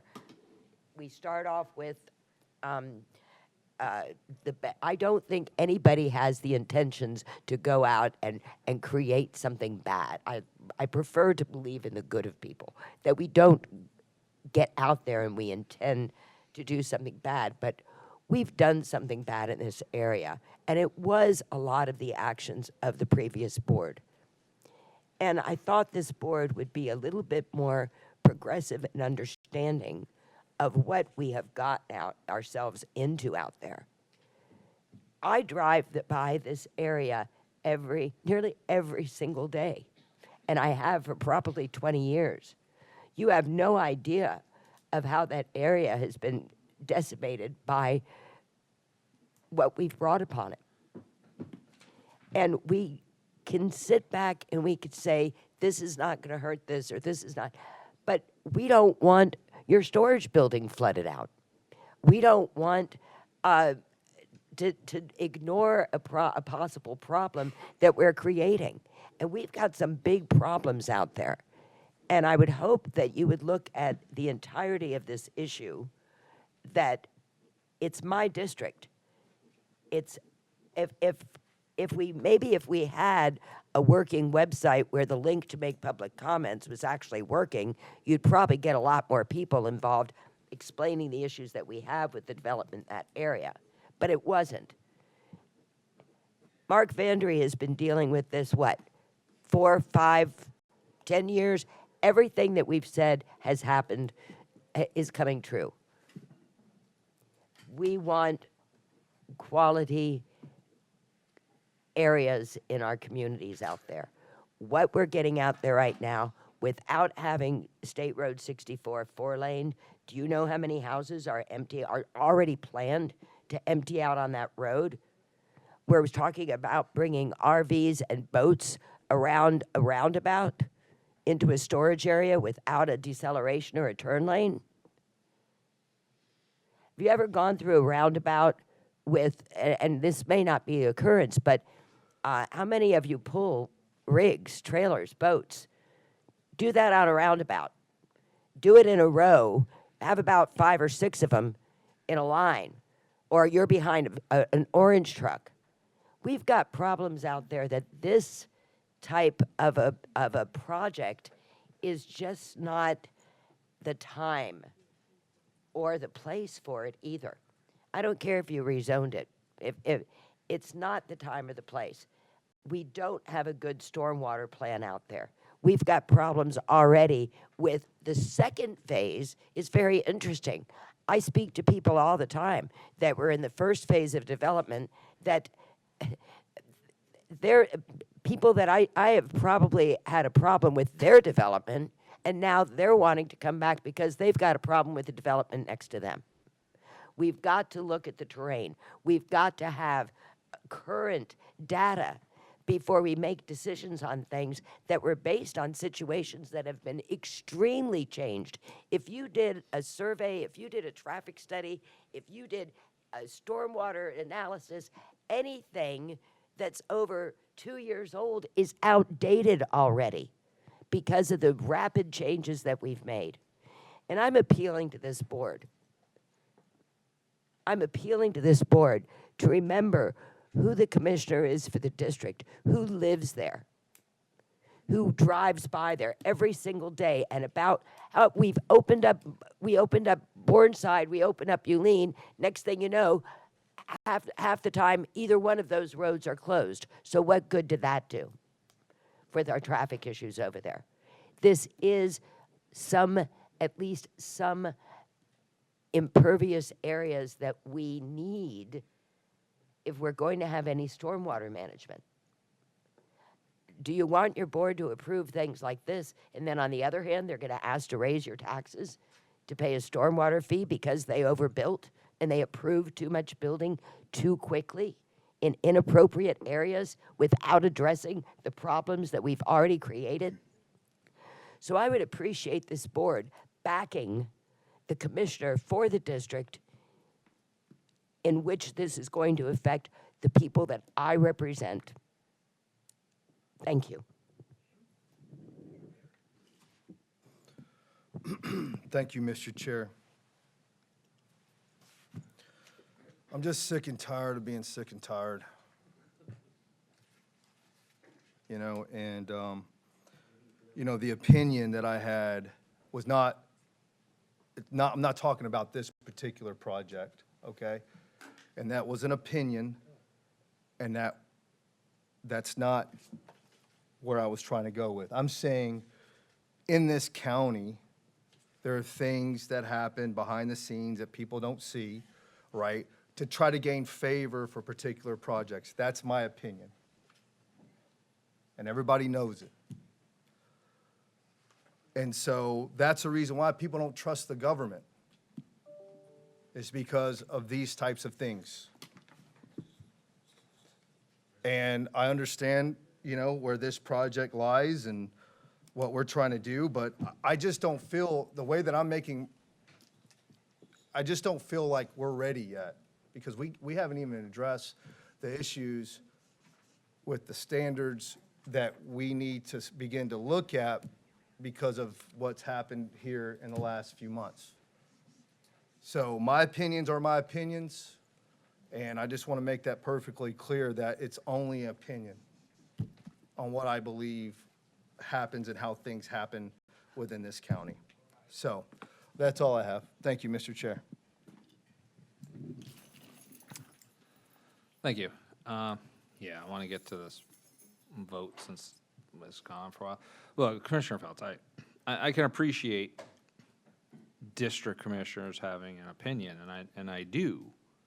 That's why I make sure you guys have opportunity to speak first or last. But district commissioners don't independently decide everything, otherwise there's no reason to have a vote. And no offense that you have an opinion, but you've leaned. I gave you about 18 minutes of talk time. I'm trying to answer your questions. You voted no on plats, flat out admitting that you were doing it to prove a point. So I can't always trust your vote, because you've made it known on the record that sometimes you make votes based on proving a point, not based on legality. You're saying you expected this board to be different. This board is very different. This board is moving forward with full impact fees right now with extraordinary circumstances. This board is moving forward with many meaningful positive changes in the comprehensive plan. Later today, or tomorrow, or God knows when this meeting's going to end, you're going to hear about wetland buffers getting put back, which a previous board didn't do. There's lots of positive changes on this board that weren't here before. One of the changes you're not going to see is a board that's going to violate the comprehensive plan and the land development code illegally just based on performance. That is not what this board is going. That's what I'm not going to be on this board. People on this board may do that, and sometimes it may be 4 people. Other times it may be 3 people. And everyone has to just wait and see what happens each and every time they come here with complete unknown of what this board is going to be on any given day.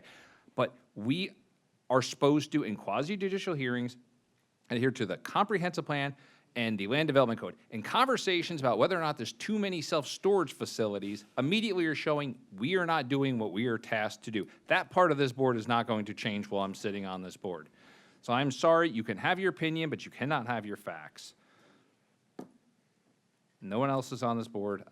There's a motion to approve. I cannot make it, but I will second it. There's a motion to approve by Commissioner Ballard, seconded by myself. You can cast your votes now. Commissioner Bearden locked out.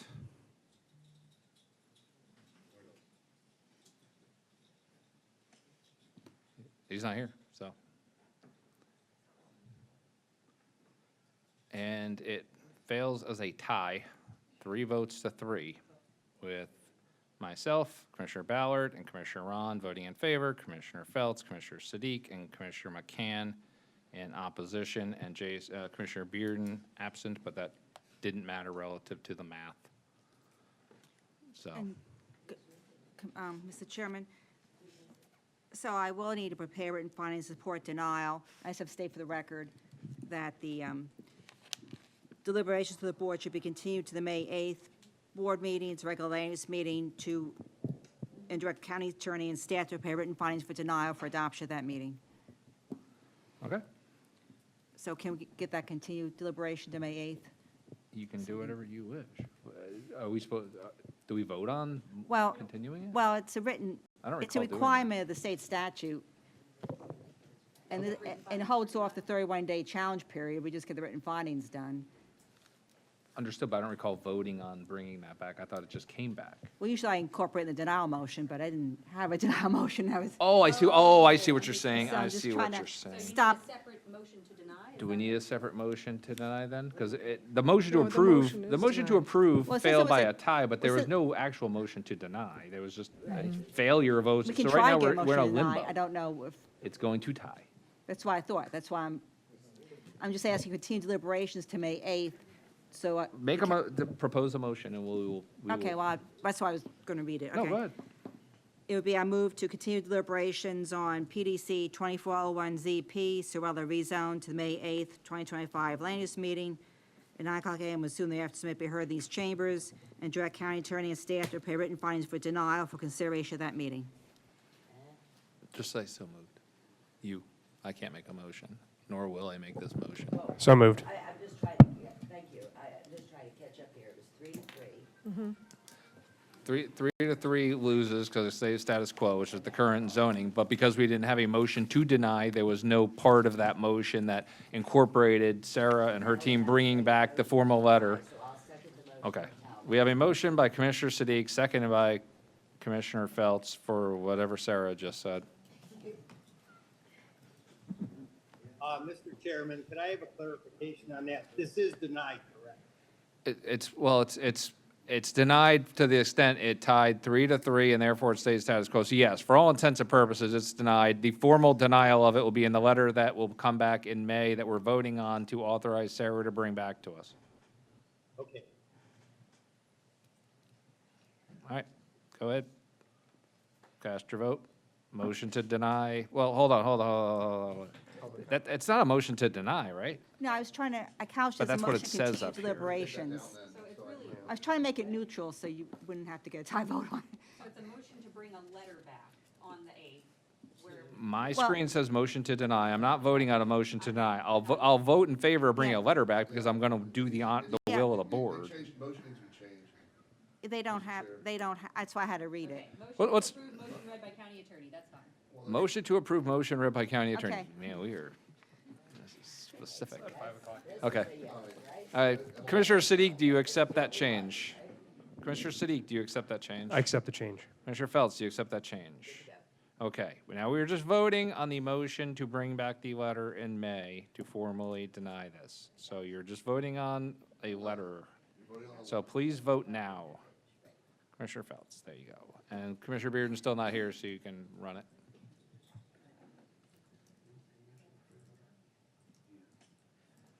The motion to approve motion read by county attorney is approved 6-0 with Commissioner Bearden absent. I don't know what I voted for, but there we go. I guess I voted for a letter. I guess, I don't know. You're Well, probably it's gonna, you're gonna actually a pull it, you're gonna pull it off consent anyway, so if you have another chance to talk about it. Okay, well, it's now 3 o'clock. We have recess every hour and a half anyway, so we're gonna take a recess. When we come back from recess, I will not be here, so Commissioner Siddiq will be testing his gavel skills on still a very, very long agenda, so, have fun.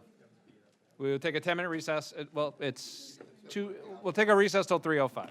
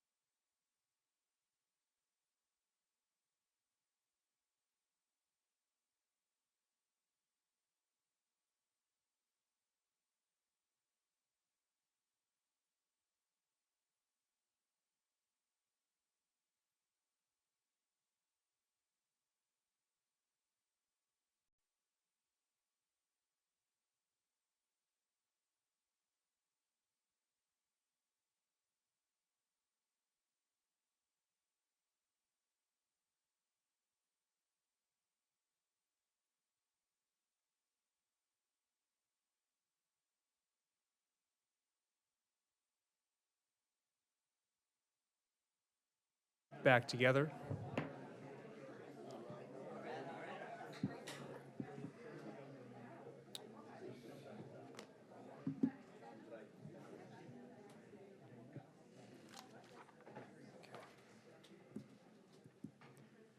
Going to switch things up a little bit. I'm going to start with item 19, legislative matters, so it's not quasi-judicial.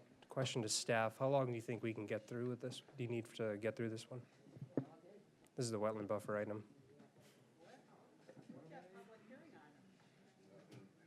The presentation is significantly shorter than what I gave to Planning Commission last week, so it's probably like a 10 to 15 minutes max presentation. Okay. I'm going to move that one up, and then we'll go back to the quasi-judicial matters. Okay, so right now? Let's do it. Okay. 1 second.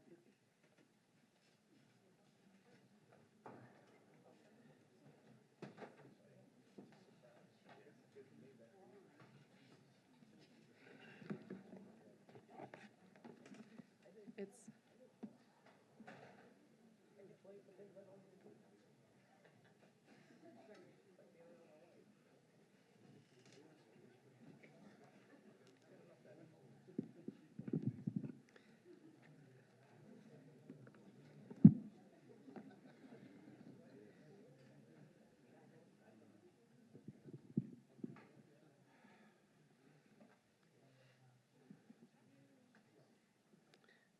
You ready?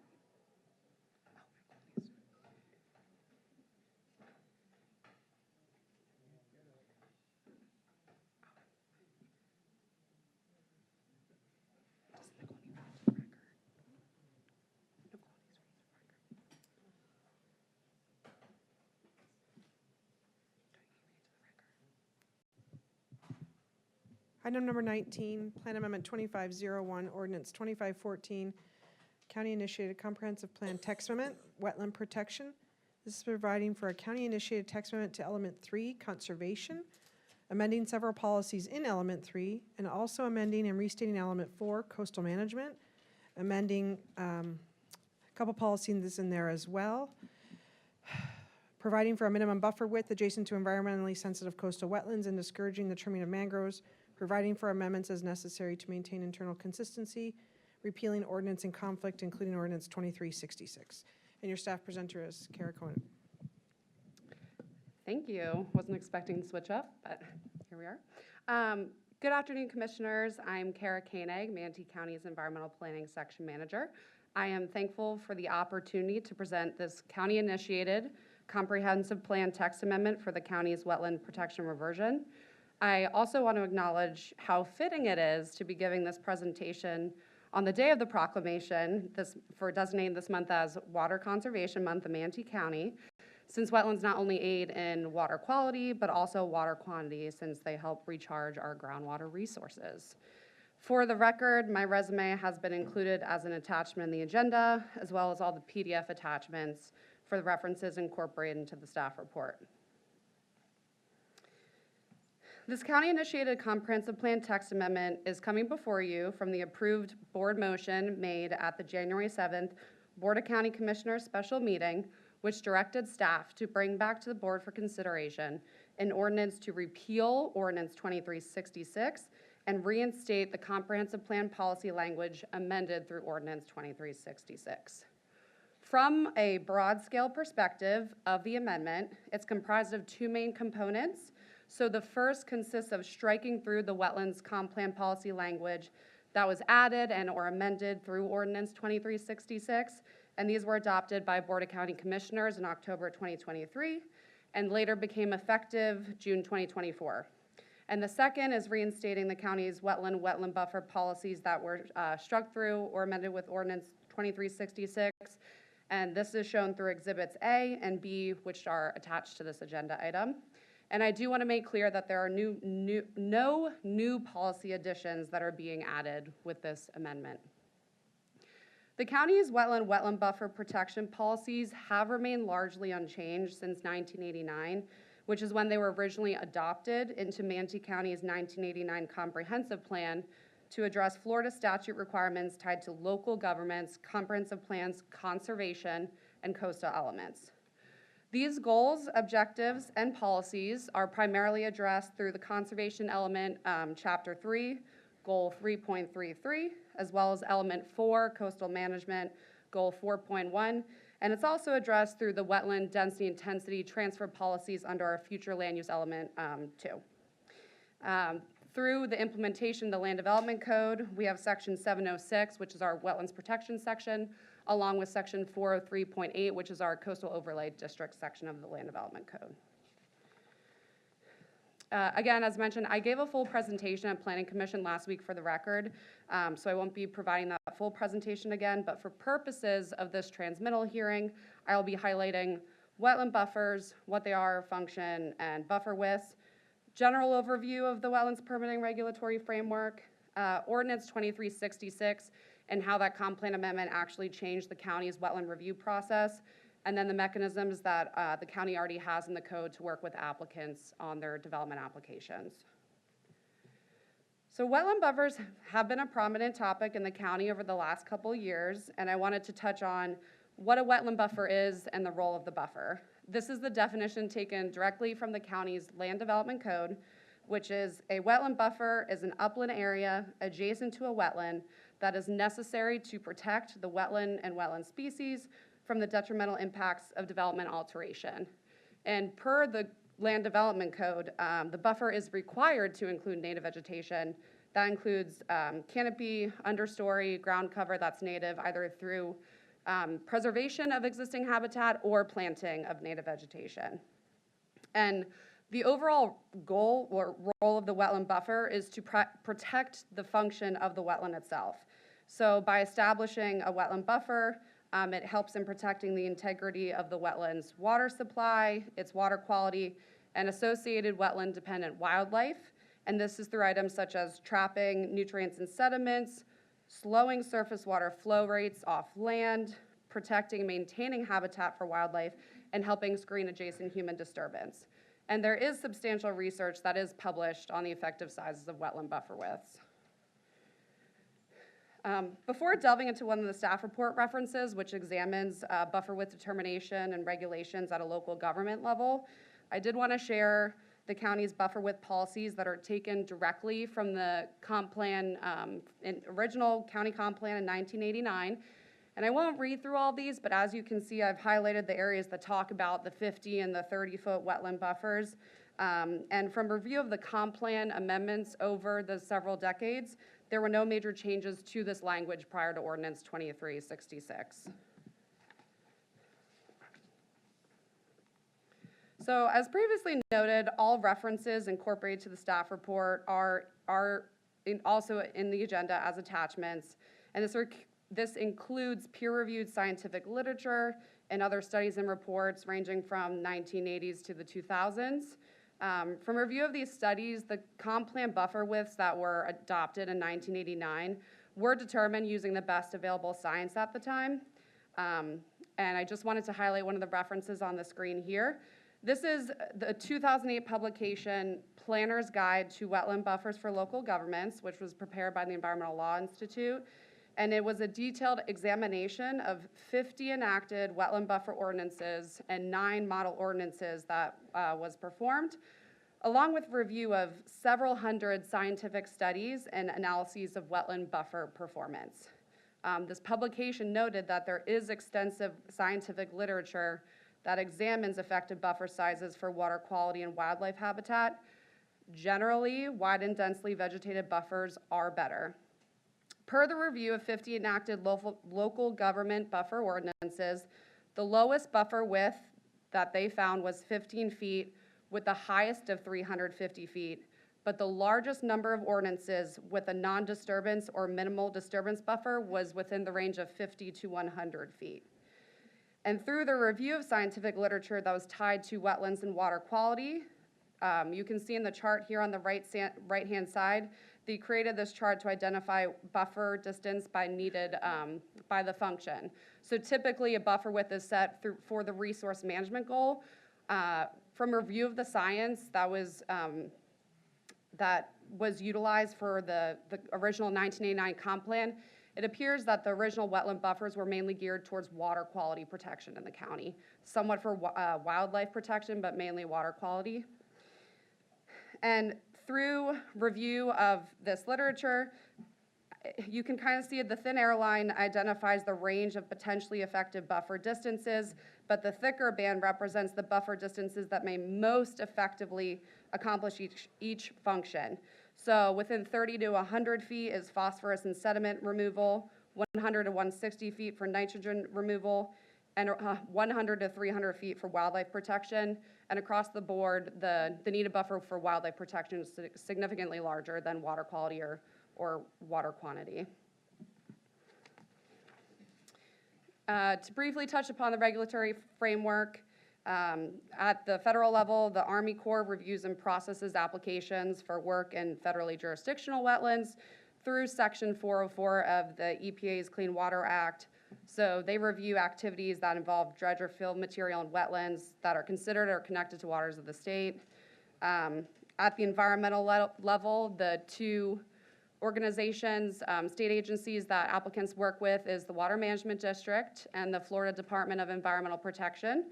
And they have a memorandum of agreement which identifies the types of activities and wetlands and what activities the FDP or Water Management District reviews for. And across time in the county, we've never had regulation or jurisdiction over defining the wetland limits. It's always been the state. So any jurisdictional wetland lines are determined by the state. At the county level, we have approval for wetland impacts through our land development site plan approval process, and through the land development code, that is how we implement wetland and wetland buffer requirements. So based on Ordinance 2366, I just really wanted to go over the process changes that occurred. There's been some misconceptions about what's still being implemented versus what actually changed at an overall level within the development review process. So there is a specific section in the Land Development Code, which I will read right now. Through LDC Section 104, which is consistency with comp plan, it states that in the event of a conflict between the regulations in the Land Development Code and comp plan, in all instances, the comp plan shall supersede the code. So in all instances where there's a conflict, the comp plan supersedes the Land Development Code regulations. So because of this, staff did have to modify their wetlands review process. Just going first through wetland protection, the main change was the comp plan policy language that changed the county-focused preservation protection more towards coordination with state and federal agencies for protection and restoration.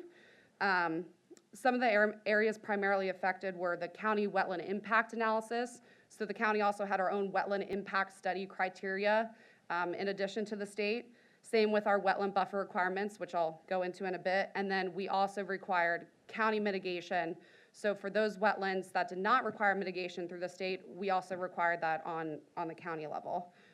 Specific to wetland buffer widths, the state has a 25-foot average, 15-foot minimum.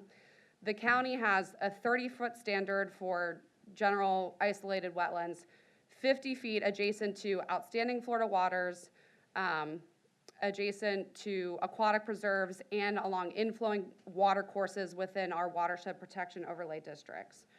Currently, there still is a comp plan policy that was not struck through in the comp plan, which allows us to still implement the 50-foot buffer adjacent to outstanding Florida waters and aquatic preserves. The area where we're currently not implementing the 50-foot is along inflowing water courses into our watershed protection overlays. I would like to mention that the intent of the watershed protection overlays is to protect our Class 1 potable water supplies, like the Braden River and Evers Reservoir, along with Manatee River and Lake Manatee State Park area. So we are currently not implementing the 50-foot buffer there, and then we're not implementing our standard 30-foot wetland buffer for new projects.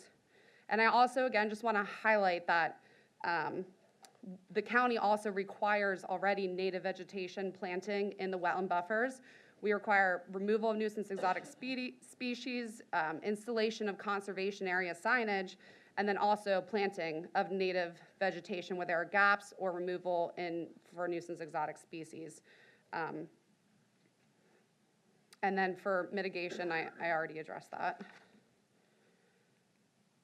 So with respect to wetlands and land development, along with private property rights, I did want to address that there is language already embedded in the Land Development Code which allows staff to work with applicants to make reasonable use of their property. Specifically, I wanted to highlight policy 13.1.1.1.2, which is the right of a property owner to use, maintain, and improve his or her property for personal use or for the use of any other person subject to state law and local ordinances. So as listed on the slide here, Comp Plan Policy 2.3.1.1, which I mentioned is within the future land use element tied to wetland density intensity transfer. With the wetland buffer, yes, there's currently with the 25, we had the 30 or 50 previously. All of that wetland buffer acreage is considered upland, so applicants can include 100% of that wetland buffer acreage into their density intensity calculations. They can count 100% of that towards their total gross project acreage. With wetlands, they can count the wetland acreage on site up to 20% of their total gross project acreage, so they are getting that transfer incorporated into their development site density intensity calculations. We also have mechanisms such as the variable width buffer that's already in the code. So if an applicant needs a permanent buffer impact, say for a road alignment or encroachment for fill or other reasons, they can impact an area and then we allow them to compensate in another area of a wetland equal or greater square footage.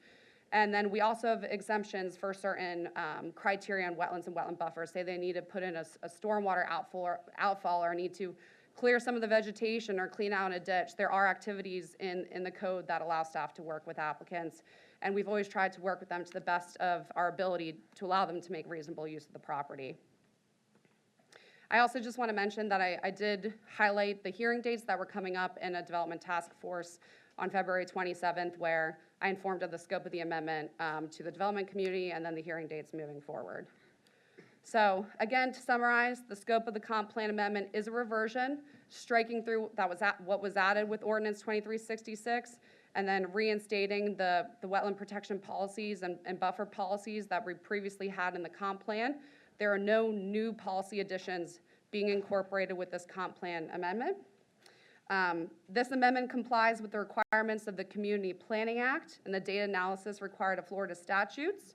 And through reinstating the effective comp plan policies prior to ordinance 2366, staff will continue to work with applicants through the land development process to help build strong communities, promote sustainable growth, and protect the natural resources that provide a healthy, safe, and desirable environment to the citizens of Manatee County. And with that, I respectfully request approval of transmittal to the state. Thank you very much. I have Commissioner Bearden on the board. Can you go back to the slide where it shows the distances in feet? This one? That's exactly the one I want to look Sure. at. Okay. So my question is we had the minimum or the standard was 50 feet. When we decided to go back to the state requirement, it brought it to 25 feet. Correct? That being said, was there a difference in regards to 25 feet really making much of a difference of the effectiveness of moving it from 50 to 25 feet? Commissioner, I would say through my research of the literature, there's no ideal buffer width standard across all jurisdictions, across areas within Florida and other states. The effectiveness from the scientific literature, larger buffers provide better value. They're more able to protect the function of the wetland itself. So I can't speak to, reducing down the 25, what effects that has had, because we've only been implementing it since June of 2024. But what I will say is even though the state does have the 25-foot average, 15-foot minimum, applicants are able to mitigate for that. The reason the state has the 25-foot average, 15-foot minimum is to offset any secondary impacts to the wetland.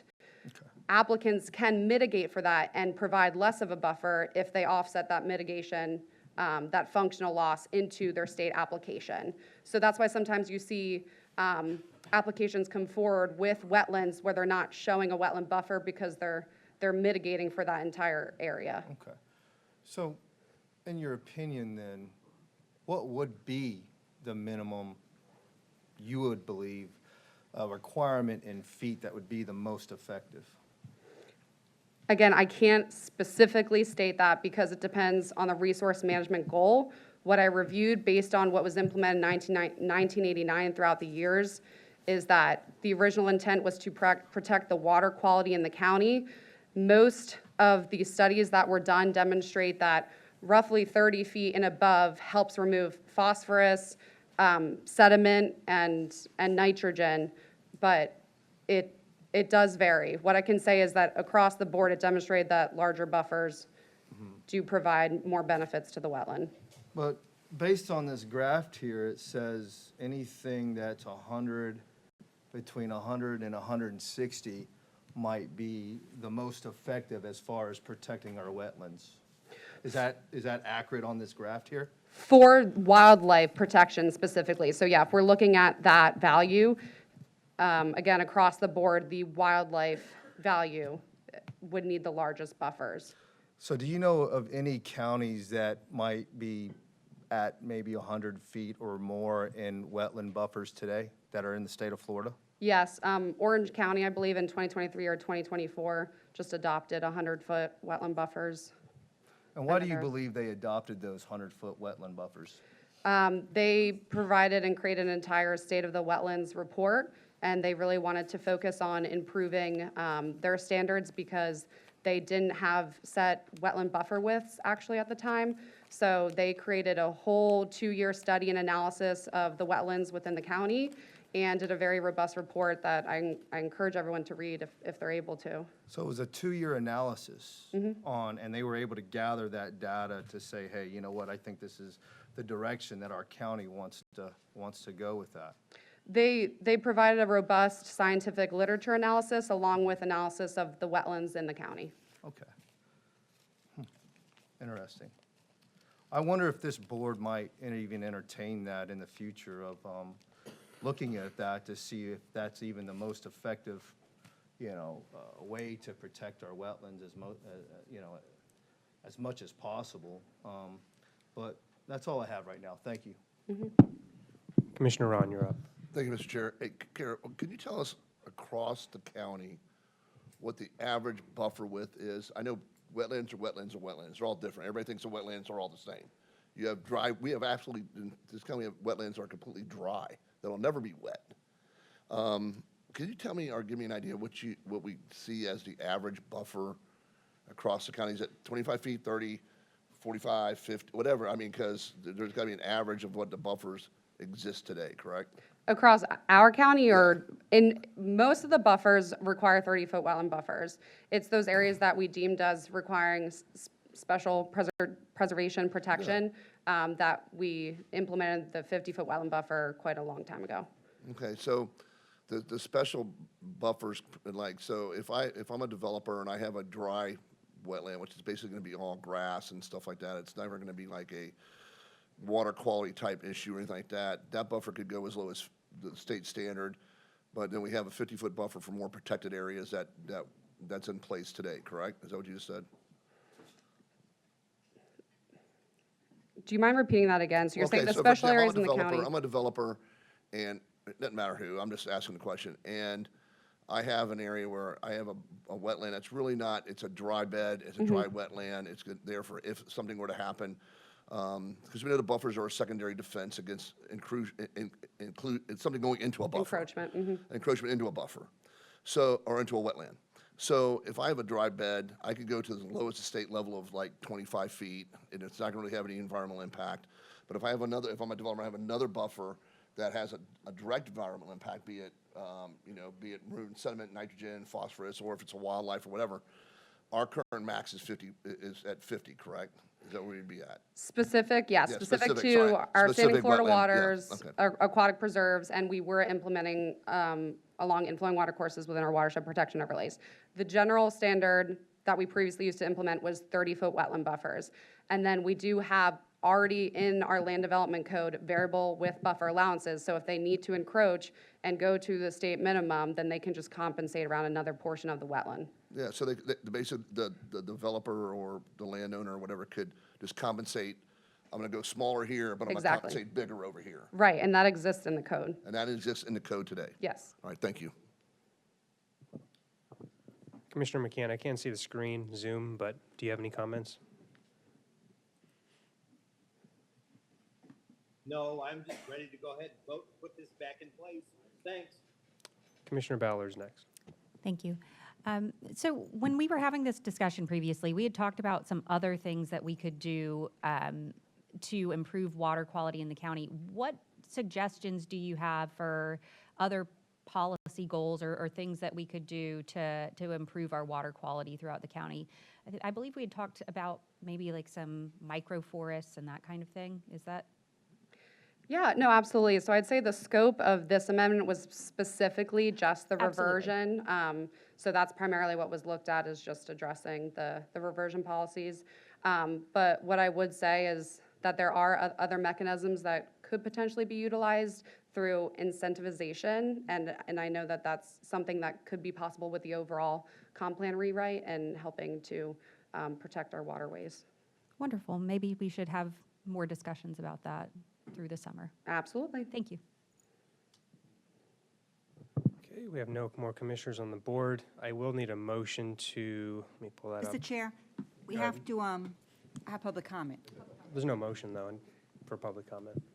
And we also allow call-ins, so you have to ask the thing call-ins. Sure. We just don't have a motion to entertain public comment. You don't need a motion. Yeah, we Just do. open the public comment. Open it up for public. I'll open it up, public comment, sure.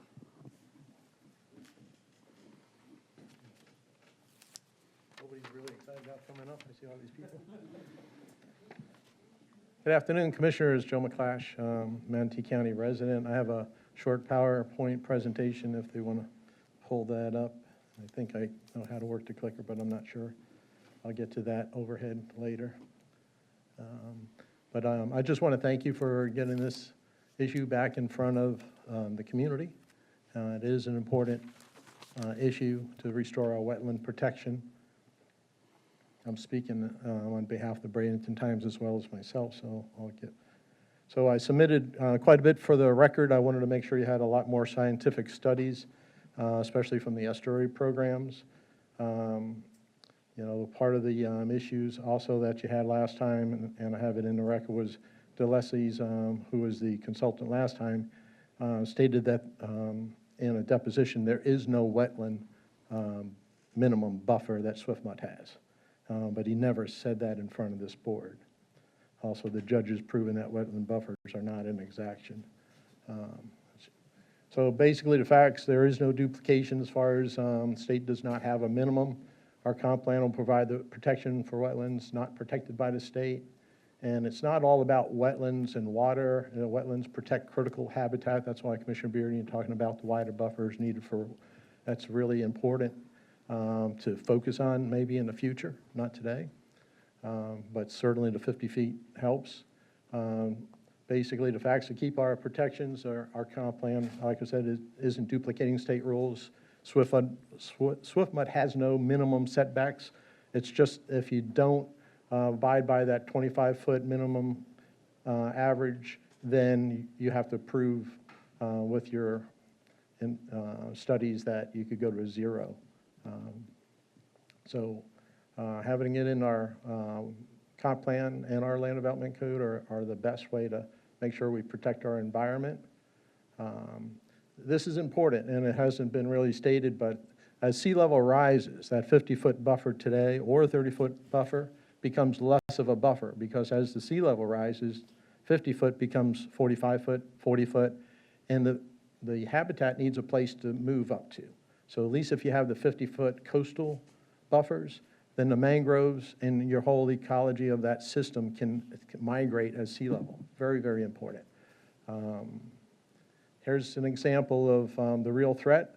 So as soon as the board took its action last time, a developer for Long Bar Aqua, as it's known today, came in, and this sketch is a zero wetland setback with what they call the gabion wall, which is pretty much a seawall right up to the wetlands. Would just destroy the wetlands over time. Talked about that already. You know, the need for the wildlife, 50 foot is the best.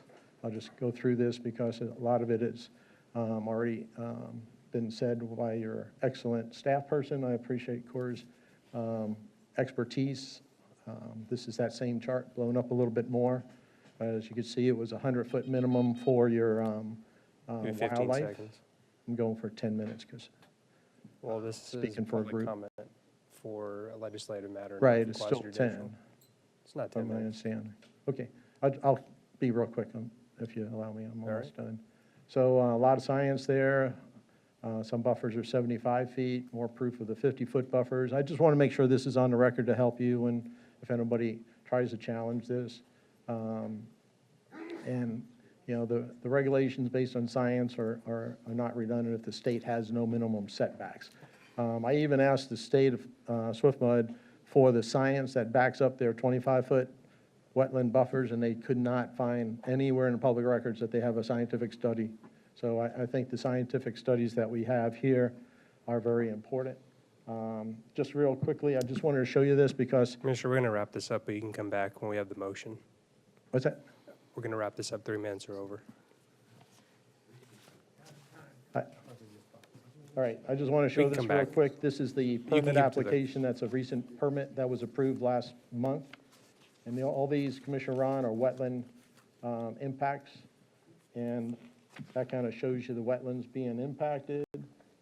And this is the actual gabion wall that's along the whole wetlands with most of it with the zero setback. Thank you, Mr. Chair. Thank you. Do we have any other in-person public comments? You do not have to be sworn in. Come on up.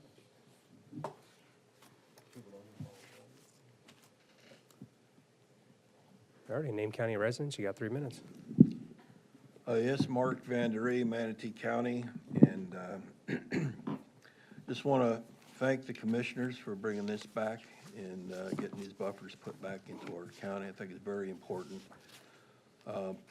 In particular, in the future going forward, to Commissioner Ballard's point, we should definitely look into expanding incentives for planting aquatic plants and expanding the wetlands, just so we don't have people's grass, you know, sod going straight up to the bank and boom, then you got, you know, the beginnings of the wetlands. You need something in that buffer zone as well to help make the wetlands work properly. And for the outstanding Florida waterways in the reservoir overlay areas, I would like eventually to see the county go to the 100-foot buffers like the other county did here. I think we would find that to be very beneficial to the entire county, not just the coastal regions, but inland, back where I'm from, back in East County. Over the last 30 years living out there, seeing the degradation and the paving over and filling in of the wetlands has just had a terrible toll on the wildlife and the balance of the overall ecology out there. It's been tremendously impacted negatively, and I'd like to either see that stop or maybe start to be reversed. And a lot of places around the country are reversing some of these bad decisions that have been made in the past, up and down the entire eastern seaboard, in Georgia, in South Carolina, even in New York, in New Jersey, I believe New Jersey. They're bringing in a living wetland buffer, and it's greatly improving not just the quality of life and the balance of the wildlife, but it's absorbing stormwater. With the rising sea levels, whatever's causing it is rising. We know that for a fact. And with the storms we've been having here lately, we could sure use some more of that ability to absorb the storm water.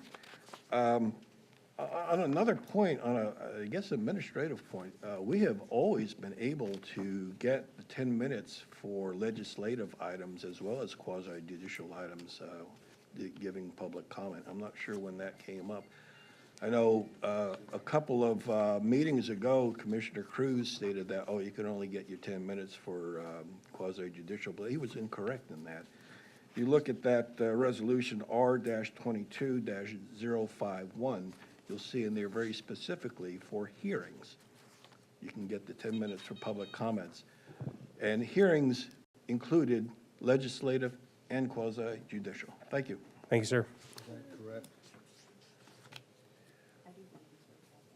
Any more in-person comments? Can you please? Wow. Going to the phones, any hands raised? There is no one on the phones. Got it. I don't have a motion before the floor, but there is a motion on the screens. We'll need someone else to move to approve and second. Okay, motion made by Commissioner Felt, seconded by Commissioner Ballard. Do we need to open this up to public comment? Okay. I will.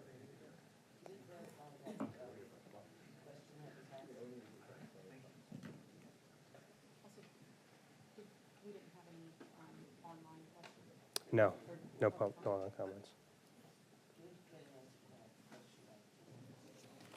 On the current resolution 25013, when it talks of time periods for public hearings under quasi-judicial, it goes about 15 minutes applicant, 10 minutes groups, all other persons to 5 minutes, absolute rebuttal 5 minutes. Because it used to be other citizens 3 minutes, and that was changed to 5. But this isn't quasi, though. This isn't a It's hearing. normally 3 minutes on legislative. But the question is, Well, just say- people have the ability to get signatures and go for 10 minutes on a regular hearing. I think Mr. Vandry is correct in that assertion. It doesn't say that here, it only says that for quasi-judicial. Yep. We've always had that though, with the.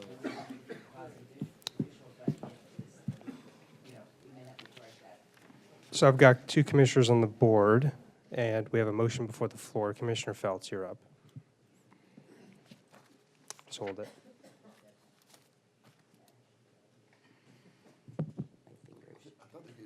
I thought they gave me a handicap button too. So have we clarified that? I know that have we clarified that on that 10-minute for legislative as well as quasi-judicial? It appears to only state for quasi-judicial, when I'm looking at it. Would you? We'll check into that. Let's look at the motion. Okay, should I make a motion to direct? You already made the staff motion. Correct, and look No, you made the motion. Okay. Do you have any more comments, Commissioner Feltz? All right, Commissioner Ron, you're up. Thank you, Mr. Chair. Yeah, this has been a tough issue for all of us for a long time. Even I remember Commissioner McClash coming in front of us in the Planning Commission and talking about the wetland buffers. Being the only board member that's up here that was born and raised here in the local area, I believe highly in protecting our waterways, protecting our wetlands, protecting our water quality.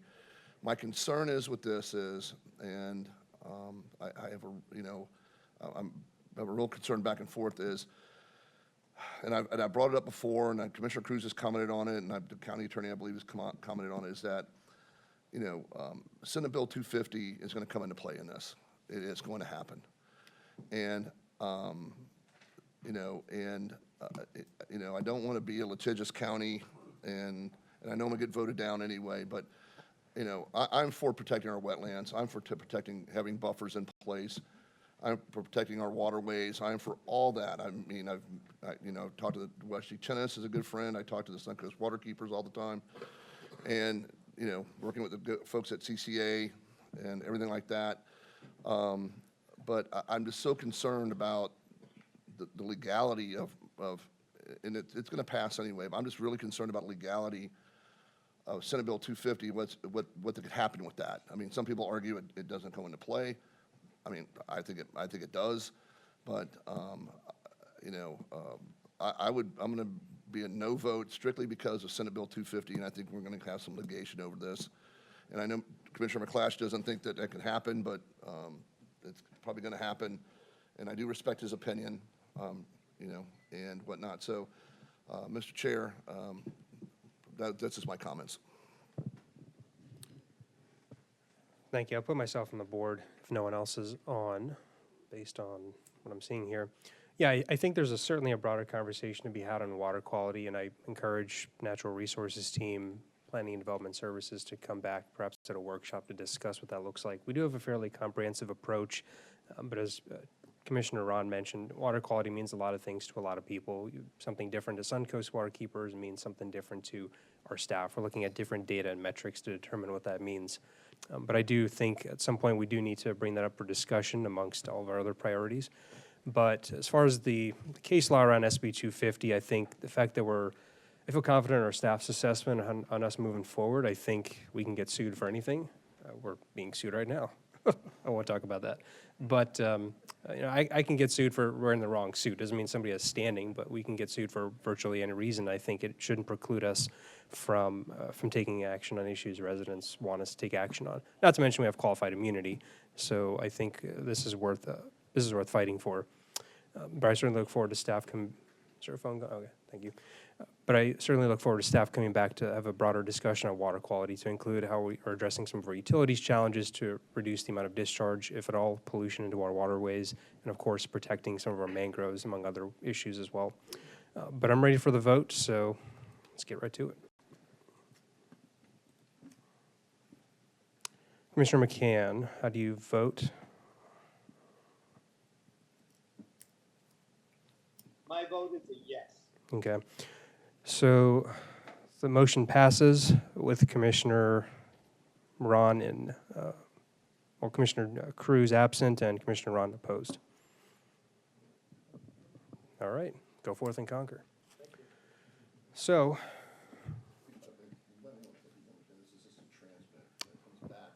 correct. Yeah, and this will be good comments. This will just be a transmittal. This will be coming back to our board. So it'll have to be reviewed by a number of agencies. Okay, so we've got still a stacked agenda, limited time. Who is here for Creekside Commons? I'm going to go back in order here. I'd like to respect the order, so we'll start with item 13. This We're will at be 12. 12, sorry. You are correct. Presentations upon request, quasi-judicial. Let's read that in, please. Item number 12, PDMU 1612GR2, Lorraine Corners, Northeast. This is a revised general development plan to increase commercial and office entitlements from 50,000 to 100,000 square feet. Addition of a warehousing as a permitted use is approximately 68 acres, generally located north of State Road 70 East, south of 59th Avenue East, east of Lorraine Road, and west of Post Road. And this is presentations upon request. Your staff presenter, should you have any questions, is CJ Mills. All right. First, since we've had a bit of a break, is anyone intending to speak on any quasi-judicial matters who has not been sworn in? Please stand up, even if you think you might rush up here. Okay, let's swear her in, please. Oh, yeah. Excellent. Any ex parte communications to disclose? None. Thank you all. Do we need a presentation? Yes. All right. Okay. Thank you, Mr. Chair, Commissioners. For the record, my name is Bob Smeech.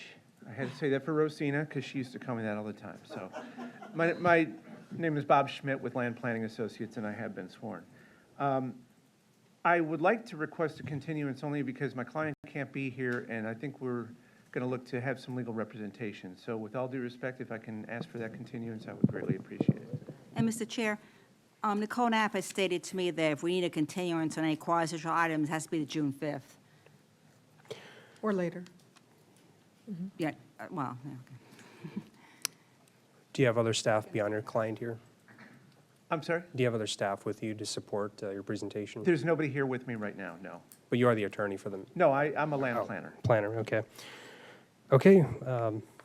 I continue. would recommend granting the continuance. Mr. Okay. Schmidt wishes to retain legal counsel. He's within his rights.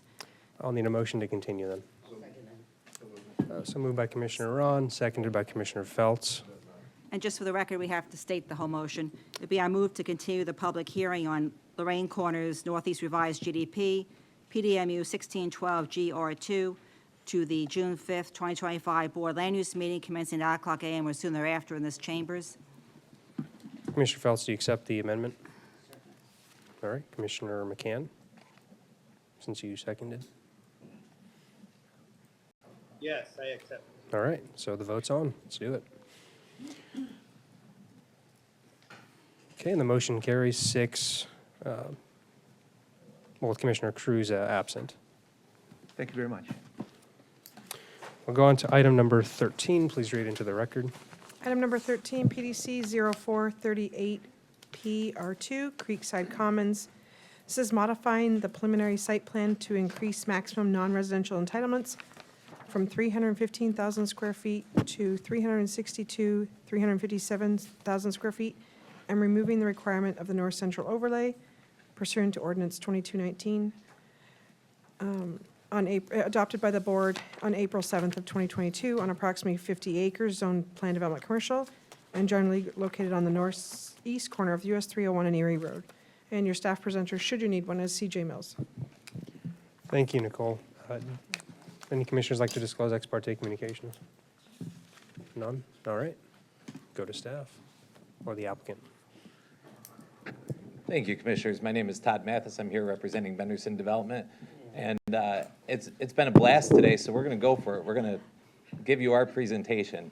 Creekside Commons, here, I think this is the Creekside Commons. It's a existing shopping center we built, which actually was approved by Commissioner McClash back under your old wetland policies, and it included wetland impacts. It's a Res 9 ROR future land use code as PDC zoning, which we are looking to amend to add 47,000 feet to an existing 315,000 foot center. Your planning commission had a nice, robust, intellectually curious conversation about the project and voted to recommend 3-2. They raised 2 primary concerns. One was on-site parking, whether we have enough, and the other was about wetlands. With respect to on-site parking, we're shy by a few spaces. Overall, we have over 1,000 parking spaces on our site plan. We do and could build those parking spaces in the rear of the center on land that is just land.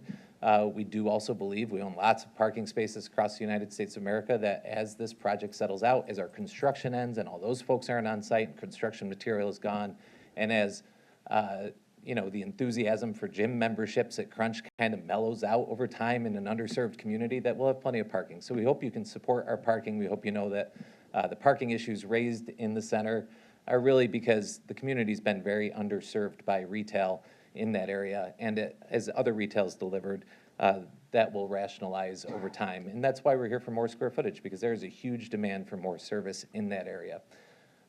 Clint and Matt are going to get into the wetland issues. We're talking about a 0.5 acre impact to a sort of remnant piece of wetland that's up against 301 and has its own history, and to a failing and failed mitigation area that we created in connection with other wetland impacts we undertook under, again, your old code that you're about to implement again. 2 important notes. We completed a lot of roadway improvements with this project. Before the project started, we funded the county's share of the Erie and 301 intersection improvements. We also completed the north-south segment of the Erie Road improvements, which now marries up to your CIP project on the east-west segment of Erie Road. Another thing we did, which was after we started construction of the center, your staff came to us and said, hey, we've got a failed county sewer main on a parcel adjacent to you that separates your property and the neighborhood. It's outlined in green there. We would really like to abandon it, and we'd like to move it onto your property. Just like we were happy to partner with you on roads, we were happy to partner with you on sewer. And what we did was, we're still waiting to be fully reimbursed, but we were reimbursed for the county's share of the project, and we gave you room to do that without any right-of-way cost to you, without any general contractor cost to the county. We partnered with you on that project. So with that, I'd like to turn it over to Clint. Thanks, Todd. Again, Clint Cuffle with WRA, and I have been sworn. I'm gonna go into the history of this wetland area. We know it's a topic of discussion. As you can see on the screen, this is the historic aerial back in 1980. This is when it was all agriculture out here. It was maintained. This area didn't have any wetland features other than a ditch that went through it. Over time, that county sewer project was built in 1988. So as you see, as time goes on in 1980, 1994, you see a little more water, a little wetter. And then when the county came to us and when we were starting the project in 2020, this sewer line was failing. It was leaking, they could not maintain it, as you saw in, I'll kind of skip forward here just a little bit. As you saw in the aerials, the sewer line is within the wetland area now that wasn't a wetland when the county built it in 1988. Now it's unmaintainable. They couldn't get to it without wetland impacts. That's why Scott May and your county public works staff came to us and said, can you put it on our project? We had already started actually building the project.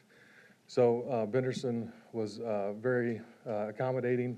We ended up designing and building a very large 24-inch sewer main onto our property, and then we abandoned the green out in the middle of the wetlands. The significance of this is over time, as you saw with these historic aerials, this wetland area that we're talking about impacting in 1980 was not a wetland.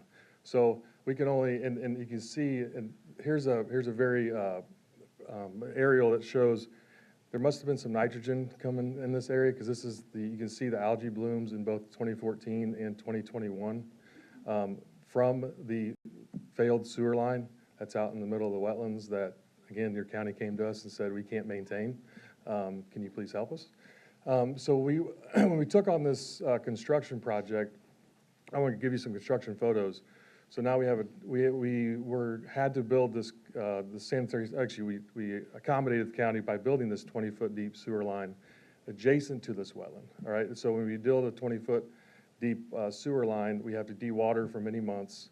We have 20-foot excavations. It's adjacent to it. It's not directly in the wetland, but that in turn actually secondarily impacted the wetland, became even worse quality.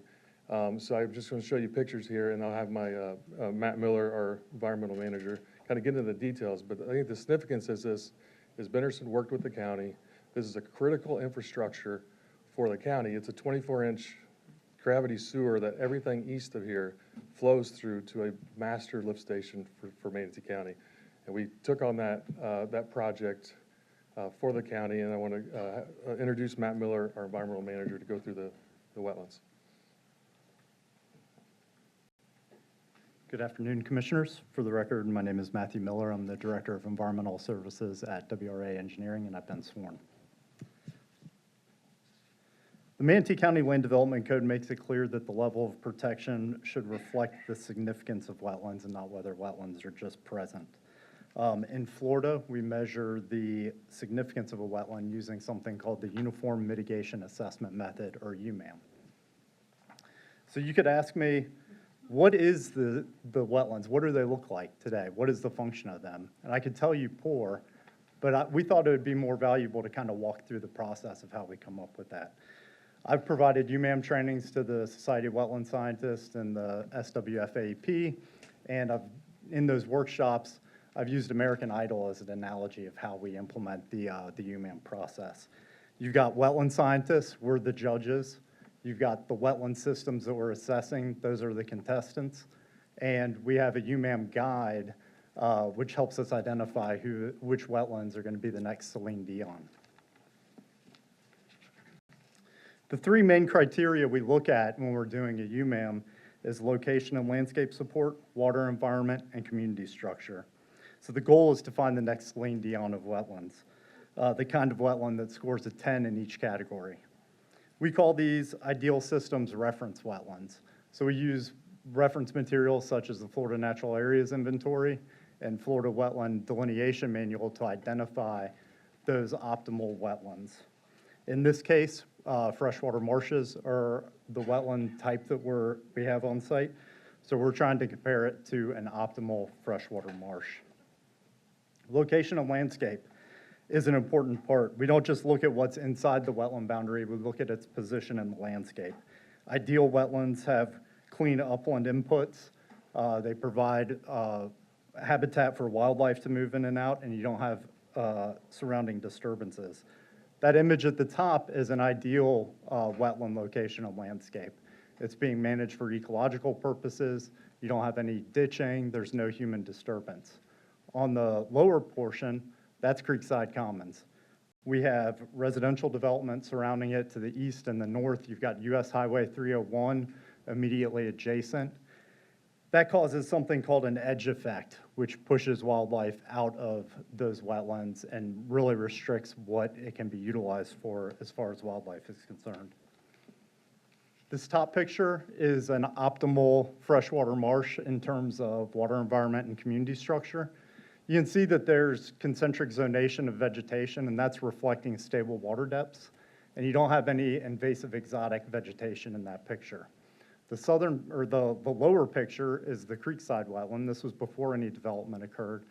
It's dominated by primrose willow, which is a invasive exotic plant. You don't have any sort of wetland zonation there, so it's going to score very low on community structure. So the overview is that based on the UMAM assessment, this is a low-functioning wetland. And that's consistent with what we've seen. You've got a fragmented landscape, altered hydrology, invasive vegetation, and limited wildlife use. So it doesn't mean that this wetland doesn't have any value, but it does mean that when we talk about unavoidable impacts and mitigation, we're starting at a point of lower ecological value. These wetlands are wetland mitigation areas permitted through the state, through SwiftMud and the Army Corps of Engineers. We started with wetland creation, that's the picture on the left, which is converting an upland into a wetland. And we had wetland enhancement, which was taking an existing wetland and making it better. We went through all the proper steps. We graded it to reflect wetland hydrology. We used herbicide and mechanical removal to treat the primrose willow. And then we replanted these areas with native vegetation. And initially, we thought we were on to a great success. The site responded well. We had the native plants grew, and there was natural recruitment, and we were really hopeful for it. This is in about the same location as the picture I showed you earlier, where you couldn't even see 10 feet in front of you because of the primrose willow. You can see clear across the property to the tree line there. This is immediately after our planting activities. However, despite our best efforts, the underlying site constraints, which include that fragmented landscape, the continued urban pressures, the altered hydrology from stormwater input next to the wetland, and that leaky sewer pipe caused the site to backslide.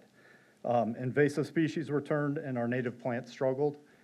And really, this isn't that surprising because there is documentation from the EPA and the Army Corps in 2008. Studies showed that on-site permittee responsible mitigation oftentimes is not self-sustaining.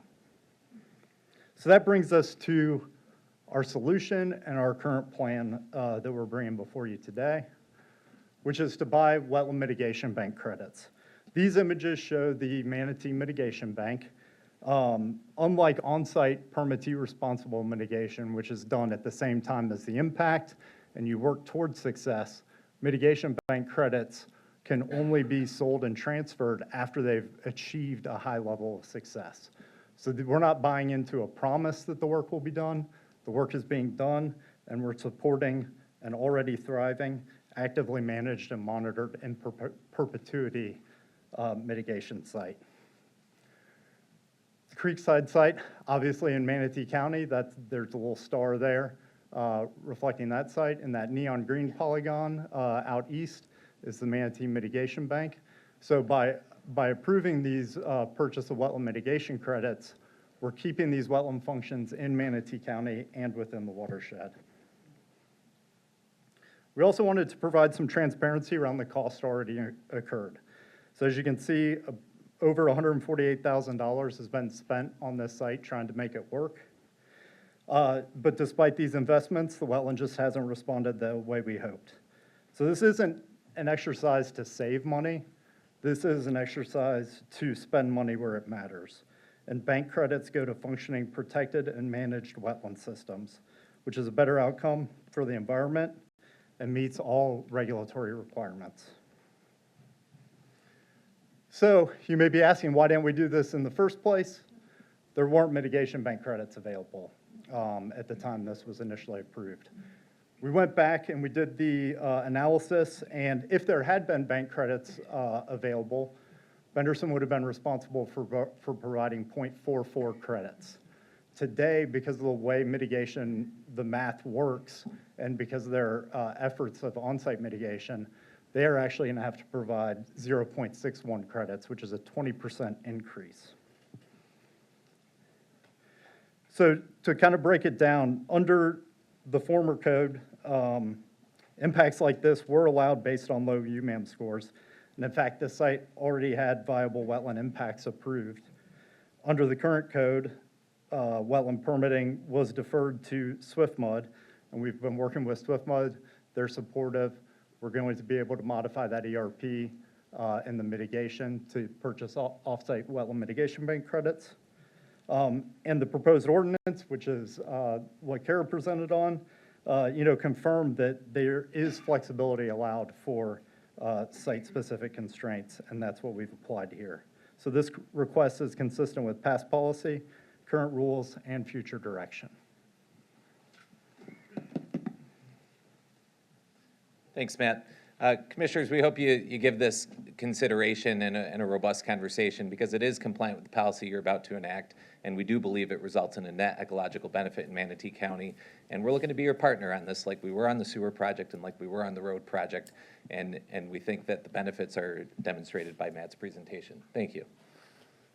Thank you very much. Do we have any questions for the applicant at this time from this board? I do not see anyone on the board. Commissioner McCann, do you have any questions for the applicant? No, I don't. Okay, Commissioner Ballard, you're up. So I know that you said that you're not expecting that the parking will be a problem in the future because you're going to be, there's more options expanding. But how short are you on parking compared to what's required? Commissioner, under the updated plan, if we were to make these improvements, I think we're about 40 spaces short. And we can build those on site, so this is not a hill I want to die on over parking. But I do really believe that 3 years from now, we're going to look at those parking spaces and they're going to be empty. And the place will rationalize in the sense that the parish community has long been underserved by retail services. And there are some entitlements out there. And the enthusiasm for the center will kind of rationalize. And we have a lot of people building out tenant space, and they're there during the day. So you probably see some daytime tough parking. You probably see some Saturday crunch parking, because crunch is crunching the parking. But those things, we have a lot of centers, and it's a problem in driving around the parking lot and finding a parking space at the moment. We'll build the parking spaces if we need to, but we think that that's, in the end, it's extra asphalt. We just truly feel that way, Commissioner. Okay. That's all I have for right now. All right. Seeing no one else on the board, I'll move to staff presentation.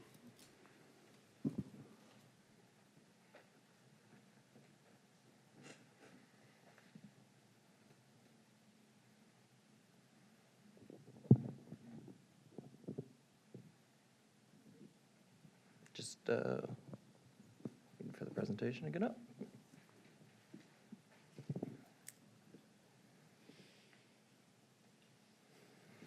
All right, good afternoon. CJ Mills with staff. I have been sworn.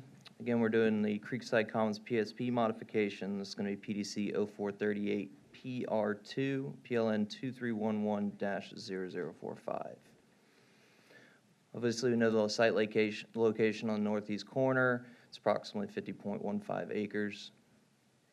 Existing zoning is already PDC. They're going from 315,000 to 362,357 square feet.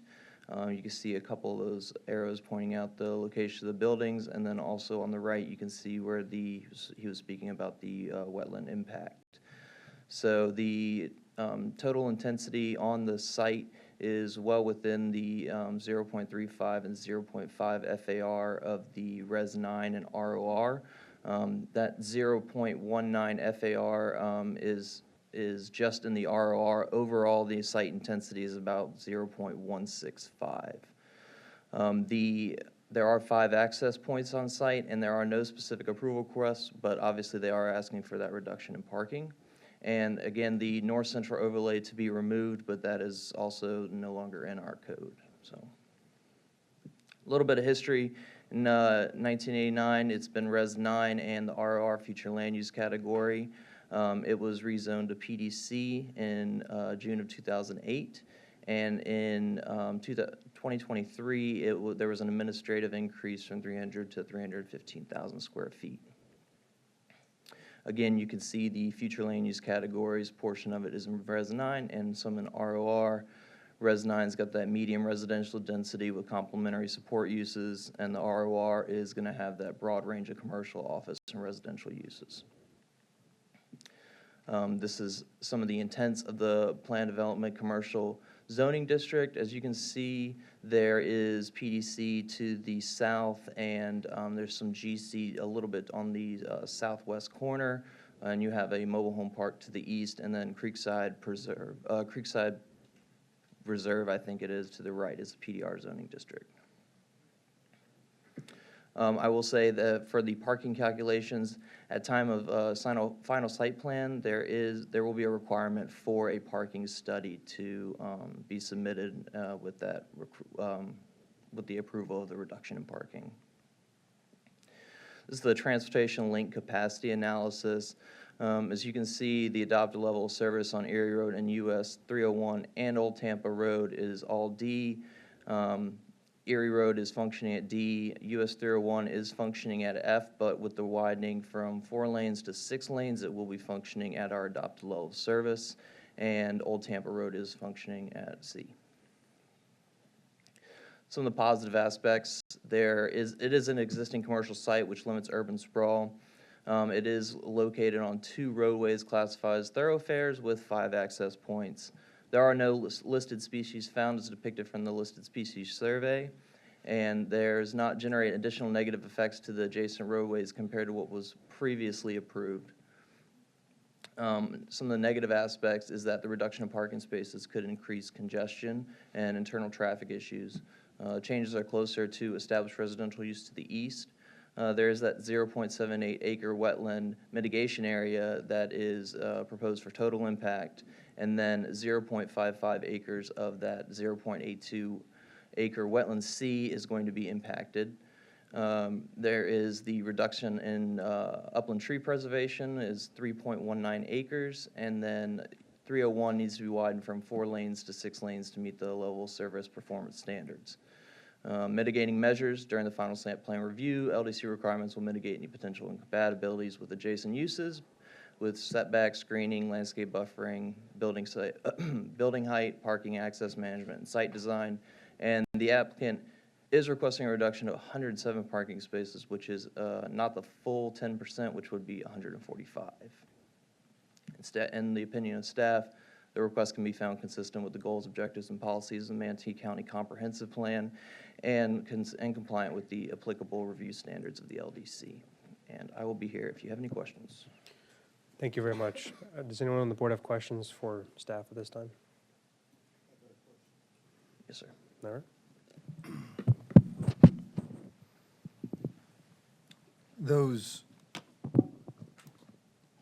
Go back to where those wetlands are at, on the slide here.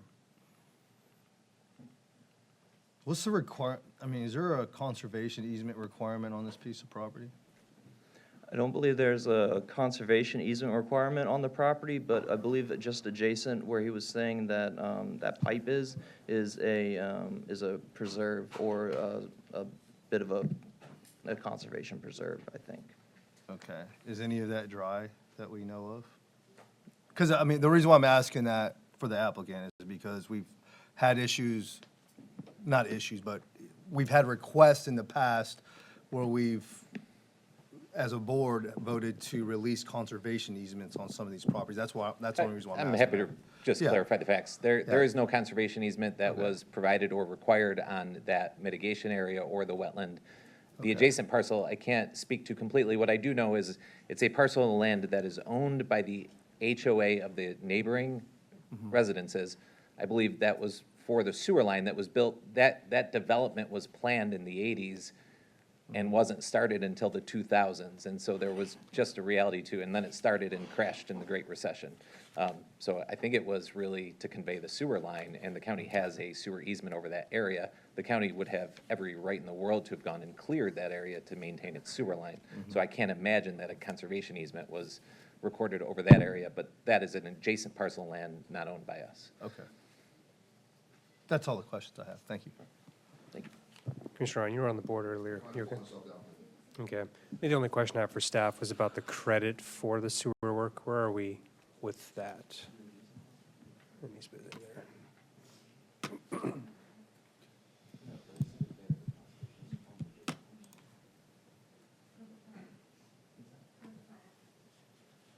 So per the plat on that adjacent parcel to the east, there is a conservation easement there. But again, this is not located on their subject property. Okay. Question, though, for you. There's a question about a credit that wasn't paid out for the sewer work. I presume Benderson performed the work, and they're just waiting on the county to reimburse them? I Or have can you no explain? information on credits or anything of any monetary dealings. I apologize. Okay. Commissioner, that's likely through a local development agreement, but Mr. Mathis could perhaps confirm. There's no staff here today that would be able to confirm the status. Okay. There was Just a curious. sewer reimbursement agreement. It has not been fully reimbursed yet. We started that work in 2021. Your staff is getting to it. I'm just making the point that we're happy to be your partner on these projects. And it was only a reimbursement, only for the county's share of the upsides. There were no other costs to the county, no right-of-way, no general contractor fees, no other costs. Thank you. That's all I had. Okay, Is that- so Commissioner Beard? Yeah, I just want to, when do we expect improvements on that road, on Erie?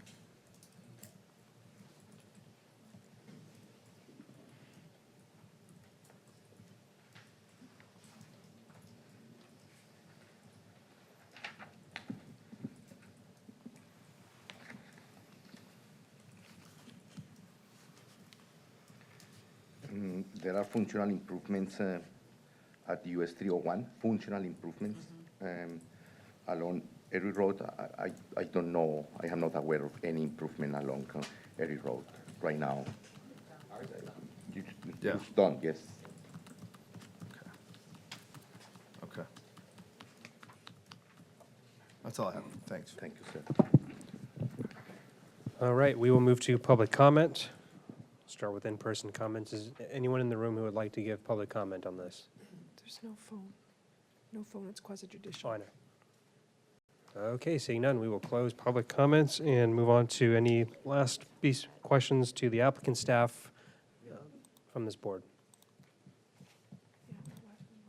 Commissioner Bearden, you're up. I just wait for deliberation, so I can go ahead and take my name off the. Okay, any response from staff? Yep. All right. Then we'll just move on to deliberation. Commissioner Bearden, I'll put you up. Okay. Okay. Go ahead. Do you, would you like to rebut? Yeah. The. Commissioner, I if didn't now's see my any. time for rebuttal, I'm going to take it because I don't know where I am. So I was just helping. if that's okay. And I'll be very, very brief. I'll Well, be very brief. I didn't see anyone speaking out against you all. I mean, don't You dig never yourself. know. You never know. Commissioner Peltz hasn't said a thing. I don't know where I am. So, Commissioners, we're looking to provide services in the existing community shopping center where the people already are, so they don't have to go elsewhere because there is a demand there. There is a demand there, and we are trying to meet that demand, and we think that will help the community. We were your partner in road projects. We did them before the project started. We were partner in sewer projects when you came to us because there was a problem, and we were happy to work with you. We want to be your partner on this environmental issue. We have a mitigation area that doesn't work, and we have a wetland that's been impacted and impacted and impacted, and when 301 gets widened, it'll be impacted again. But we have an opportunity to do something that provides more total wetlands, better functioning wetlands, and it's immediate. It's right away. It's not a failing system. So at the end of the day, what you do from a policy standpoint on wetlands and wetland mitigation, it's important, but it's on paper and it requires implementation. You have an incredibly smart, strong staff person in charge of that decision-making, but you don't have a lot of people out there watching it. You don't have a lot of people out there making sure that these things are working the way they should. That wetland mitigation bank, which is gonna cost us a lot more money after we spent a lot of money, we're happy to do it because it will result in a better project overall. So we view it as a partnership with you, and we hope you can support the project. Thank you. All right. Thank you. We'll move on to deliberation. Put Commissioner Feltz up. It's your district. That's fine, let her go. It's all good. I'll get you.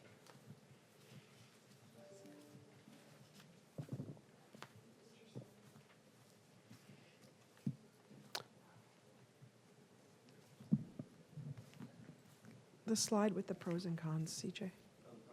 There, that one. Is that what you're looking for, Commissioner?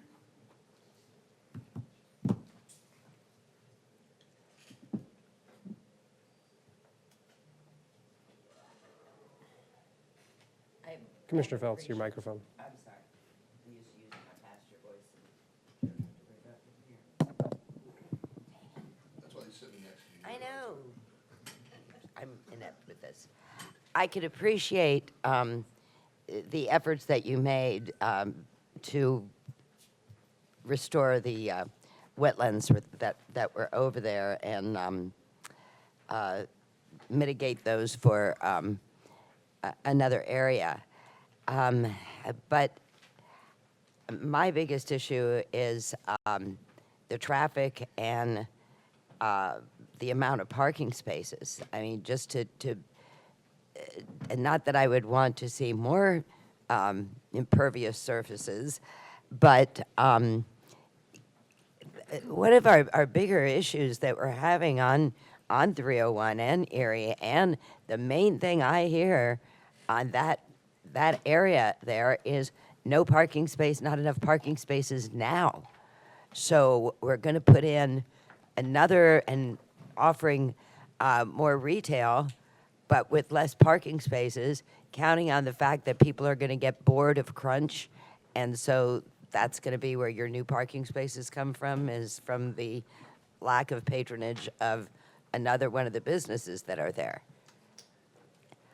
I mean, it's like the traffic on 301 and Erie right now. I don't know. We could take a live look at it.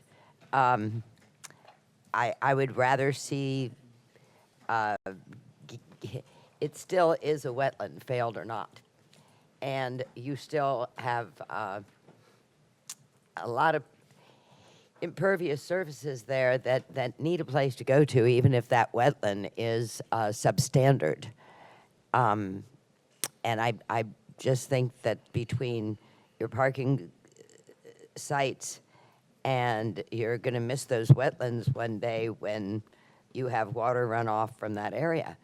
And I think I'd have to be a lot more confident in your stormwater control on that area to take up that space. So for that reason, I would just have to say maybe either go back to the drawing board. I just don't see any way that you don't, that you could cram any more into that area with the complaints I've had about parking and traffic on 301 and trying to squeeze every little bit you can get out of it. Sometimes it's not the best plan for this time. Commissioner Beard.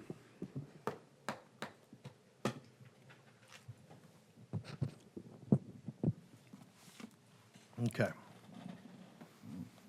So you've heard the concerns of Commissioner Feltz. Is there anything you'd like to say to possibly, address her concerns that maybe Commissioner, we we've can? already entertained applicant comments. This is just deliberation. Yeah, no, I get that, but this is going to help me with my decision. So if this helps me with my decision, whether I'm a yay or nay, then, I'd like to address those, because based on the numbers that I'm counting up here on this board, this could go either way. So is there anything that you would like to address in regards to to address Commissioner Feltz's concerns. Mr. Mattis. I'm sorry. May we request to reopen the hearing? No, sorry. We've had ample time for questions, comments, certainly from our board members. Yeah. So, Yeah, excuse me, Mr. Chair.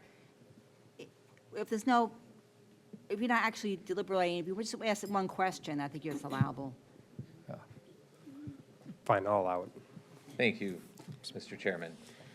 Two things. We are happy to stipulate that we withdraw the parking request to reduce the amount of parking. We can provide the required parking. That is not a problem. With respect to roads, we've built our improvements. We're unaware of other improvements that would improve the roadways around us. If it would help to pay our impact fees associated with this development tomorrow, we're happy to pay them. I don't know what else I can do because I don't know how else to solve a problem if it exists. But happy to do that. So what you're saying is that you'd pay the impact fees up front tomorrow, as you stated, and you're happy to do that, just to be Commissioner, clear. we'll pay the impact fees within Okay, 10 that's days all, of an approval. that's all I need to know. Thank you, Mr. Thank you. Mattis. Okay, I'll take myself off the board just to get things going. I see no one else on the board. Commissioner McCann, do you have any comments? I see you voted. No comment. All right, so I have a motion before on the floor. I have just one more commissioner left here for a vote. All right, and the motion carries 3-2 with, or, I didn't vote. oh yeah, she's abstained, my mistake. Well, voice vote? Yeah, I vote yes. Okay, so we have motion passes 4-1 with Commissioner. 4-2. 4-2, so the counts are all messed up. Okay, I see it. Yeah, 4-2 with Commissioners Feltz and McCann in opposition, and Commissioner Cruz not present. Am I right? I'd like to give our staff a 10-minute break, so we'll resume at 4:41.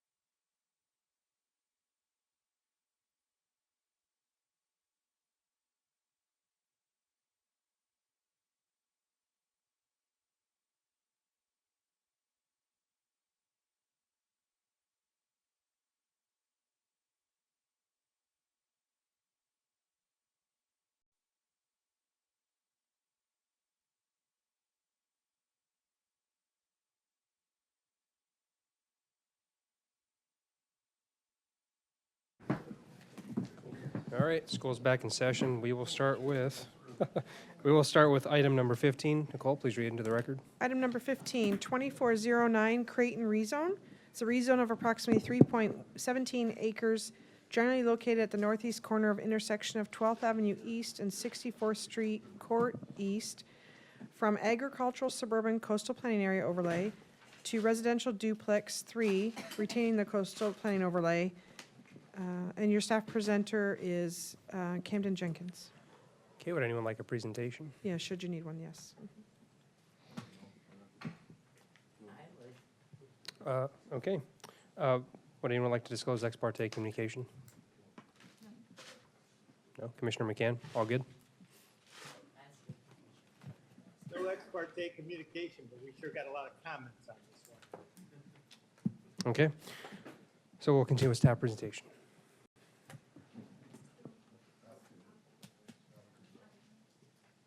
Isn't it applicant? Oh, sorry, presentation? applicant presentation. His first day, come on. Everyone's like your first day. I didn't know this was the first time he had the gavel. You're doing a fine job. Appreciate it.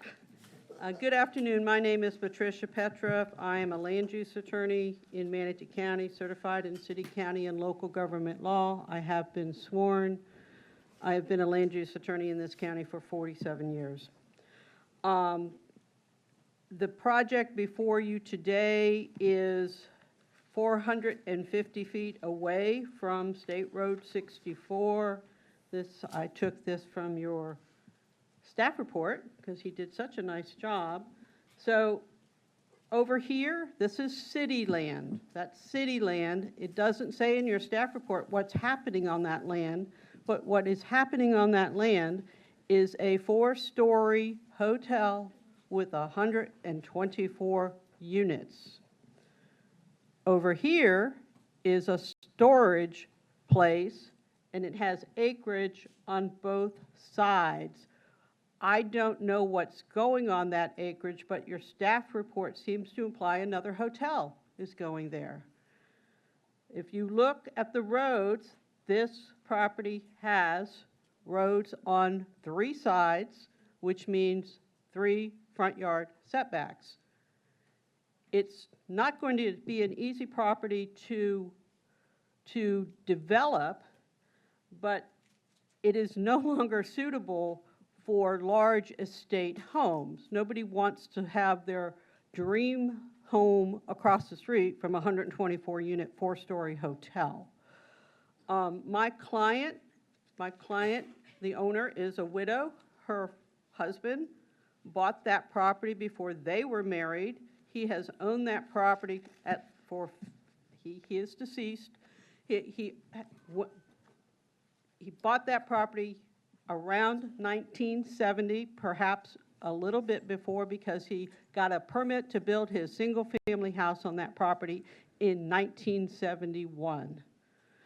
So if we talk about the history of this project, some of the history includes that there was a plat that was approved for this property. It's called Magnolia Meadows or Magnolia Manor. That was approved a long time ago. It was vacated in 1967. That plat of this part that my client owns had 18 lots on it. That plat was vacated. I also live in this neighborhood.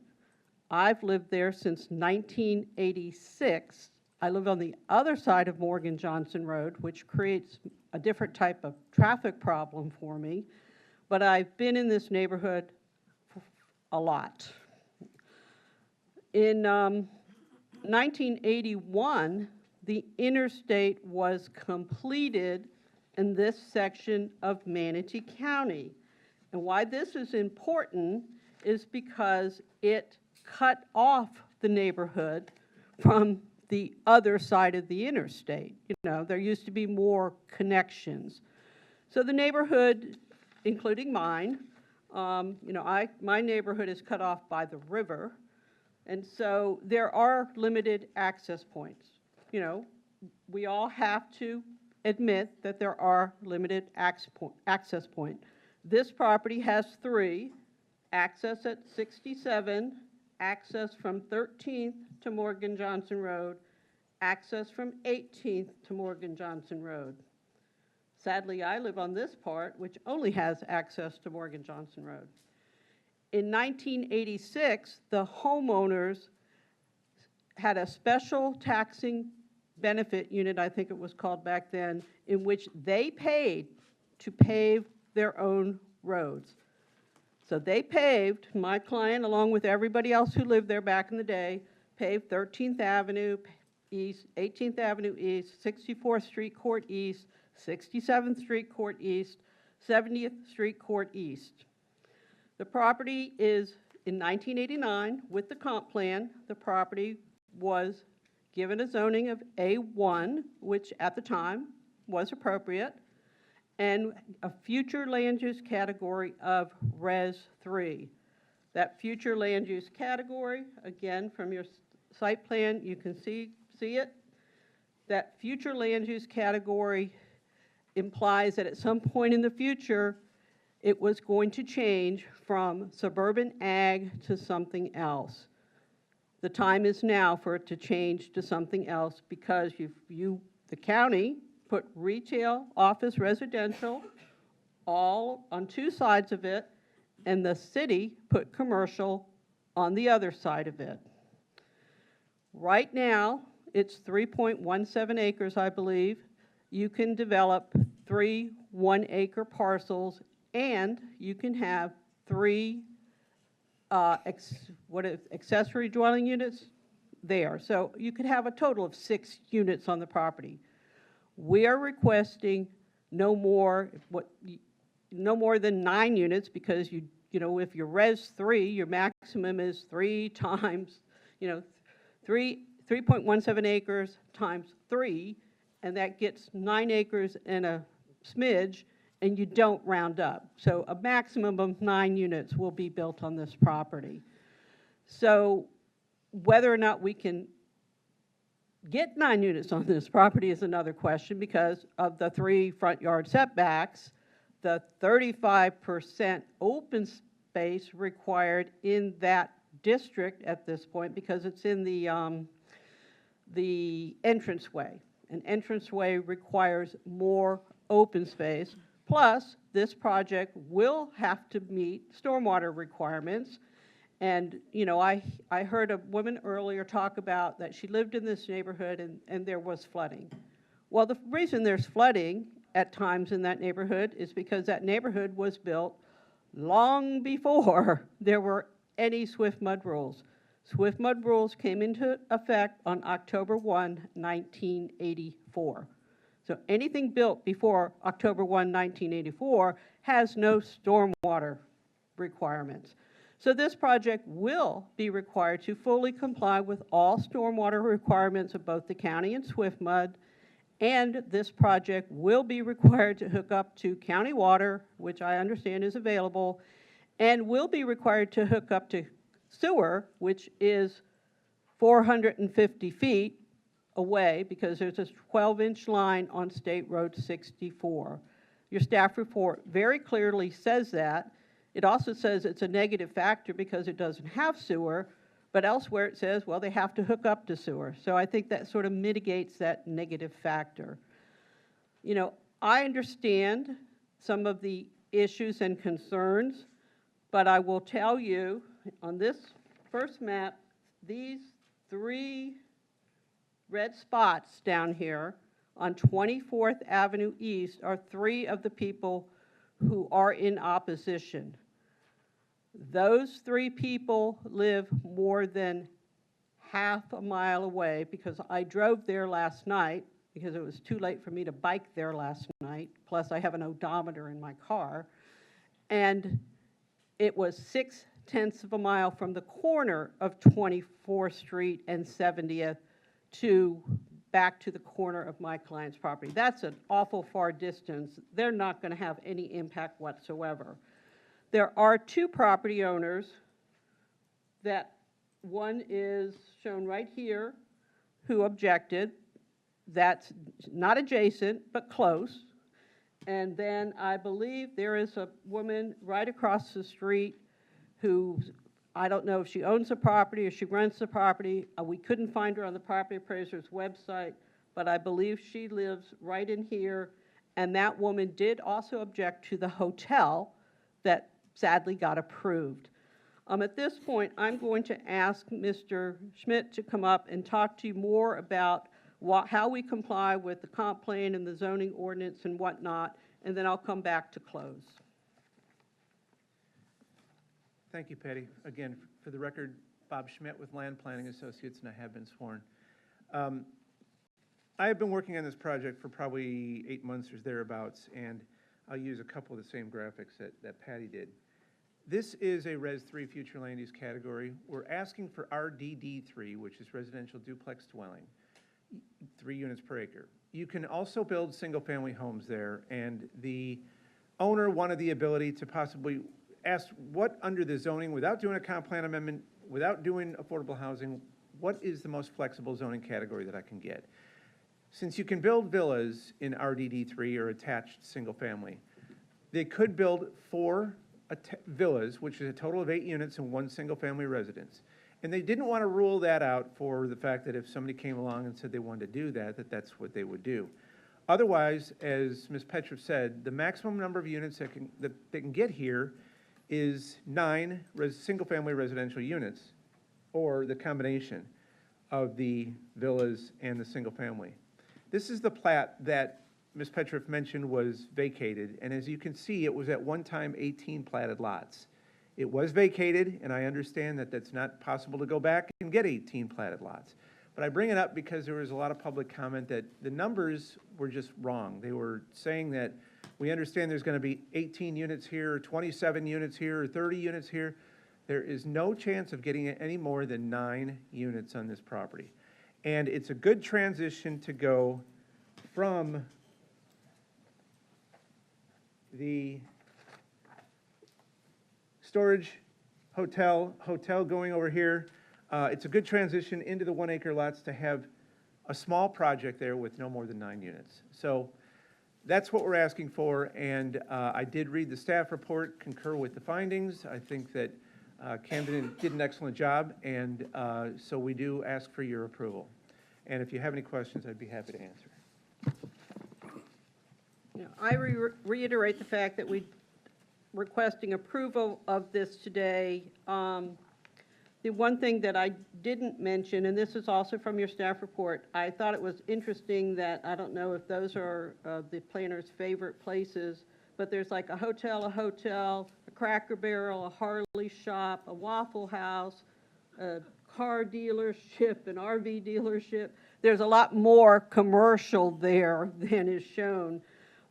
The people who, 3 of the people who wrote a letter in opposition, and I'm not questioning that they had the right to oppose it, because they do still use those same 3 roads, 13th, 18th, and 64th. Those are the only exits out of that neighborhood. Their future land use is different. They are Res 1, not Res 3. But I think the impact of all of the development here supports doing something else here, a transition here, because otherwise, like I said, I wouldn't buy that to build my dream house across from a hotel. I mean, who would? 4-story hotel. And this has been this land use and this zoning since 1990. The same family has owned it since 1970 or 71, because that's when the building permit for the house was issued. And it just seems wrong to me that now that this has all happened, there's been a lot of changes here in this area, and they're respectfully requesting just to build a few more units on this property, and it will be in full compliance with all of your codes, with your comprehensive plan. It will have stormwater, so it's not going to cause any flooding. We can't fix the flooding for the whole neighborhood, but this property is not going to cause a problem. And it will be, there are a lot more steps to go through. As you are aware, this is a rezone. Then you have a preliminary site plan and a final site plan and construction plans. There are a lot more steps to go through before this comes to fruition, but it seems to me this is an infill project, and it will be a good infill project. And I respectfully request that you approve this today, and I'm happy to answer any questions. Thank you. Any questions for the applicant? I do not see anyone on the board. Commissioner McCann, any questions? No questions at this time. All right. Staff presentation. I think some of this board wanted one.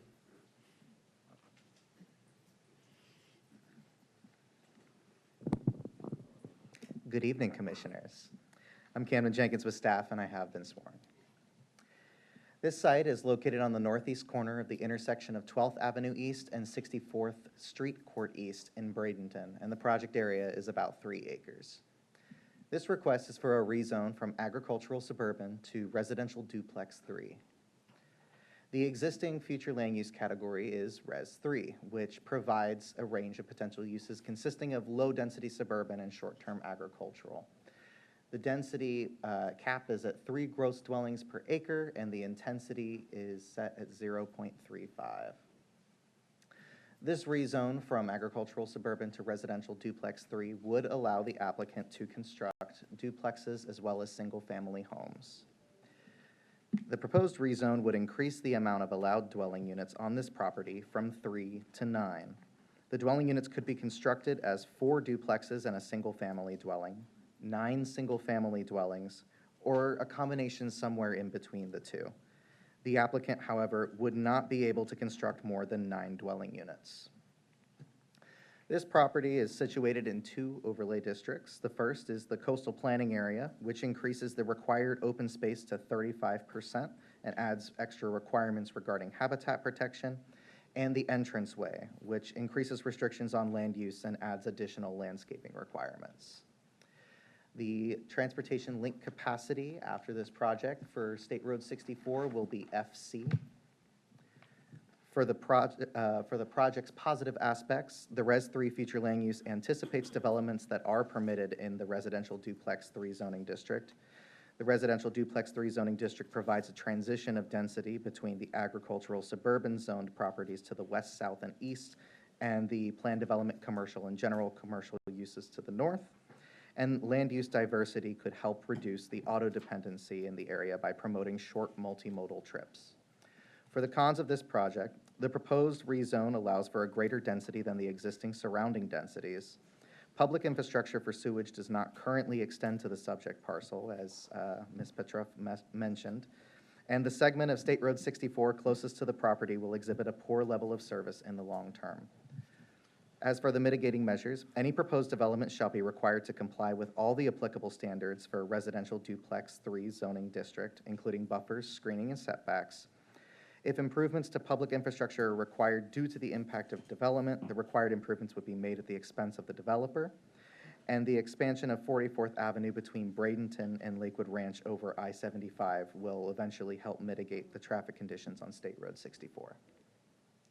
In conclusion, this request can be found to be consistent with the policies of the comprehensive plan and the applicable standards of the Land Development Code. Thank you, Commissioners. Any questions? Commissioner Bearden. Thank you. Go back to the negative aspects. Yes, sir. The public infrastructure for sewage is not currently extended to the subject parcel. Are we just looking at 9 septic tanks that have to be put in place? No, they'd have to extend out to the nearest public sewage and hook in, which is 450 feet away. Okay, all right, that's all I need to know. Thank you. All right, any more questions for staff? Anyone on the phone? I do have a question. Yes, sir. Okay. Commissioner McCann. Yes, I have a letter here from one of my constituents that says, since the completion of 44th Avenue, the traffic cutting through our neighborhood has increased tenfold. You're using that as a mitigating factor.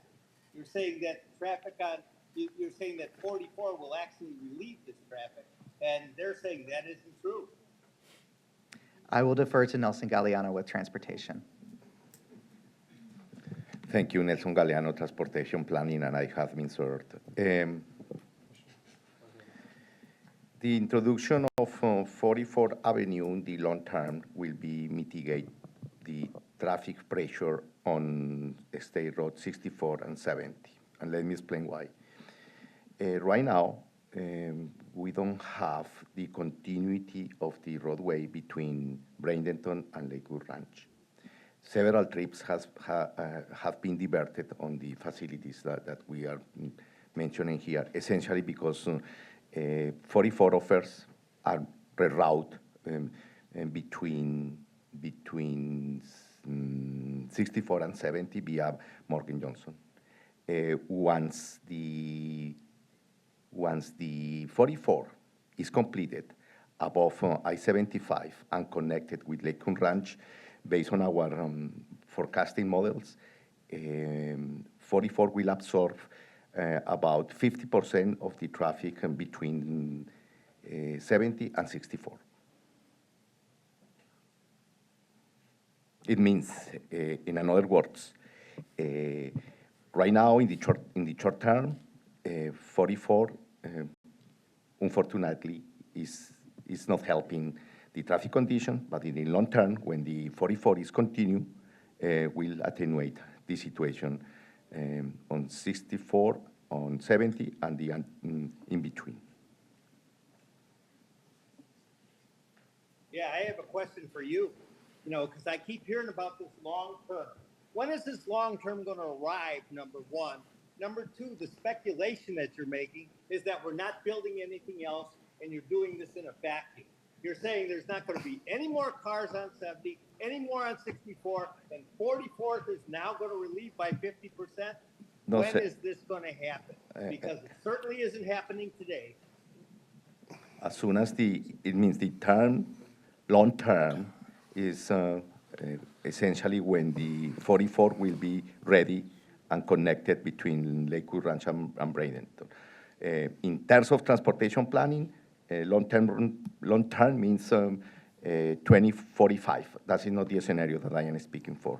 I am speaking essentially when the 44th Avenue is ready and full connected between Lakewood Ranch and Bradenton. Regarding the attenuation, we use travel demand models to estimate how is the impact of new facilities on roadway networks. And when I say that 44 absorbs traffic from 70 and 64, it is essentially the result of the travel demand model. So my question again, when is 44th going to be done?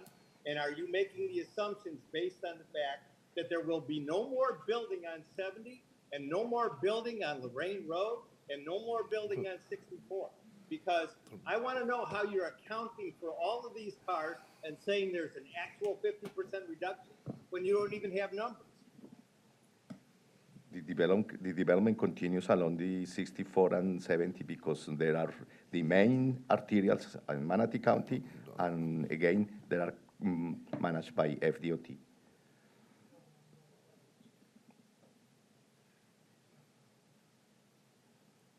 Commissioner McCann, any follow-up?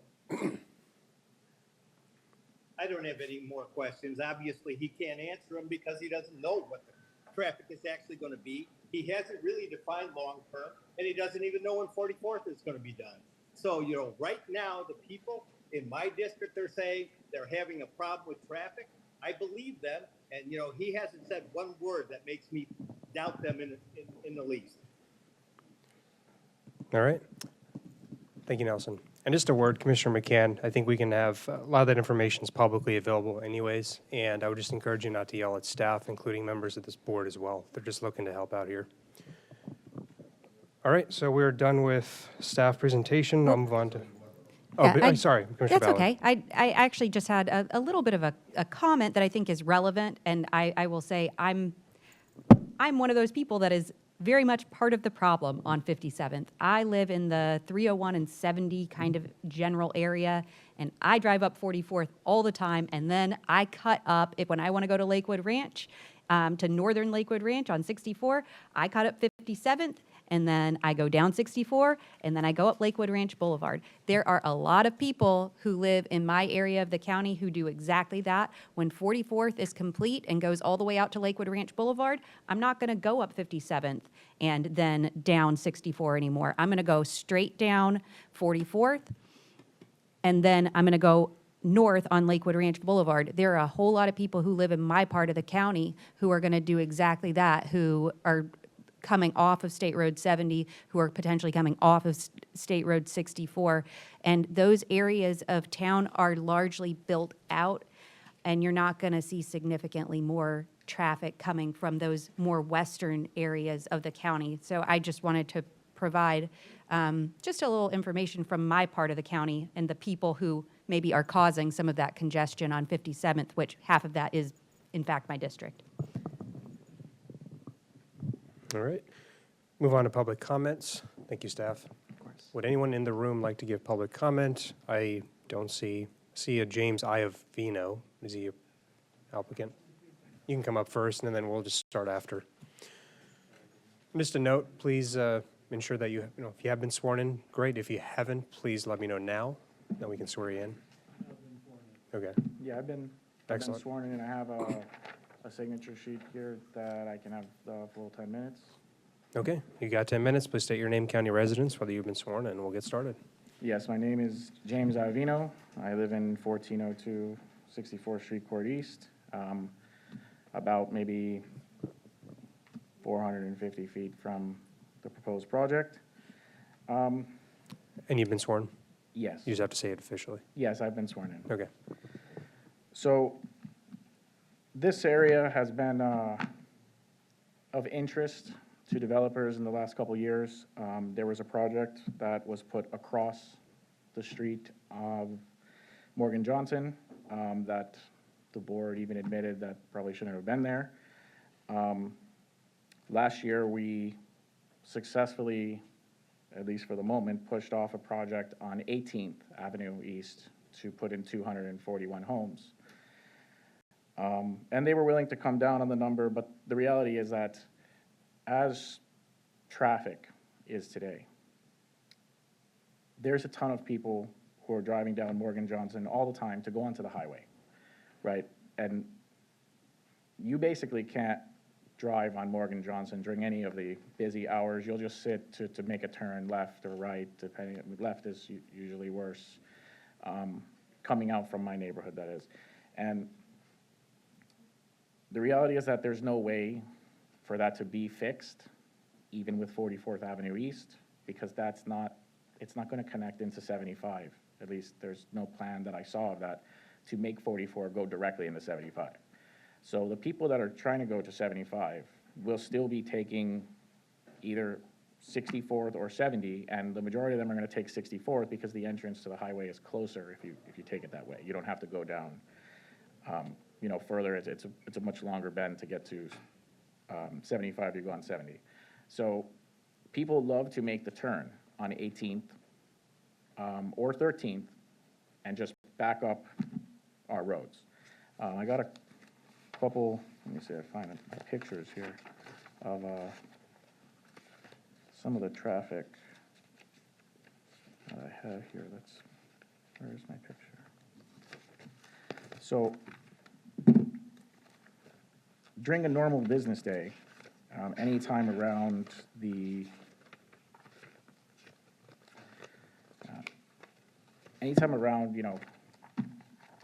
the end of business time, that, let's see, there's one that I took a few weeks ago, or actually it's probably about a month ago now. But you see, this is a big rig truck that's delivering to one of my neighbors, as this is an agriculture zone. A number of people in my area have farm animals, farms. They get large deliveries. I don't know if you guys are familiar, but Juniper, which is one of the largest landscaping companies in the state, is straight up the street on 64th Street Court East. They bring a lot of traffic with large trucks carrying monster-sized trees and everything under the sun. There's also another landscaping company straight on the same road, and there's a plumbing company. And then inside Magnolia Manor, we also have septic company. So there's already a lot of large-scale traffic on what's already a very small road.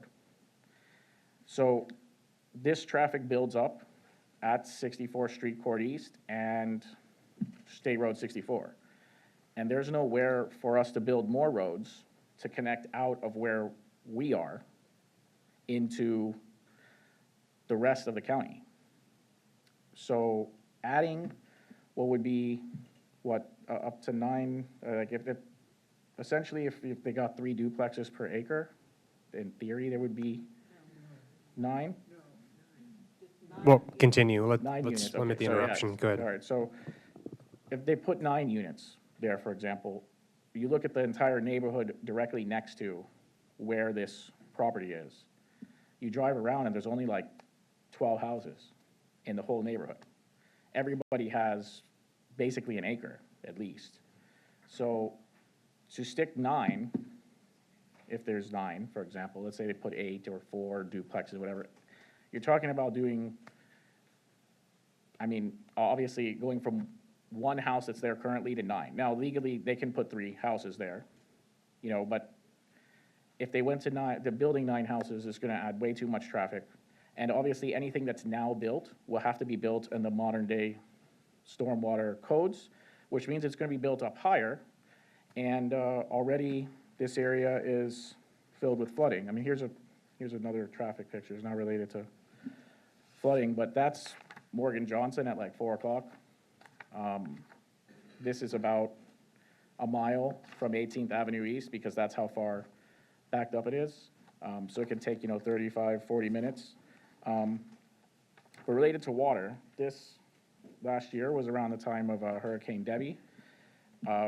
What you're looking at is not a pond, but in fact a horse pasture that became one with the pond that's in the neighbor next door to this, which also became one with the street and the other surrounding properties. We have a massive problem with stormwater in our area. And as the presenter mentioned, there wasn't stormwater requirements back in the 70s when some of these properties were built. Thankfully, like my property is built up a little bit higher, but still most of my property will flood. We don't need more development that's slowly encroaching on our territory of agriculture, 1 acre per house. With the number of farms, the number of businesses, personal or otherwise, that are on the road, we can't sustain more traffic. And we're afraid that the next thing that will happen is that the county will have to expand 64th Street Court East and take a piece of all of our property in order to do it. And in the meantime, in the adding of sewer with this property, what's to say that the sewer doesn't come further and they don't force all the people next to them on sewer? That was another key point that we factored in with the 18th Avenue East, because, for example, sewer costs 3 times as much as not having sewer, right? Like sewer costs are 3 times that of water. So if my bill currently per month is $50, it's gonna become $200. Which, if you have a septic tank and you have land, septic tanks are incredibly affordable to operate, and they don't really impact anything, especially if you have low density, right? You start putting in tons of homes, you can't have a ton of septic tanks sitting on top of each other, and that's part of the reason to keep this land low density. Here's a different picture. It's a different part of the road there, also flooded. I mean, I didn't know how to upload things to make a whole video presentation. I saw, because I had videos where I drove around, and essentially this whole entire area was flooded. And we went through 3 hurricanes last year. We all know, we all live here. It flooded through, not this bad in all of them, but it's quite common for it to flood like this in the rainy season. All it takes is a few days of rain, and before you know it, everything's overflowed. So, while it is unfortunate that the development has been approved up to this point, like this 140-unit hotel, which I think God only knows when that will actually be finished, because it's been 3 years of a total eyesore, dust, and random stuff all over the streets, as well as additional flooding as they built that up. It still hasn't come anywhere near fruition. There's no hotel that's yet approved, even though they want to approve another, or they want to try to put a hotel next to the storage unit. So ultimately, with my signatures here, I'm representing the area. In general, people don't want more development. We already are struggling with traffic. We're already struggling with flooding. Paving over more of our area and adding more cars is the opposite of what we need to do, especially when there's no long-term solution. As they mentioned, long-term, there's nothing on the books to be able to create a road somewhere that would even allow our area to funnel out anywhere else. We have 18th Avenue, 13th Avenue, and 64th Street, that's it. So, and instead, we became the new highway for everybody to go through, which is why speed bumps were added some years ago, because people were flying through there at crazy speeds. So, with this, saying that obviously we have to, well, we don't have to, but I ask you to please deny this. We don't need this kind of development. We can't sustain this kind of development, and that's all I have to say. Thank you. Thank you, sir. Any more public comment in person? We'll just line up. Go ahead. You can fight it out. Okay. I'm willing to come on up. Okay. And sir, yes, please hand any exhibits over to the clerk. Thank you. All right, state your name, county residence. My name is Dana Stump. I have been sworn in. I live on Morgan Johnson Racetrack Road. I've lived there for 29 years. I'm not happy that Commissioner Ballard uses my road now. That's okay. You're part of, my record is 27 minutes trying to get out of my driveway. I'm 9/10 of a mile from 64th. Now, the good news is we've trained everyone to go down 18th and 13th and 64th Street Court East. And that's, the really big problem there is my fellow Manatee County residents do not know where the center of the road is. I would ask you, and I have called the county 3 times, and they say they can't do this, but we really need a center of the road white marker, because they don't know where the center of the road is for whatever reason. It's fairly straightforward.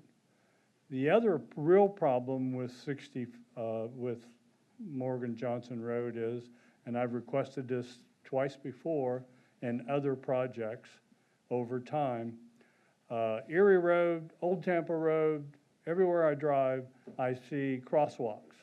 There are no crosswalks on 13th and 18th Avenue. We have children, we have school bus stops, we have churches, but we don't have anything to really help the pedestrians. 3 years ago, they built a sidewalk in front of my house, which is really nice, but the fact of the matter is the sidewalk goes to nowhere, and there's no crosswalks. And there are, I know this one man goes every day to go to Bashaw to pick up his child. And so they have to cross over because at 13th, the sidewalk ends, but there's no crosswalk for him to safely get across.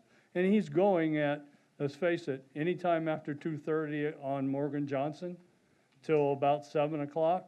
Although last Saturday night at 8:04, I had to wait 6 minutes to go off of 18th just to turn to get to my house, which is like 200 feet. All right. The good news is 44th helped Manatee County. Really good job. All right. That's what, and so the problem is you should have done both of them together maybe. See here, that gentleman over there, all right? But I don't think his information is quite accurate, because if you really truly watch, and I've sat in Wendy's and watched the traffic flow, those people that are coming down there on 64th Street Court East, not all of them are going to 64. They're trying to get to 75 to get either north or south. So I'm not sure how much Morgan Johnson is really going to help, but 64th Street Court East doesn't need anyone else, any more traffic on that road. Am I out of time? Not Minute quite 40. yet. Sir? You can keep going. Oh, I got a minute and a half. Very good. All right. We could get some help with our Manatee County Sheriff. All right? Right, I live right next to St. Mark's Church. All right? And I realize we hired them to protect and serve, but realistically what it is the church is a very large place, so they don't do protect and serve, they do hide and seek. They go back there and park way behind the church. All I'm asking is for them to park out front. All right? If they just park there, they can still sleep, that's okay. All right? That's not bothering me. It's their car would make a difference on the speed.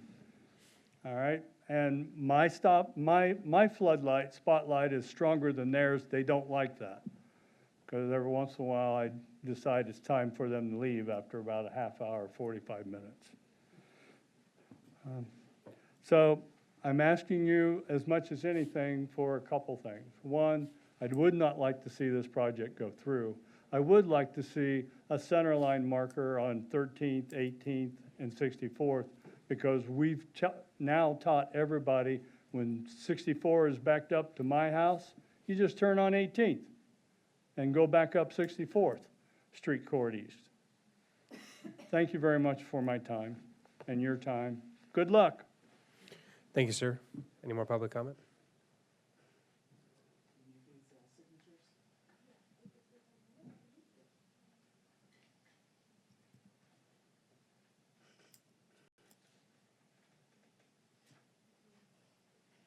All right, name, county of residence, and whether you've been Yes, sworn. my name is Paul Davison. I'm a Manatee County resident, and I have been sworn.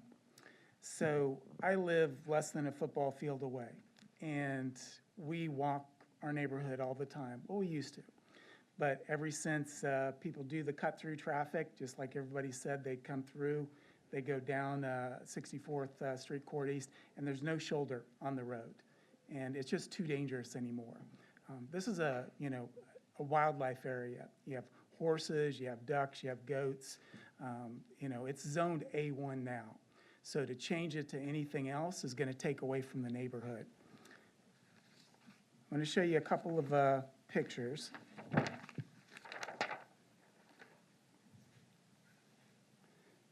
So this is Magnolia Manor.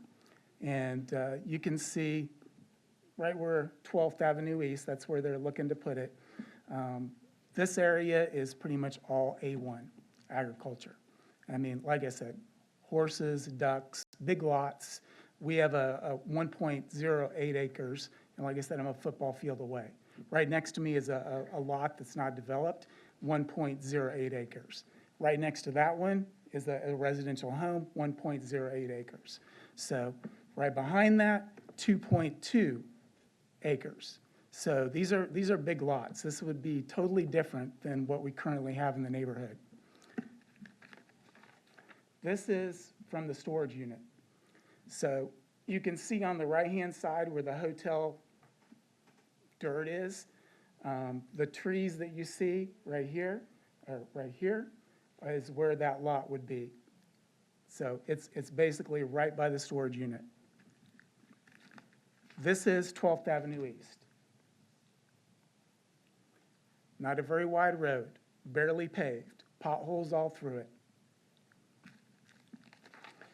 This is 64th Street Court East, turning onto 12th Avenue East. Again, to everybody's previous comments, there's no middle line on there, there's very little shoulder, and that road, as you'll see in a minute,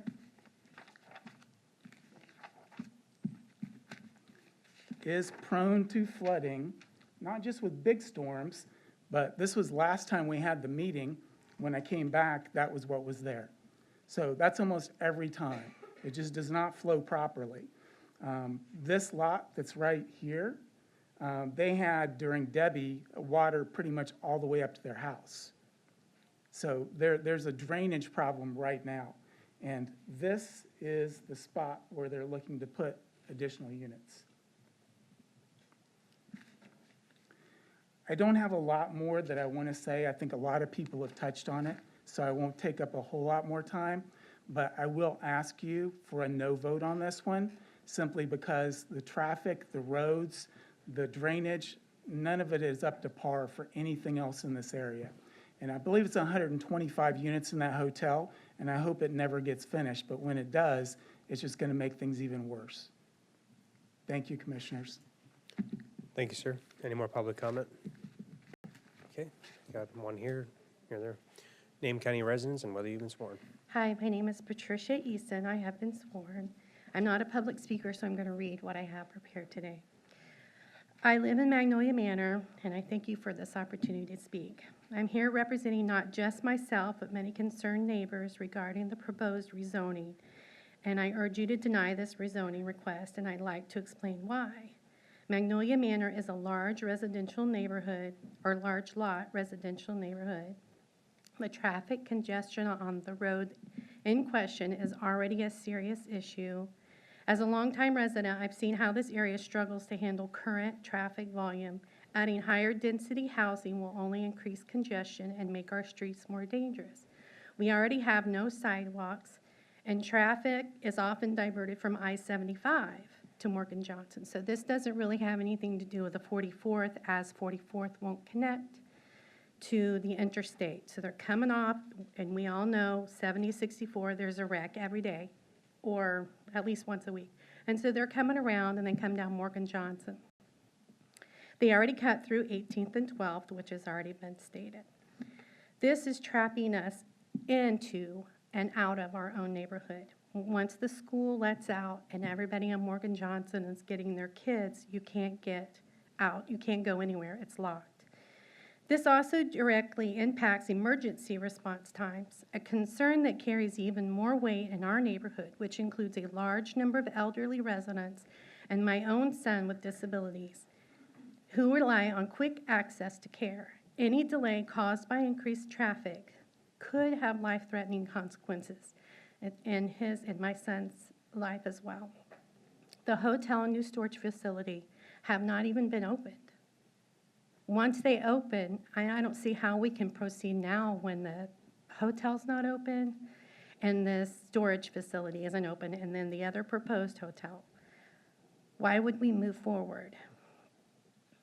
The storage unit's already 2 feet higher than the road, so it bottlenecks or right there where it floods. We all have to wait already. The water drainage in our neighborhood is inadequate. We all have ditches. We don't have sidewalks. We don't have emergency lanes. During heavy rains, we experience flooding and standing water that takes days and sometimes months to clear. It's true. Although allowing for more housing, especially dense development, will increase runoff and put more of our homes at greater risk than they are. My neighbors across the street from just experienced this flooding again. They moved out for months to fix their house, threw out furniture and everything. This is the second time I've seen this house flood, so things aren't being fixed. It's a different owner, of course, but this is the second time they flooded and had to move out and reconstruct everything inside. We also believe this change would disrupt the character and stability of our neighborhood. Many of us moved here for peace and security of a R1 zone community. Changing that now undermines what makes our neighborhood livable and safe. Lastly, and most importantly, there is a strong community opposition to this rezoning. Many of us here today, and those that have written letters and made comments and signatures, are asking you to stand with the residents who call this neighborhood home. If you've not seen it, just like Benderson Development said, if you've not come out and seen it, you don't know what we're talking about unless you come out and see it. Please vote no on this rezoning. Protect our neighborhood, preserve our infrastructure, and prioritize the safety and well-being of the people, especially the most vulnerable who already live here. Thank you for your time and your service. Thank you. We had one more for public comment, I think.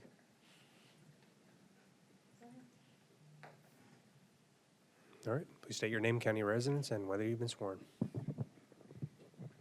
Meali Tyson, Manatee County. I have been sworn in.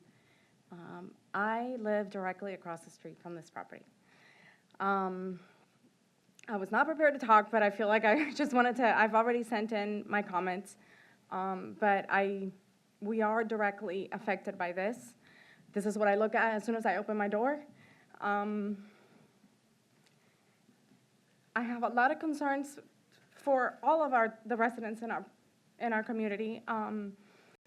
This is gonna change completely the look and feel if you cram in a bunch of houses in this tiny 3-acre lot.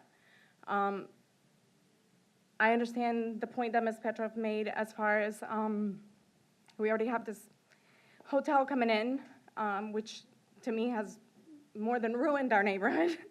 And it hasn't even gotten here yet, but I mean, it's just, I feel like it's going to affect us tremendously. And then now cramming in more homes into this little area is gonna change our neighborhood completely. Not to mention the flooding that I know everybody has mentioned. Unfortunately, I didn't print any pictures and I did not email any. I do have them on my phone. I don't know if they would show up, but I can certainly show you. Okay. Yeah, don't do that. Oh, got it. Let's not do that. Couldn't get. Okay. Yeah, I couldn't get the But- mic fast enough, but please continue. Yeah, so our house, I mean, it's the corner lot that he was just showing a few pictures of, but we had, in the last year, the most water we have ever had in our lot. We have lived there, we bought our house 21 years ago, and in the past year, we have experienced the most flooding that we've ever had. And I believe that it has a lot to do with, sorry, I'm not a public speaker, with this hotel coming in and the other piece of land that's being developed in front of us as well. So that's really all I have to say. I agree with everything that Ms. Eason did a great job speaking, and so did everybody else, but I just wanted to make my point. Thank you. Thank you. Is there anyone else who would like to give in-person public comment? All right. Hi, my name is Adriana Eason. I have not been sworn in. Okay, let's swear her in, please.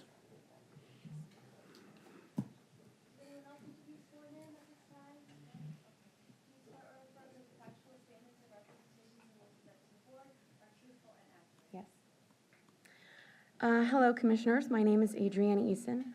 I live in the neighborhood. And just to confirm the swearing in part. Yes, I have been sworn in. Okay, good. Yes. I live in the neighborhood Magnolia Manor, and I do have intentions to live there assisting my special needs brother for the remainder of our lives. I've heard the phrase today, future land use, used many times for many developments being reviewed. I'm here to tell you today, as probably the youngest person in this room, I am the future. And if your intention is to open up this unique neighborhood to this particular rezoning, then you're going to leave us vulnerable to any developers that come in and claim, well, you did it here, so let's go ahead and do it there. I also heard the term transition property. Is that said to reason that the next Board of Commissioners will be transitioning more in the future? So yes, to rebuttal Ms. Patricia's statement, us at the back of the property will in fact be impacted by this rezoning. So please, I'm asking you to vote no to this rezoning. I'm asking you to help protect my future and the future of young people that move into this unique neighborhood for the peace and serenity that we are looking for. Thank you. Thank you very much. Last call for public comment in person. Seeing no one, I will close public comment, and I will open it up for questions from the board to the applicant, staff, or citizens. Any questions? Let me pull this board back up. Okay, I don't see anyone on the board. Commissioner McCann?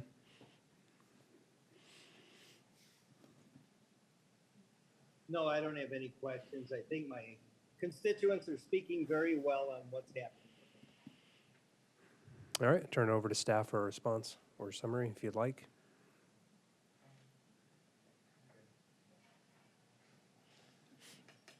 Again, Nelson Galano, Transportation Planning. I want to clarify those two items. The first one, this project will generate less than 10 trips during the PM peak hour. It means about one trip every 6 minutes.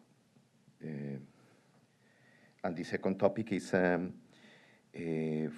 44 Avenue East Extension project, named as Phase 2, will include approximately 1 miles of new roadway, and the anticipated completion date will be spring 2026. It means in 1 year, The long term that I refer will disappear. It means in 1 year, ma'am, you can travel direct between Bradenton and Lakewood Ranch. Thank you. Thank you very much. Applicant rebuttal. Or you have more staff presentation? Oh, it's all right. Just as a quick conclusion, staff would like to affirm that the rezone is compliant with the comprehensive plan. All right. Thank you. Applicant rebuttal. Good afternoon, Patricia Petra for the record. I've lived in this neighborhood since 1986. I went online to make sure when I got my deed. I live on the other side off of 18th Avenue, so I completely understand, and I'm going to go shake the man's hand who timed it 27 minutes. I've only had to stand there park there for 5, 10, 15 minutes, but the school bus driver lets me out. So I echo everything anybody said about what 44th Avenue has recently done to Morgan Johnson Road, because I'm experiencing that every day. The issue is not, that's going to be fixed. I actually got a notice saying the interstate was going to be closed down sometime soon so they can start doing something there for preparation of that project. And I tried to make a note to remember when that was, but I don't. But I never use the interstate anymore. I think the issue becomes what has already happened to this property. They're going to have a 124-unit, 4-story hotel across the street from them. They didn't deserve that. The whole neighborhood didn't deserve that. But now that means that their 3 acres, you can't have horses there. They can't take that kind of noise. You can't have some of the farm animals there that other people have. And I understand, I used to have foxes on my property. Somehow they've disappeared in the last 5 years because of whatever, With response to some of the other issues, yes, traffic is not good right now. I get that. I've gone through that neighborhood to get to that traffic light because that's the fastest way I can get across Morgan Johnson Road. But rezoning this property to allow 9 units instead of the 6 we're allowed to have with an ADU, and you just agreed, I think, that ADUs can be 80% of the size of the normal home. Well, I'm here to tell you, the old Billy Rice property, that home probably has 15,000 square feet in it. I mean, I know how my home, I could think my ADU could be 2,500 square feet based upon the size of my home. There are some very large homes out there. I agree. But we can have 6 units there already on septic tanks. If we approve this rezone, you're going to have the sewer.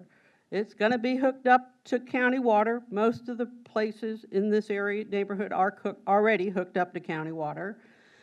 The traffic, Nelson just said, there's a traffic impact statement that says it's going to add 10 cars a day, I think is what he said, an hour. One? Okay. So it will add some traffic, but it's not going to be traffic that's going to break Manatee County.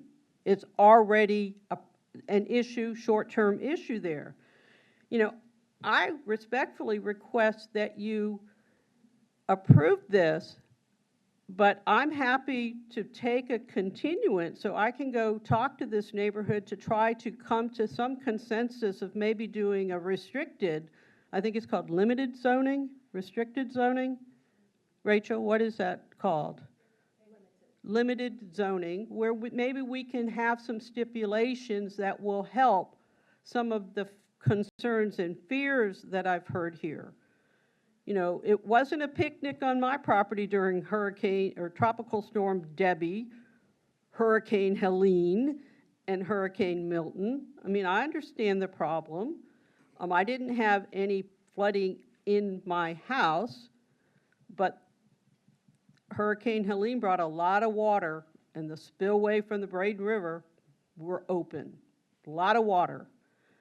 But to deny a person a rezone on a property that they have owned, or the gentleman who is now deceased, but the family has owned the property since 1971 with the same zoning and future land use, Res 3, and pretend that there haven't been any changes which justify a rezone, I don't think is an appropriate response from this county. But as I said, I'm happy to have a continuance so I can have more discussion with the neighbors. I'll get their names and addresses, happy to meet with them, to see if there's something we can do that will allay some of these issues. Thank you. All right, Commissioner Ballard, you're on the board. Are we at the point of deliberation? We'll move on to Still? deliberation. Okay. So if you're not asking for a continuance at this point, I'll make a couple statements. I know this neighborhood very well, so I represent kind of the adjoining neighborhoods on the west side of 57th. And I love these neighborhoods. I think they're wonderful, they're unique, and I think that there are also a lot of wonderful people in the neighborhoods, and I get it. You're close to everything, but you still have this amazing quality of life that's really, it feels rural, and it's and there's wonderful community. And you don't want to lose that, and I completely understand that. But this project is not the thing that's going to lose you the beautiful, wonderful feeling that you have in your community. I understand the frustration with the hotel. That's a different board's decision, and I get that it's incongruent with the surrounding area, but it has severely impacted this specific piece of land that butts up directly to it. And I think Ms. Petroff makes a really good point that it would be hard for anybody to have that really kind of rural lifestyle on that piece of property anymore. Also, I mean, just north, you do have, you have 64. You have a lot of development. This is only 3 more units than they could put on this property right now. I get the frustrations, and the traffic is a frustration, the hotel is a frustration, and I think a lot of those issues are coming out and kind of bubbling up on this rezone request. But I don't think that this rezone is ultimately the problem. I think there's fear about other things that are going on in the neighborhood, or that this establishes a trend that will lead to bigger changes in the neighborhood. But I think that this is consistent with the comprehensive plan, and I think it's in compliance with the standards. I don't think it's really incongruent with the neighborhood at all. So I will vote in favor of this if it comes to a vote today.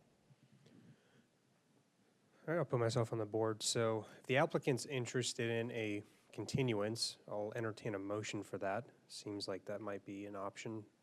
I think some members of our board in the past have expressed interest in wanting to see more expanded options for neighborhood workshops. But what are your thoughts on that? I think it would Well, be... excuse me, well, this is deliberation I'm for the sorry. board. Well, It's okay.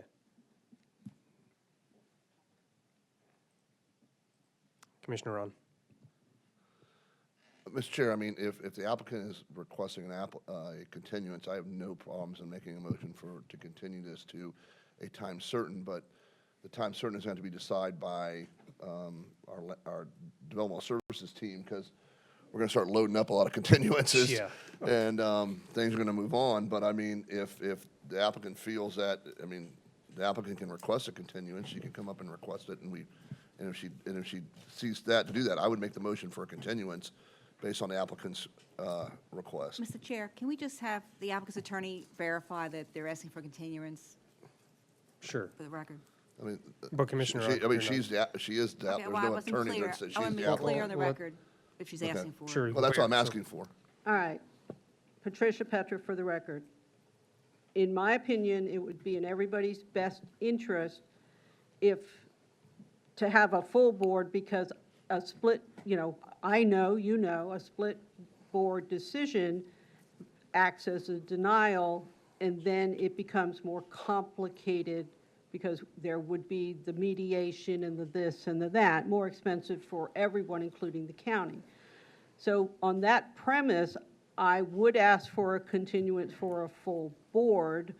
I will tell you, I will be here in May. I won't be here. I won't be in the country on the June agenda meeting. I know you're gone in July. So if May is not an option, then I would think it's going to have to be the August meeting, because I'm already booked on an airplane to be out of the country in June. So, but I'd rather have a continuance than a denial. Okay. We've got, Mr. Chair, I'll go ahead and make a motion that this item is continued until a time certain that Ms. Petroff can get back with our developmental staff to set a time for when it can come back and for the land use meeting. Nicole, that would be August 7th? It would be August 7th if that's the next available date. And if she does do rezone limited, we have to re-advertise it, so we need the Yeah, 4 months you're gonna do that anyway. Yeah, so Mr. Chair, I would amend my motion to say that that the continuance be granted till August 7th, and that the item is re-advertised to specify for that date. And Mr. Chair, I have to read the whole okay. thing. Yeah. So it'd be, I move to continue and re-advertise Kraton rezone Z 2409 to the August 7th, 2025 Board Land Use Meeting commencing 9:00 a.m. or sooner thereafter may be heard in this chambers. Yeah, I You accept that. All right. Thank you, Ms. Shank. I was the second on that. I accept it. With one caveat, if you're coming to us saying that you want to have more public workshop or at least more input, I'm fine with that. But you have 6 people here and 1 person out. We're as full a board as you'll get, and there's no guarantees for the future. If your intent is not to hold a workshop and get input, I'm voting no on this. We're just going to get this done today. But I will open this up for public comment. I said I was happy to meet with the neighborhood. So, I mean, I'll meet with your staff to, come back and maybe do a limited zoning. I'm happy to meet. I'll get the neighborhoods, the people who spoke today. I will get in touch with them. I'll get in touch with your staff. If staff wants to help me facilitate a neighborhood meeting, that's fine. If not, I can facilitate it on my own. There's plenty of churches on Morgan Johnson Road that I'm sure will be happy to rent me a room. But, I think we need to have a discussion. I mean, I understand the frustration. I live there too. I get it. So I'm happy to do what needs to be done between now and August to meet with the right people, and whether we can work it out, I don't know, but I'm willing to try. Okay. Do we have any more public comment now that it's open on the continuance itself? Not the rezone, the continuance. All right. I shouldn't have asked. Go ahead. And this is still quasi-judicial, so you'll have to restate that. You've been sworn. Yes, my name is James Avino. I have been sworn in. I think that the continuance will work out in favor of the whole neighborhood, in the sense that we can all sit down and figure out what is trying to be done here and whether we can come to some kind of understanding between everybody in the neighborhood. Because, I mean, I do understand, obviously, the hotel across the street is a thing. There is another parcel directly next to the hotel, right? And they do have a couple homes there. And we obviously don't want, something to grow into something that will ruin the whole neighborhood, right? We don't want to set a precedence and, Let's just limit the comment to the continuance, but do you have anything Yeah. else specifically to that? No, I mean, I think the continuance will work for the neighborhood. Okay, thank you. Any other comments on the continuance alone? All right, seeing none, I'm closing public comment. Final thoughts, Commissioner Bearden, you're on the board. That's a great idea. So all the neighbors get together and try to hash this thing out. Thank you, Mr. Chair. All right, I'm fine with that, so let's get to a vote. And the motion passes 5-1 with Commissioner McCann. I didn't open it up. Oh, it's fine. Commissioner McCann opposed. All right. We have a few commissioners that are going to have to leave, so we're not going to make quorum for the next two items. My recommendation, I have two thoughts. One, we just re-adjourn, meet tomorrow morning at 9, or we continue to, what is it, June? It would be, Not June. yep, We have two of the more contentious items on the board, lots of public comments. it would be June 5th June 5th. is the next available. Yeah, we need to have an in-person quorum. Okay. So I'll just need a motion to move those items to the next, or continue those items. So, Mr. Chair, for the record, we're talking about item 16, Hawthorne rezone, and 17, Crosswind South, Correct. correct? So we have to open the public hearing on Hawthorne rezone. You can accept comment from the public on the continuance only, and then close it and make your motion. Okay, but we need a motion. We have to open the comment, too. We didn't open the hearing yet. It's just for the For applicant. just for continuance. Okay, so I need that motion. All right, so I have Commissioner Bearden making the motion. I will second that motion. Do we not have to open the hearing, Ms. Shank? Yes, that's why Yes. we're going to open the hearing. Yep, one by But please one. read into the record. Item number 16 is PDR 2423 ZP Hawthorne rezone. It's a rezone of approximately 29 acres containing 4 parcels from agricultural suburban airport impact height watershed protection Evers Reservoir special treatment overlays to planned development residential zoning district retaining each of those overlays, generally located 250 feet south of the southeast corner of Whitfield Avenue and Prospect Road, and approving a preliminary site plan allowing for 175 multifamily units. All right, any ex parte communication? I have to ask. Commissioner McCann, any ex parte? Nope. All right. So we're just discussing the continuance. Can we have on the record from the applicant's attorney Yes. on the continuance issue? Good afternoon, Mr. Chairman. We don't really have an objection to the continuance. Oh, your name and whether you've been sworn, sorry. I'm sorry. I'm Scott Rudisill. I'm an attorney at Blaylock Walters. I'm representing the applicant. I've been sworn. We don't really have an objection to the continuance. We like the idea of continuing tomorrow morning. We're available to do that if that is something that is an actual option. But if it needs to be June, we'll do it in June. Okay. So I know Commissioner Feltz, you can't make it. I can. Commissioner Cruz indicated he could. Anyone else on the board? Commissioner Ballard. Commissioner McCann, well, you're out. I don't have Commissioner Ron here, so Ron cannot make it. Ron can't make it. Okay. so Ron we- has a family issue. We can't continue then. Just have to be June. So, Mr. Chair, I'll read the motion.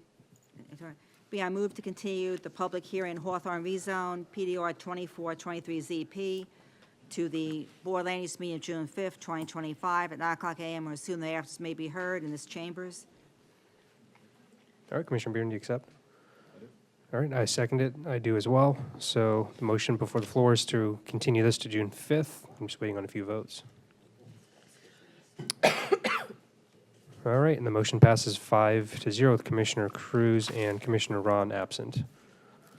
Do we need to have any more comment on this one? All right, we'll move on to item number 17. Nicole, please read into the record. Item number 17 is PDR 2351 ZP Crosswind South. It's a rezone of approximately 34 acres from agricultural suburban to planned development residential zoning district, generally located a quarter mile east of US 301 North and a fourth of a mile south of State Road 62, and north on Rutland Road Parish, approving a preliminary site plan for 94 Let's keep it down a little bit, please. single-family detached dwelling units. And your staff presenter, should you need one, is James McDevitt. All right, so I'm going to recommend a continuance as the applicant here. Motion to continue? All right, motion to continue by Commissioner Ballard, seconded by Commissioner Feltz. Applicant, is that okay with you? June 15? Again, Fifth. for the record, Scott Rudisill, representing the applicant on this application. My client is not in the chambers right now, so it doesn't sound like there's much of an option for us anyway, so that's all I could say. Okay. All right, so we have a motion before the... Chair, I have to read the Go whole ahead. motion. Oh, you do? Okay. I move to continue public hearing Crosswind South, PDR 2351 ZP, the June 5th, 2025 Board Land Use Meeting commencing at 9:00 a.m. or sooner thereafter as may be heard. All right. We have a motion before the floor to continue this. It's passed with Commissioners Cruz and Ron absent. All right, so I'll just run through the rest of this real quick. Do we have any future agenda item comments for future agenda? Okay, seeing none, I'll close public comment.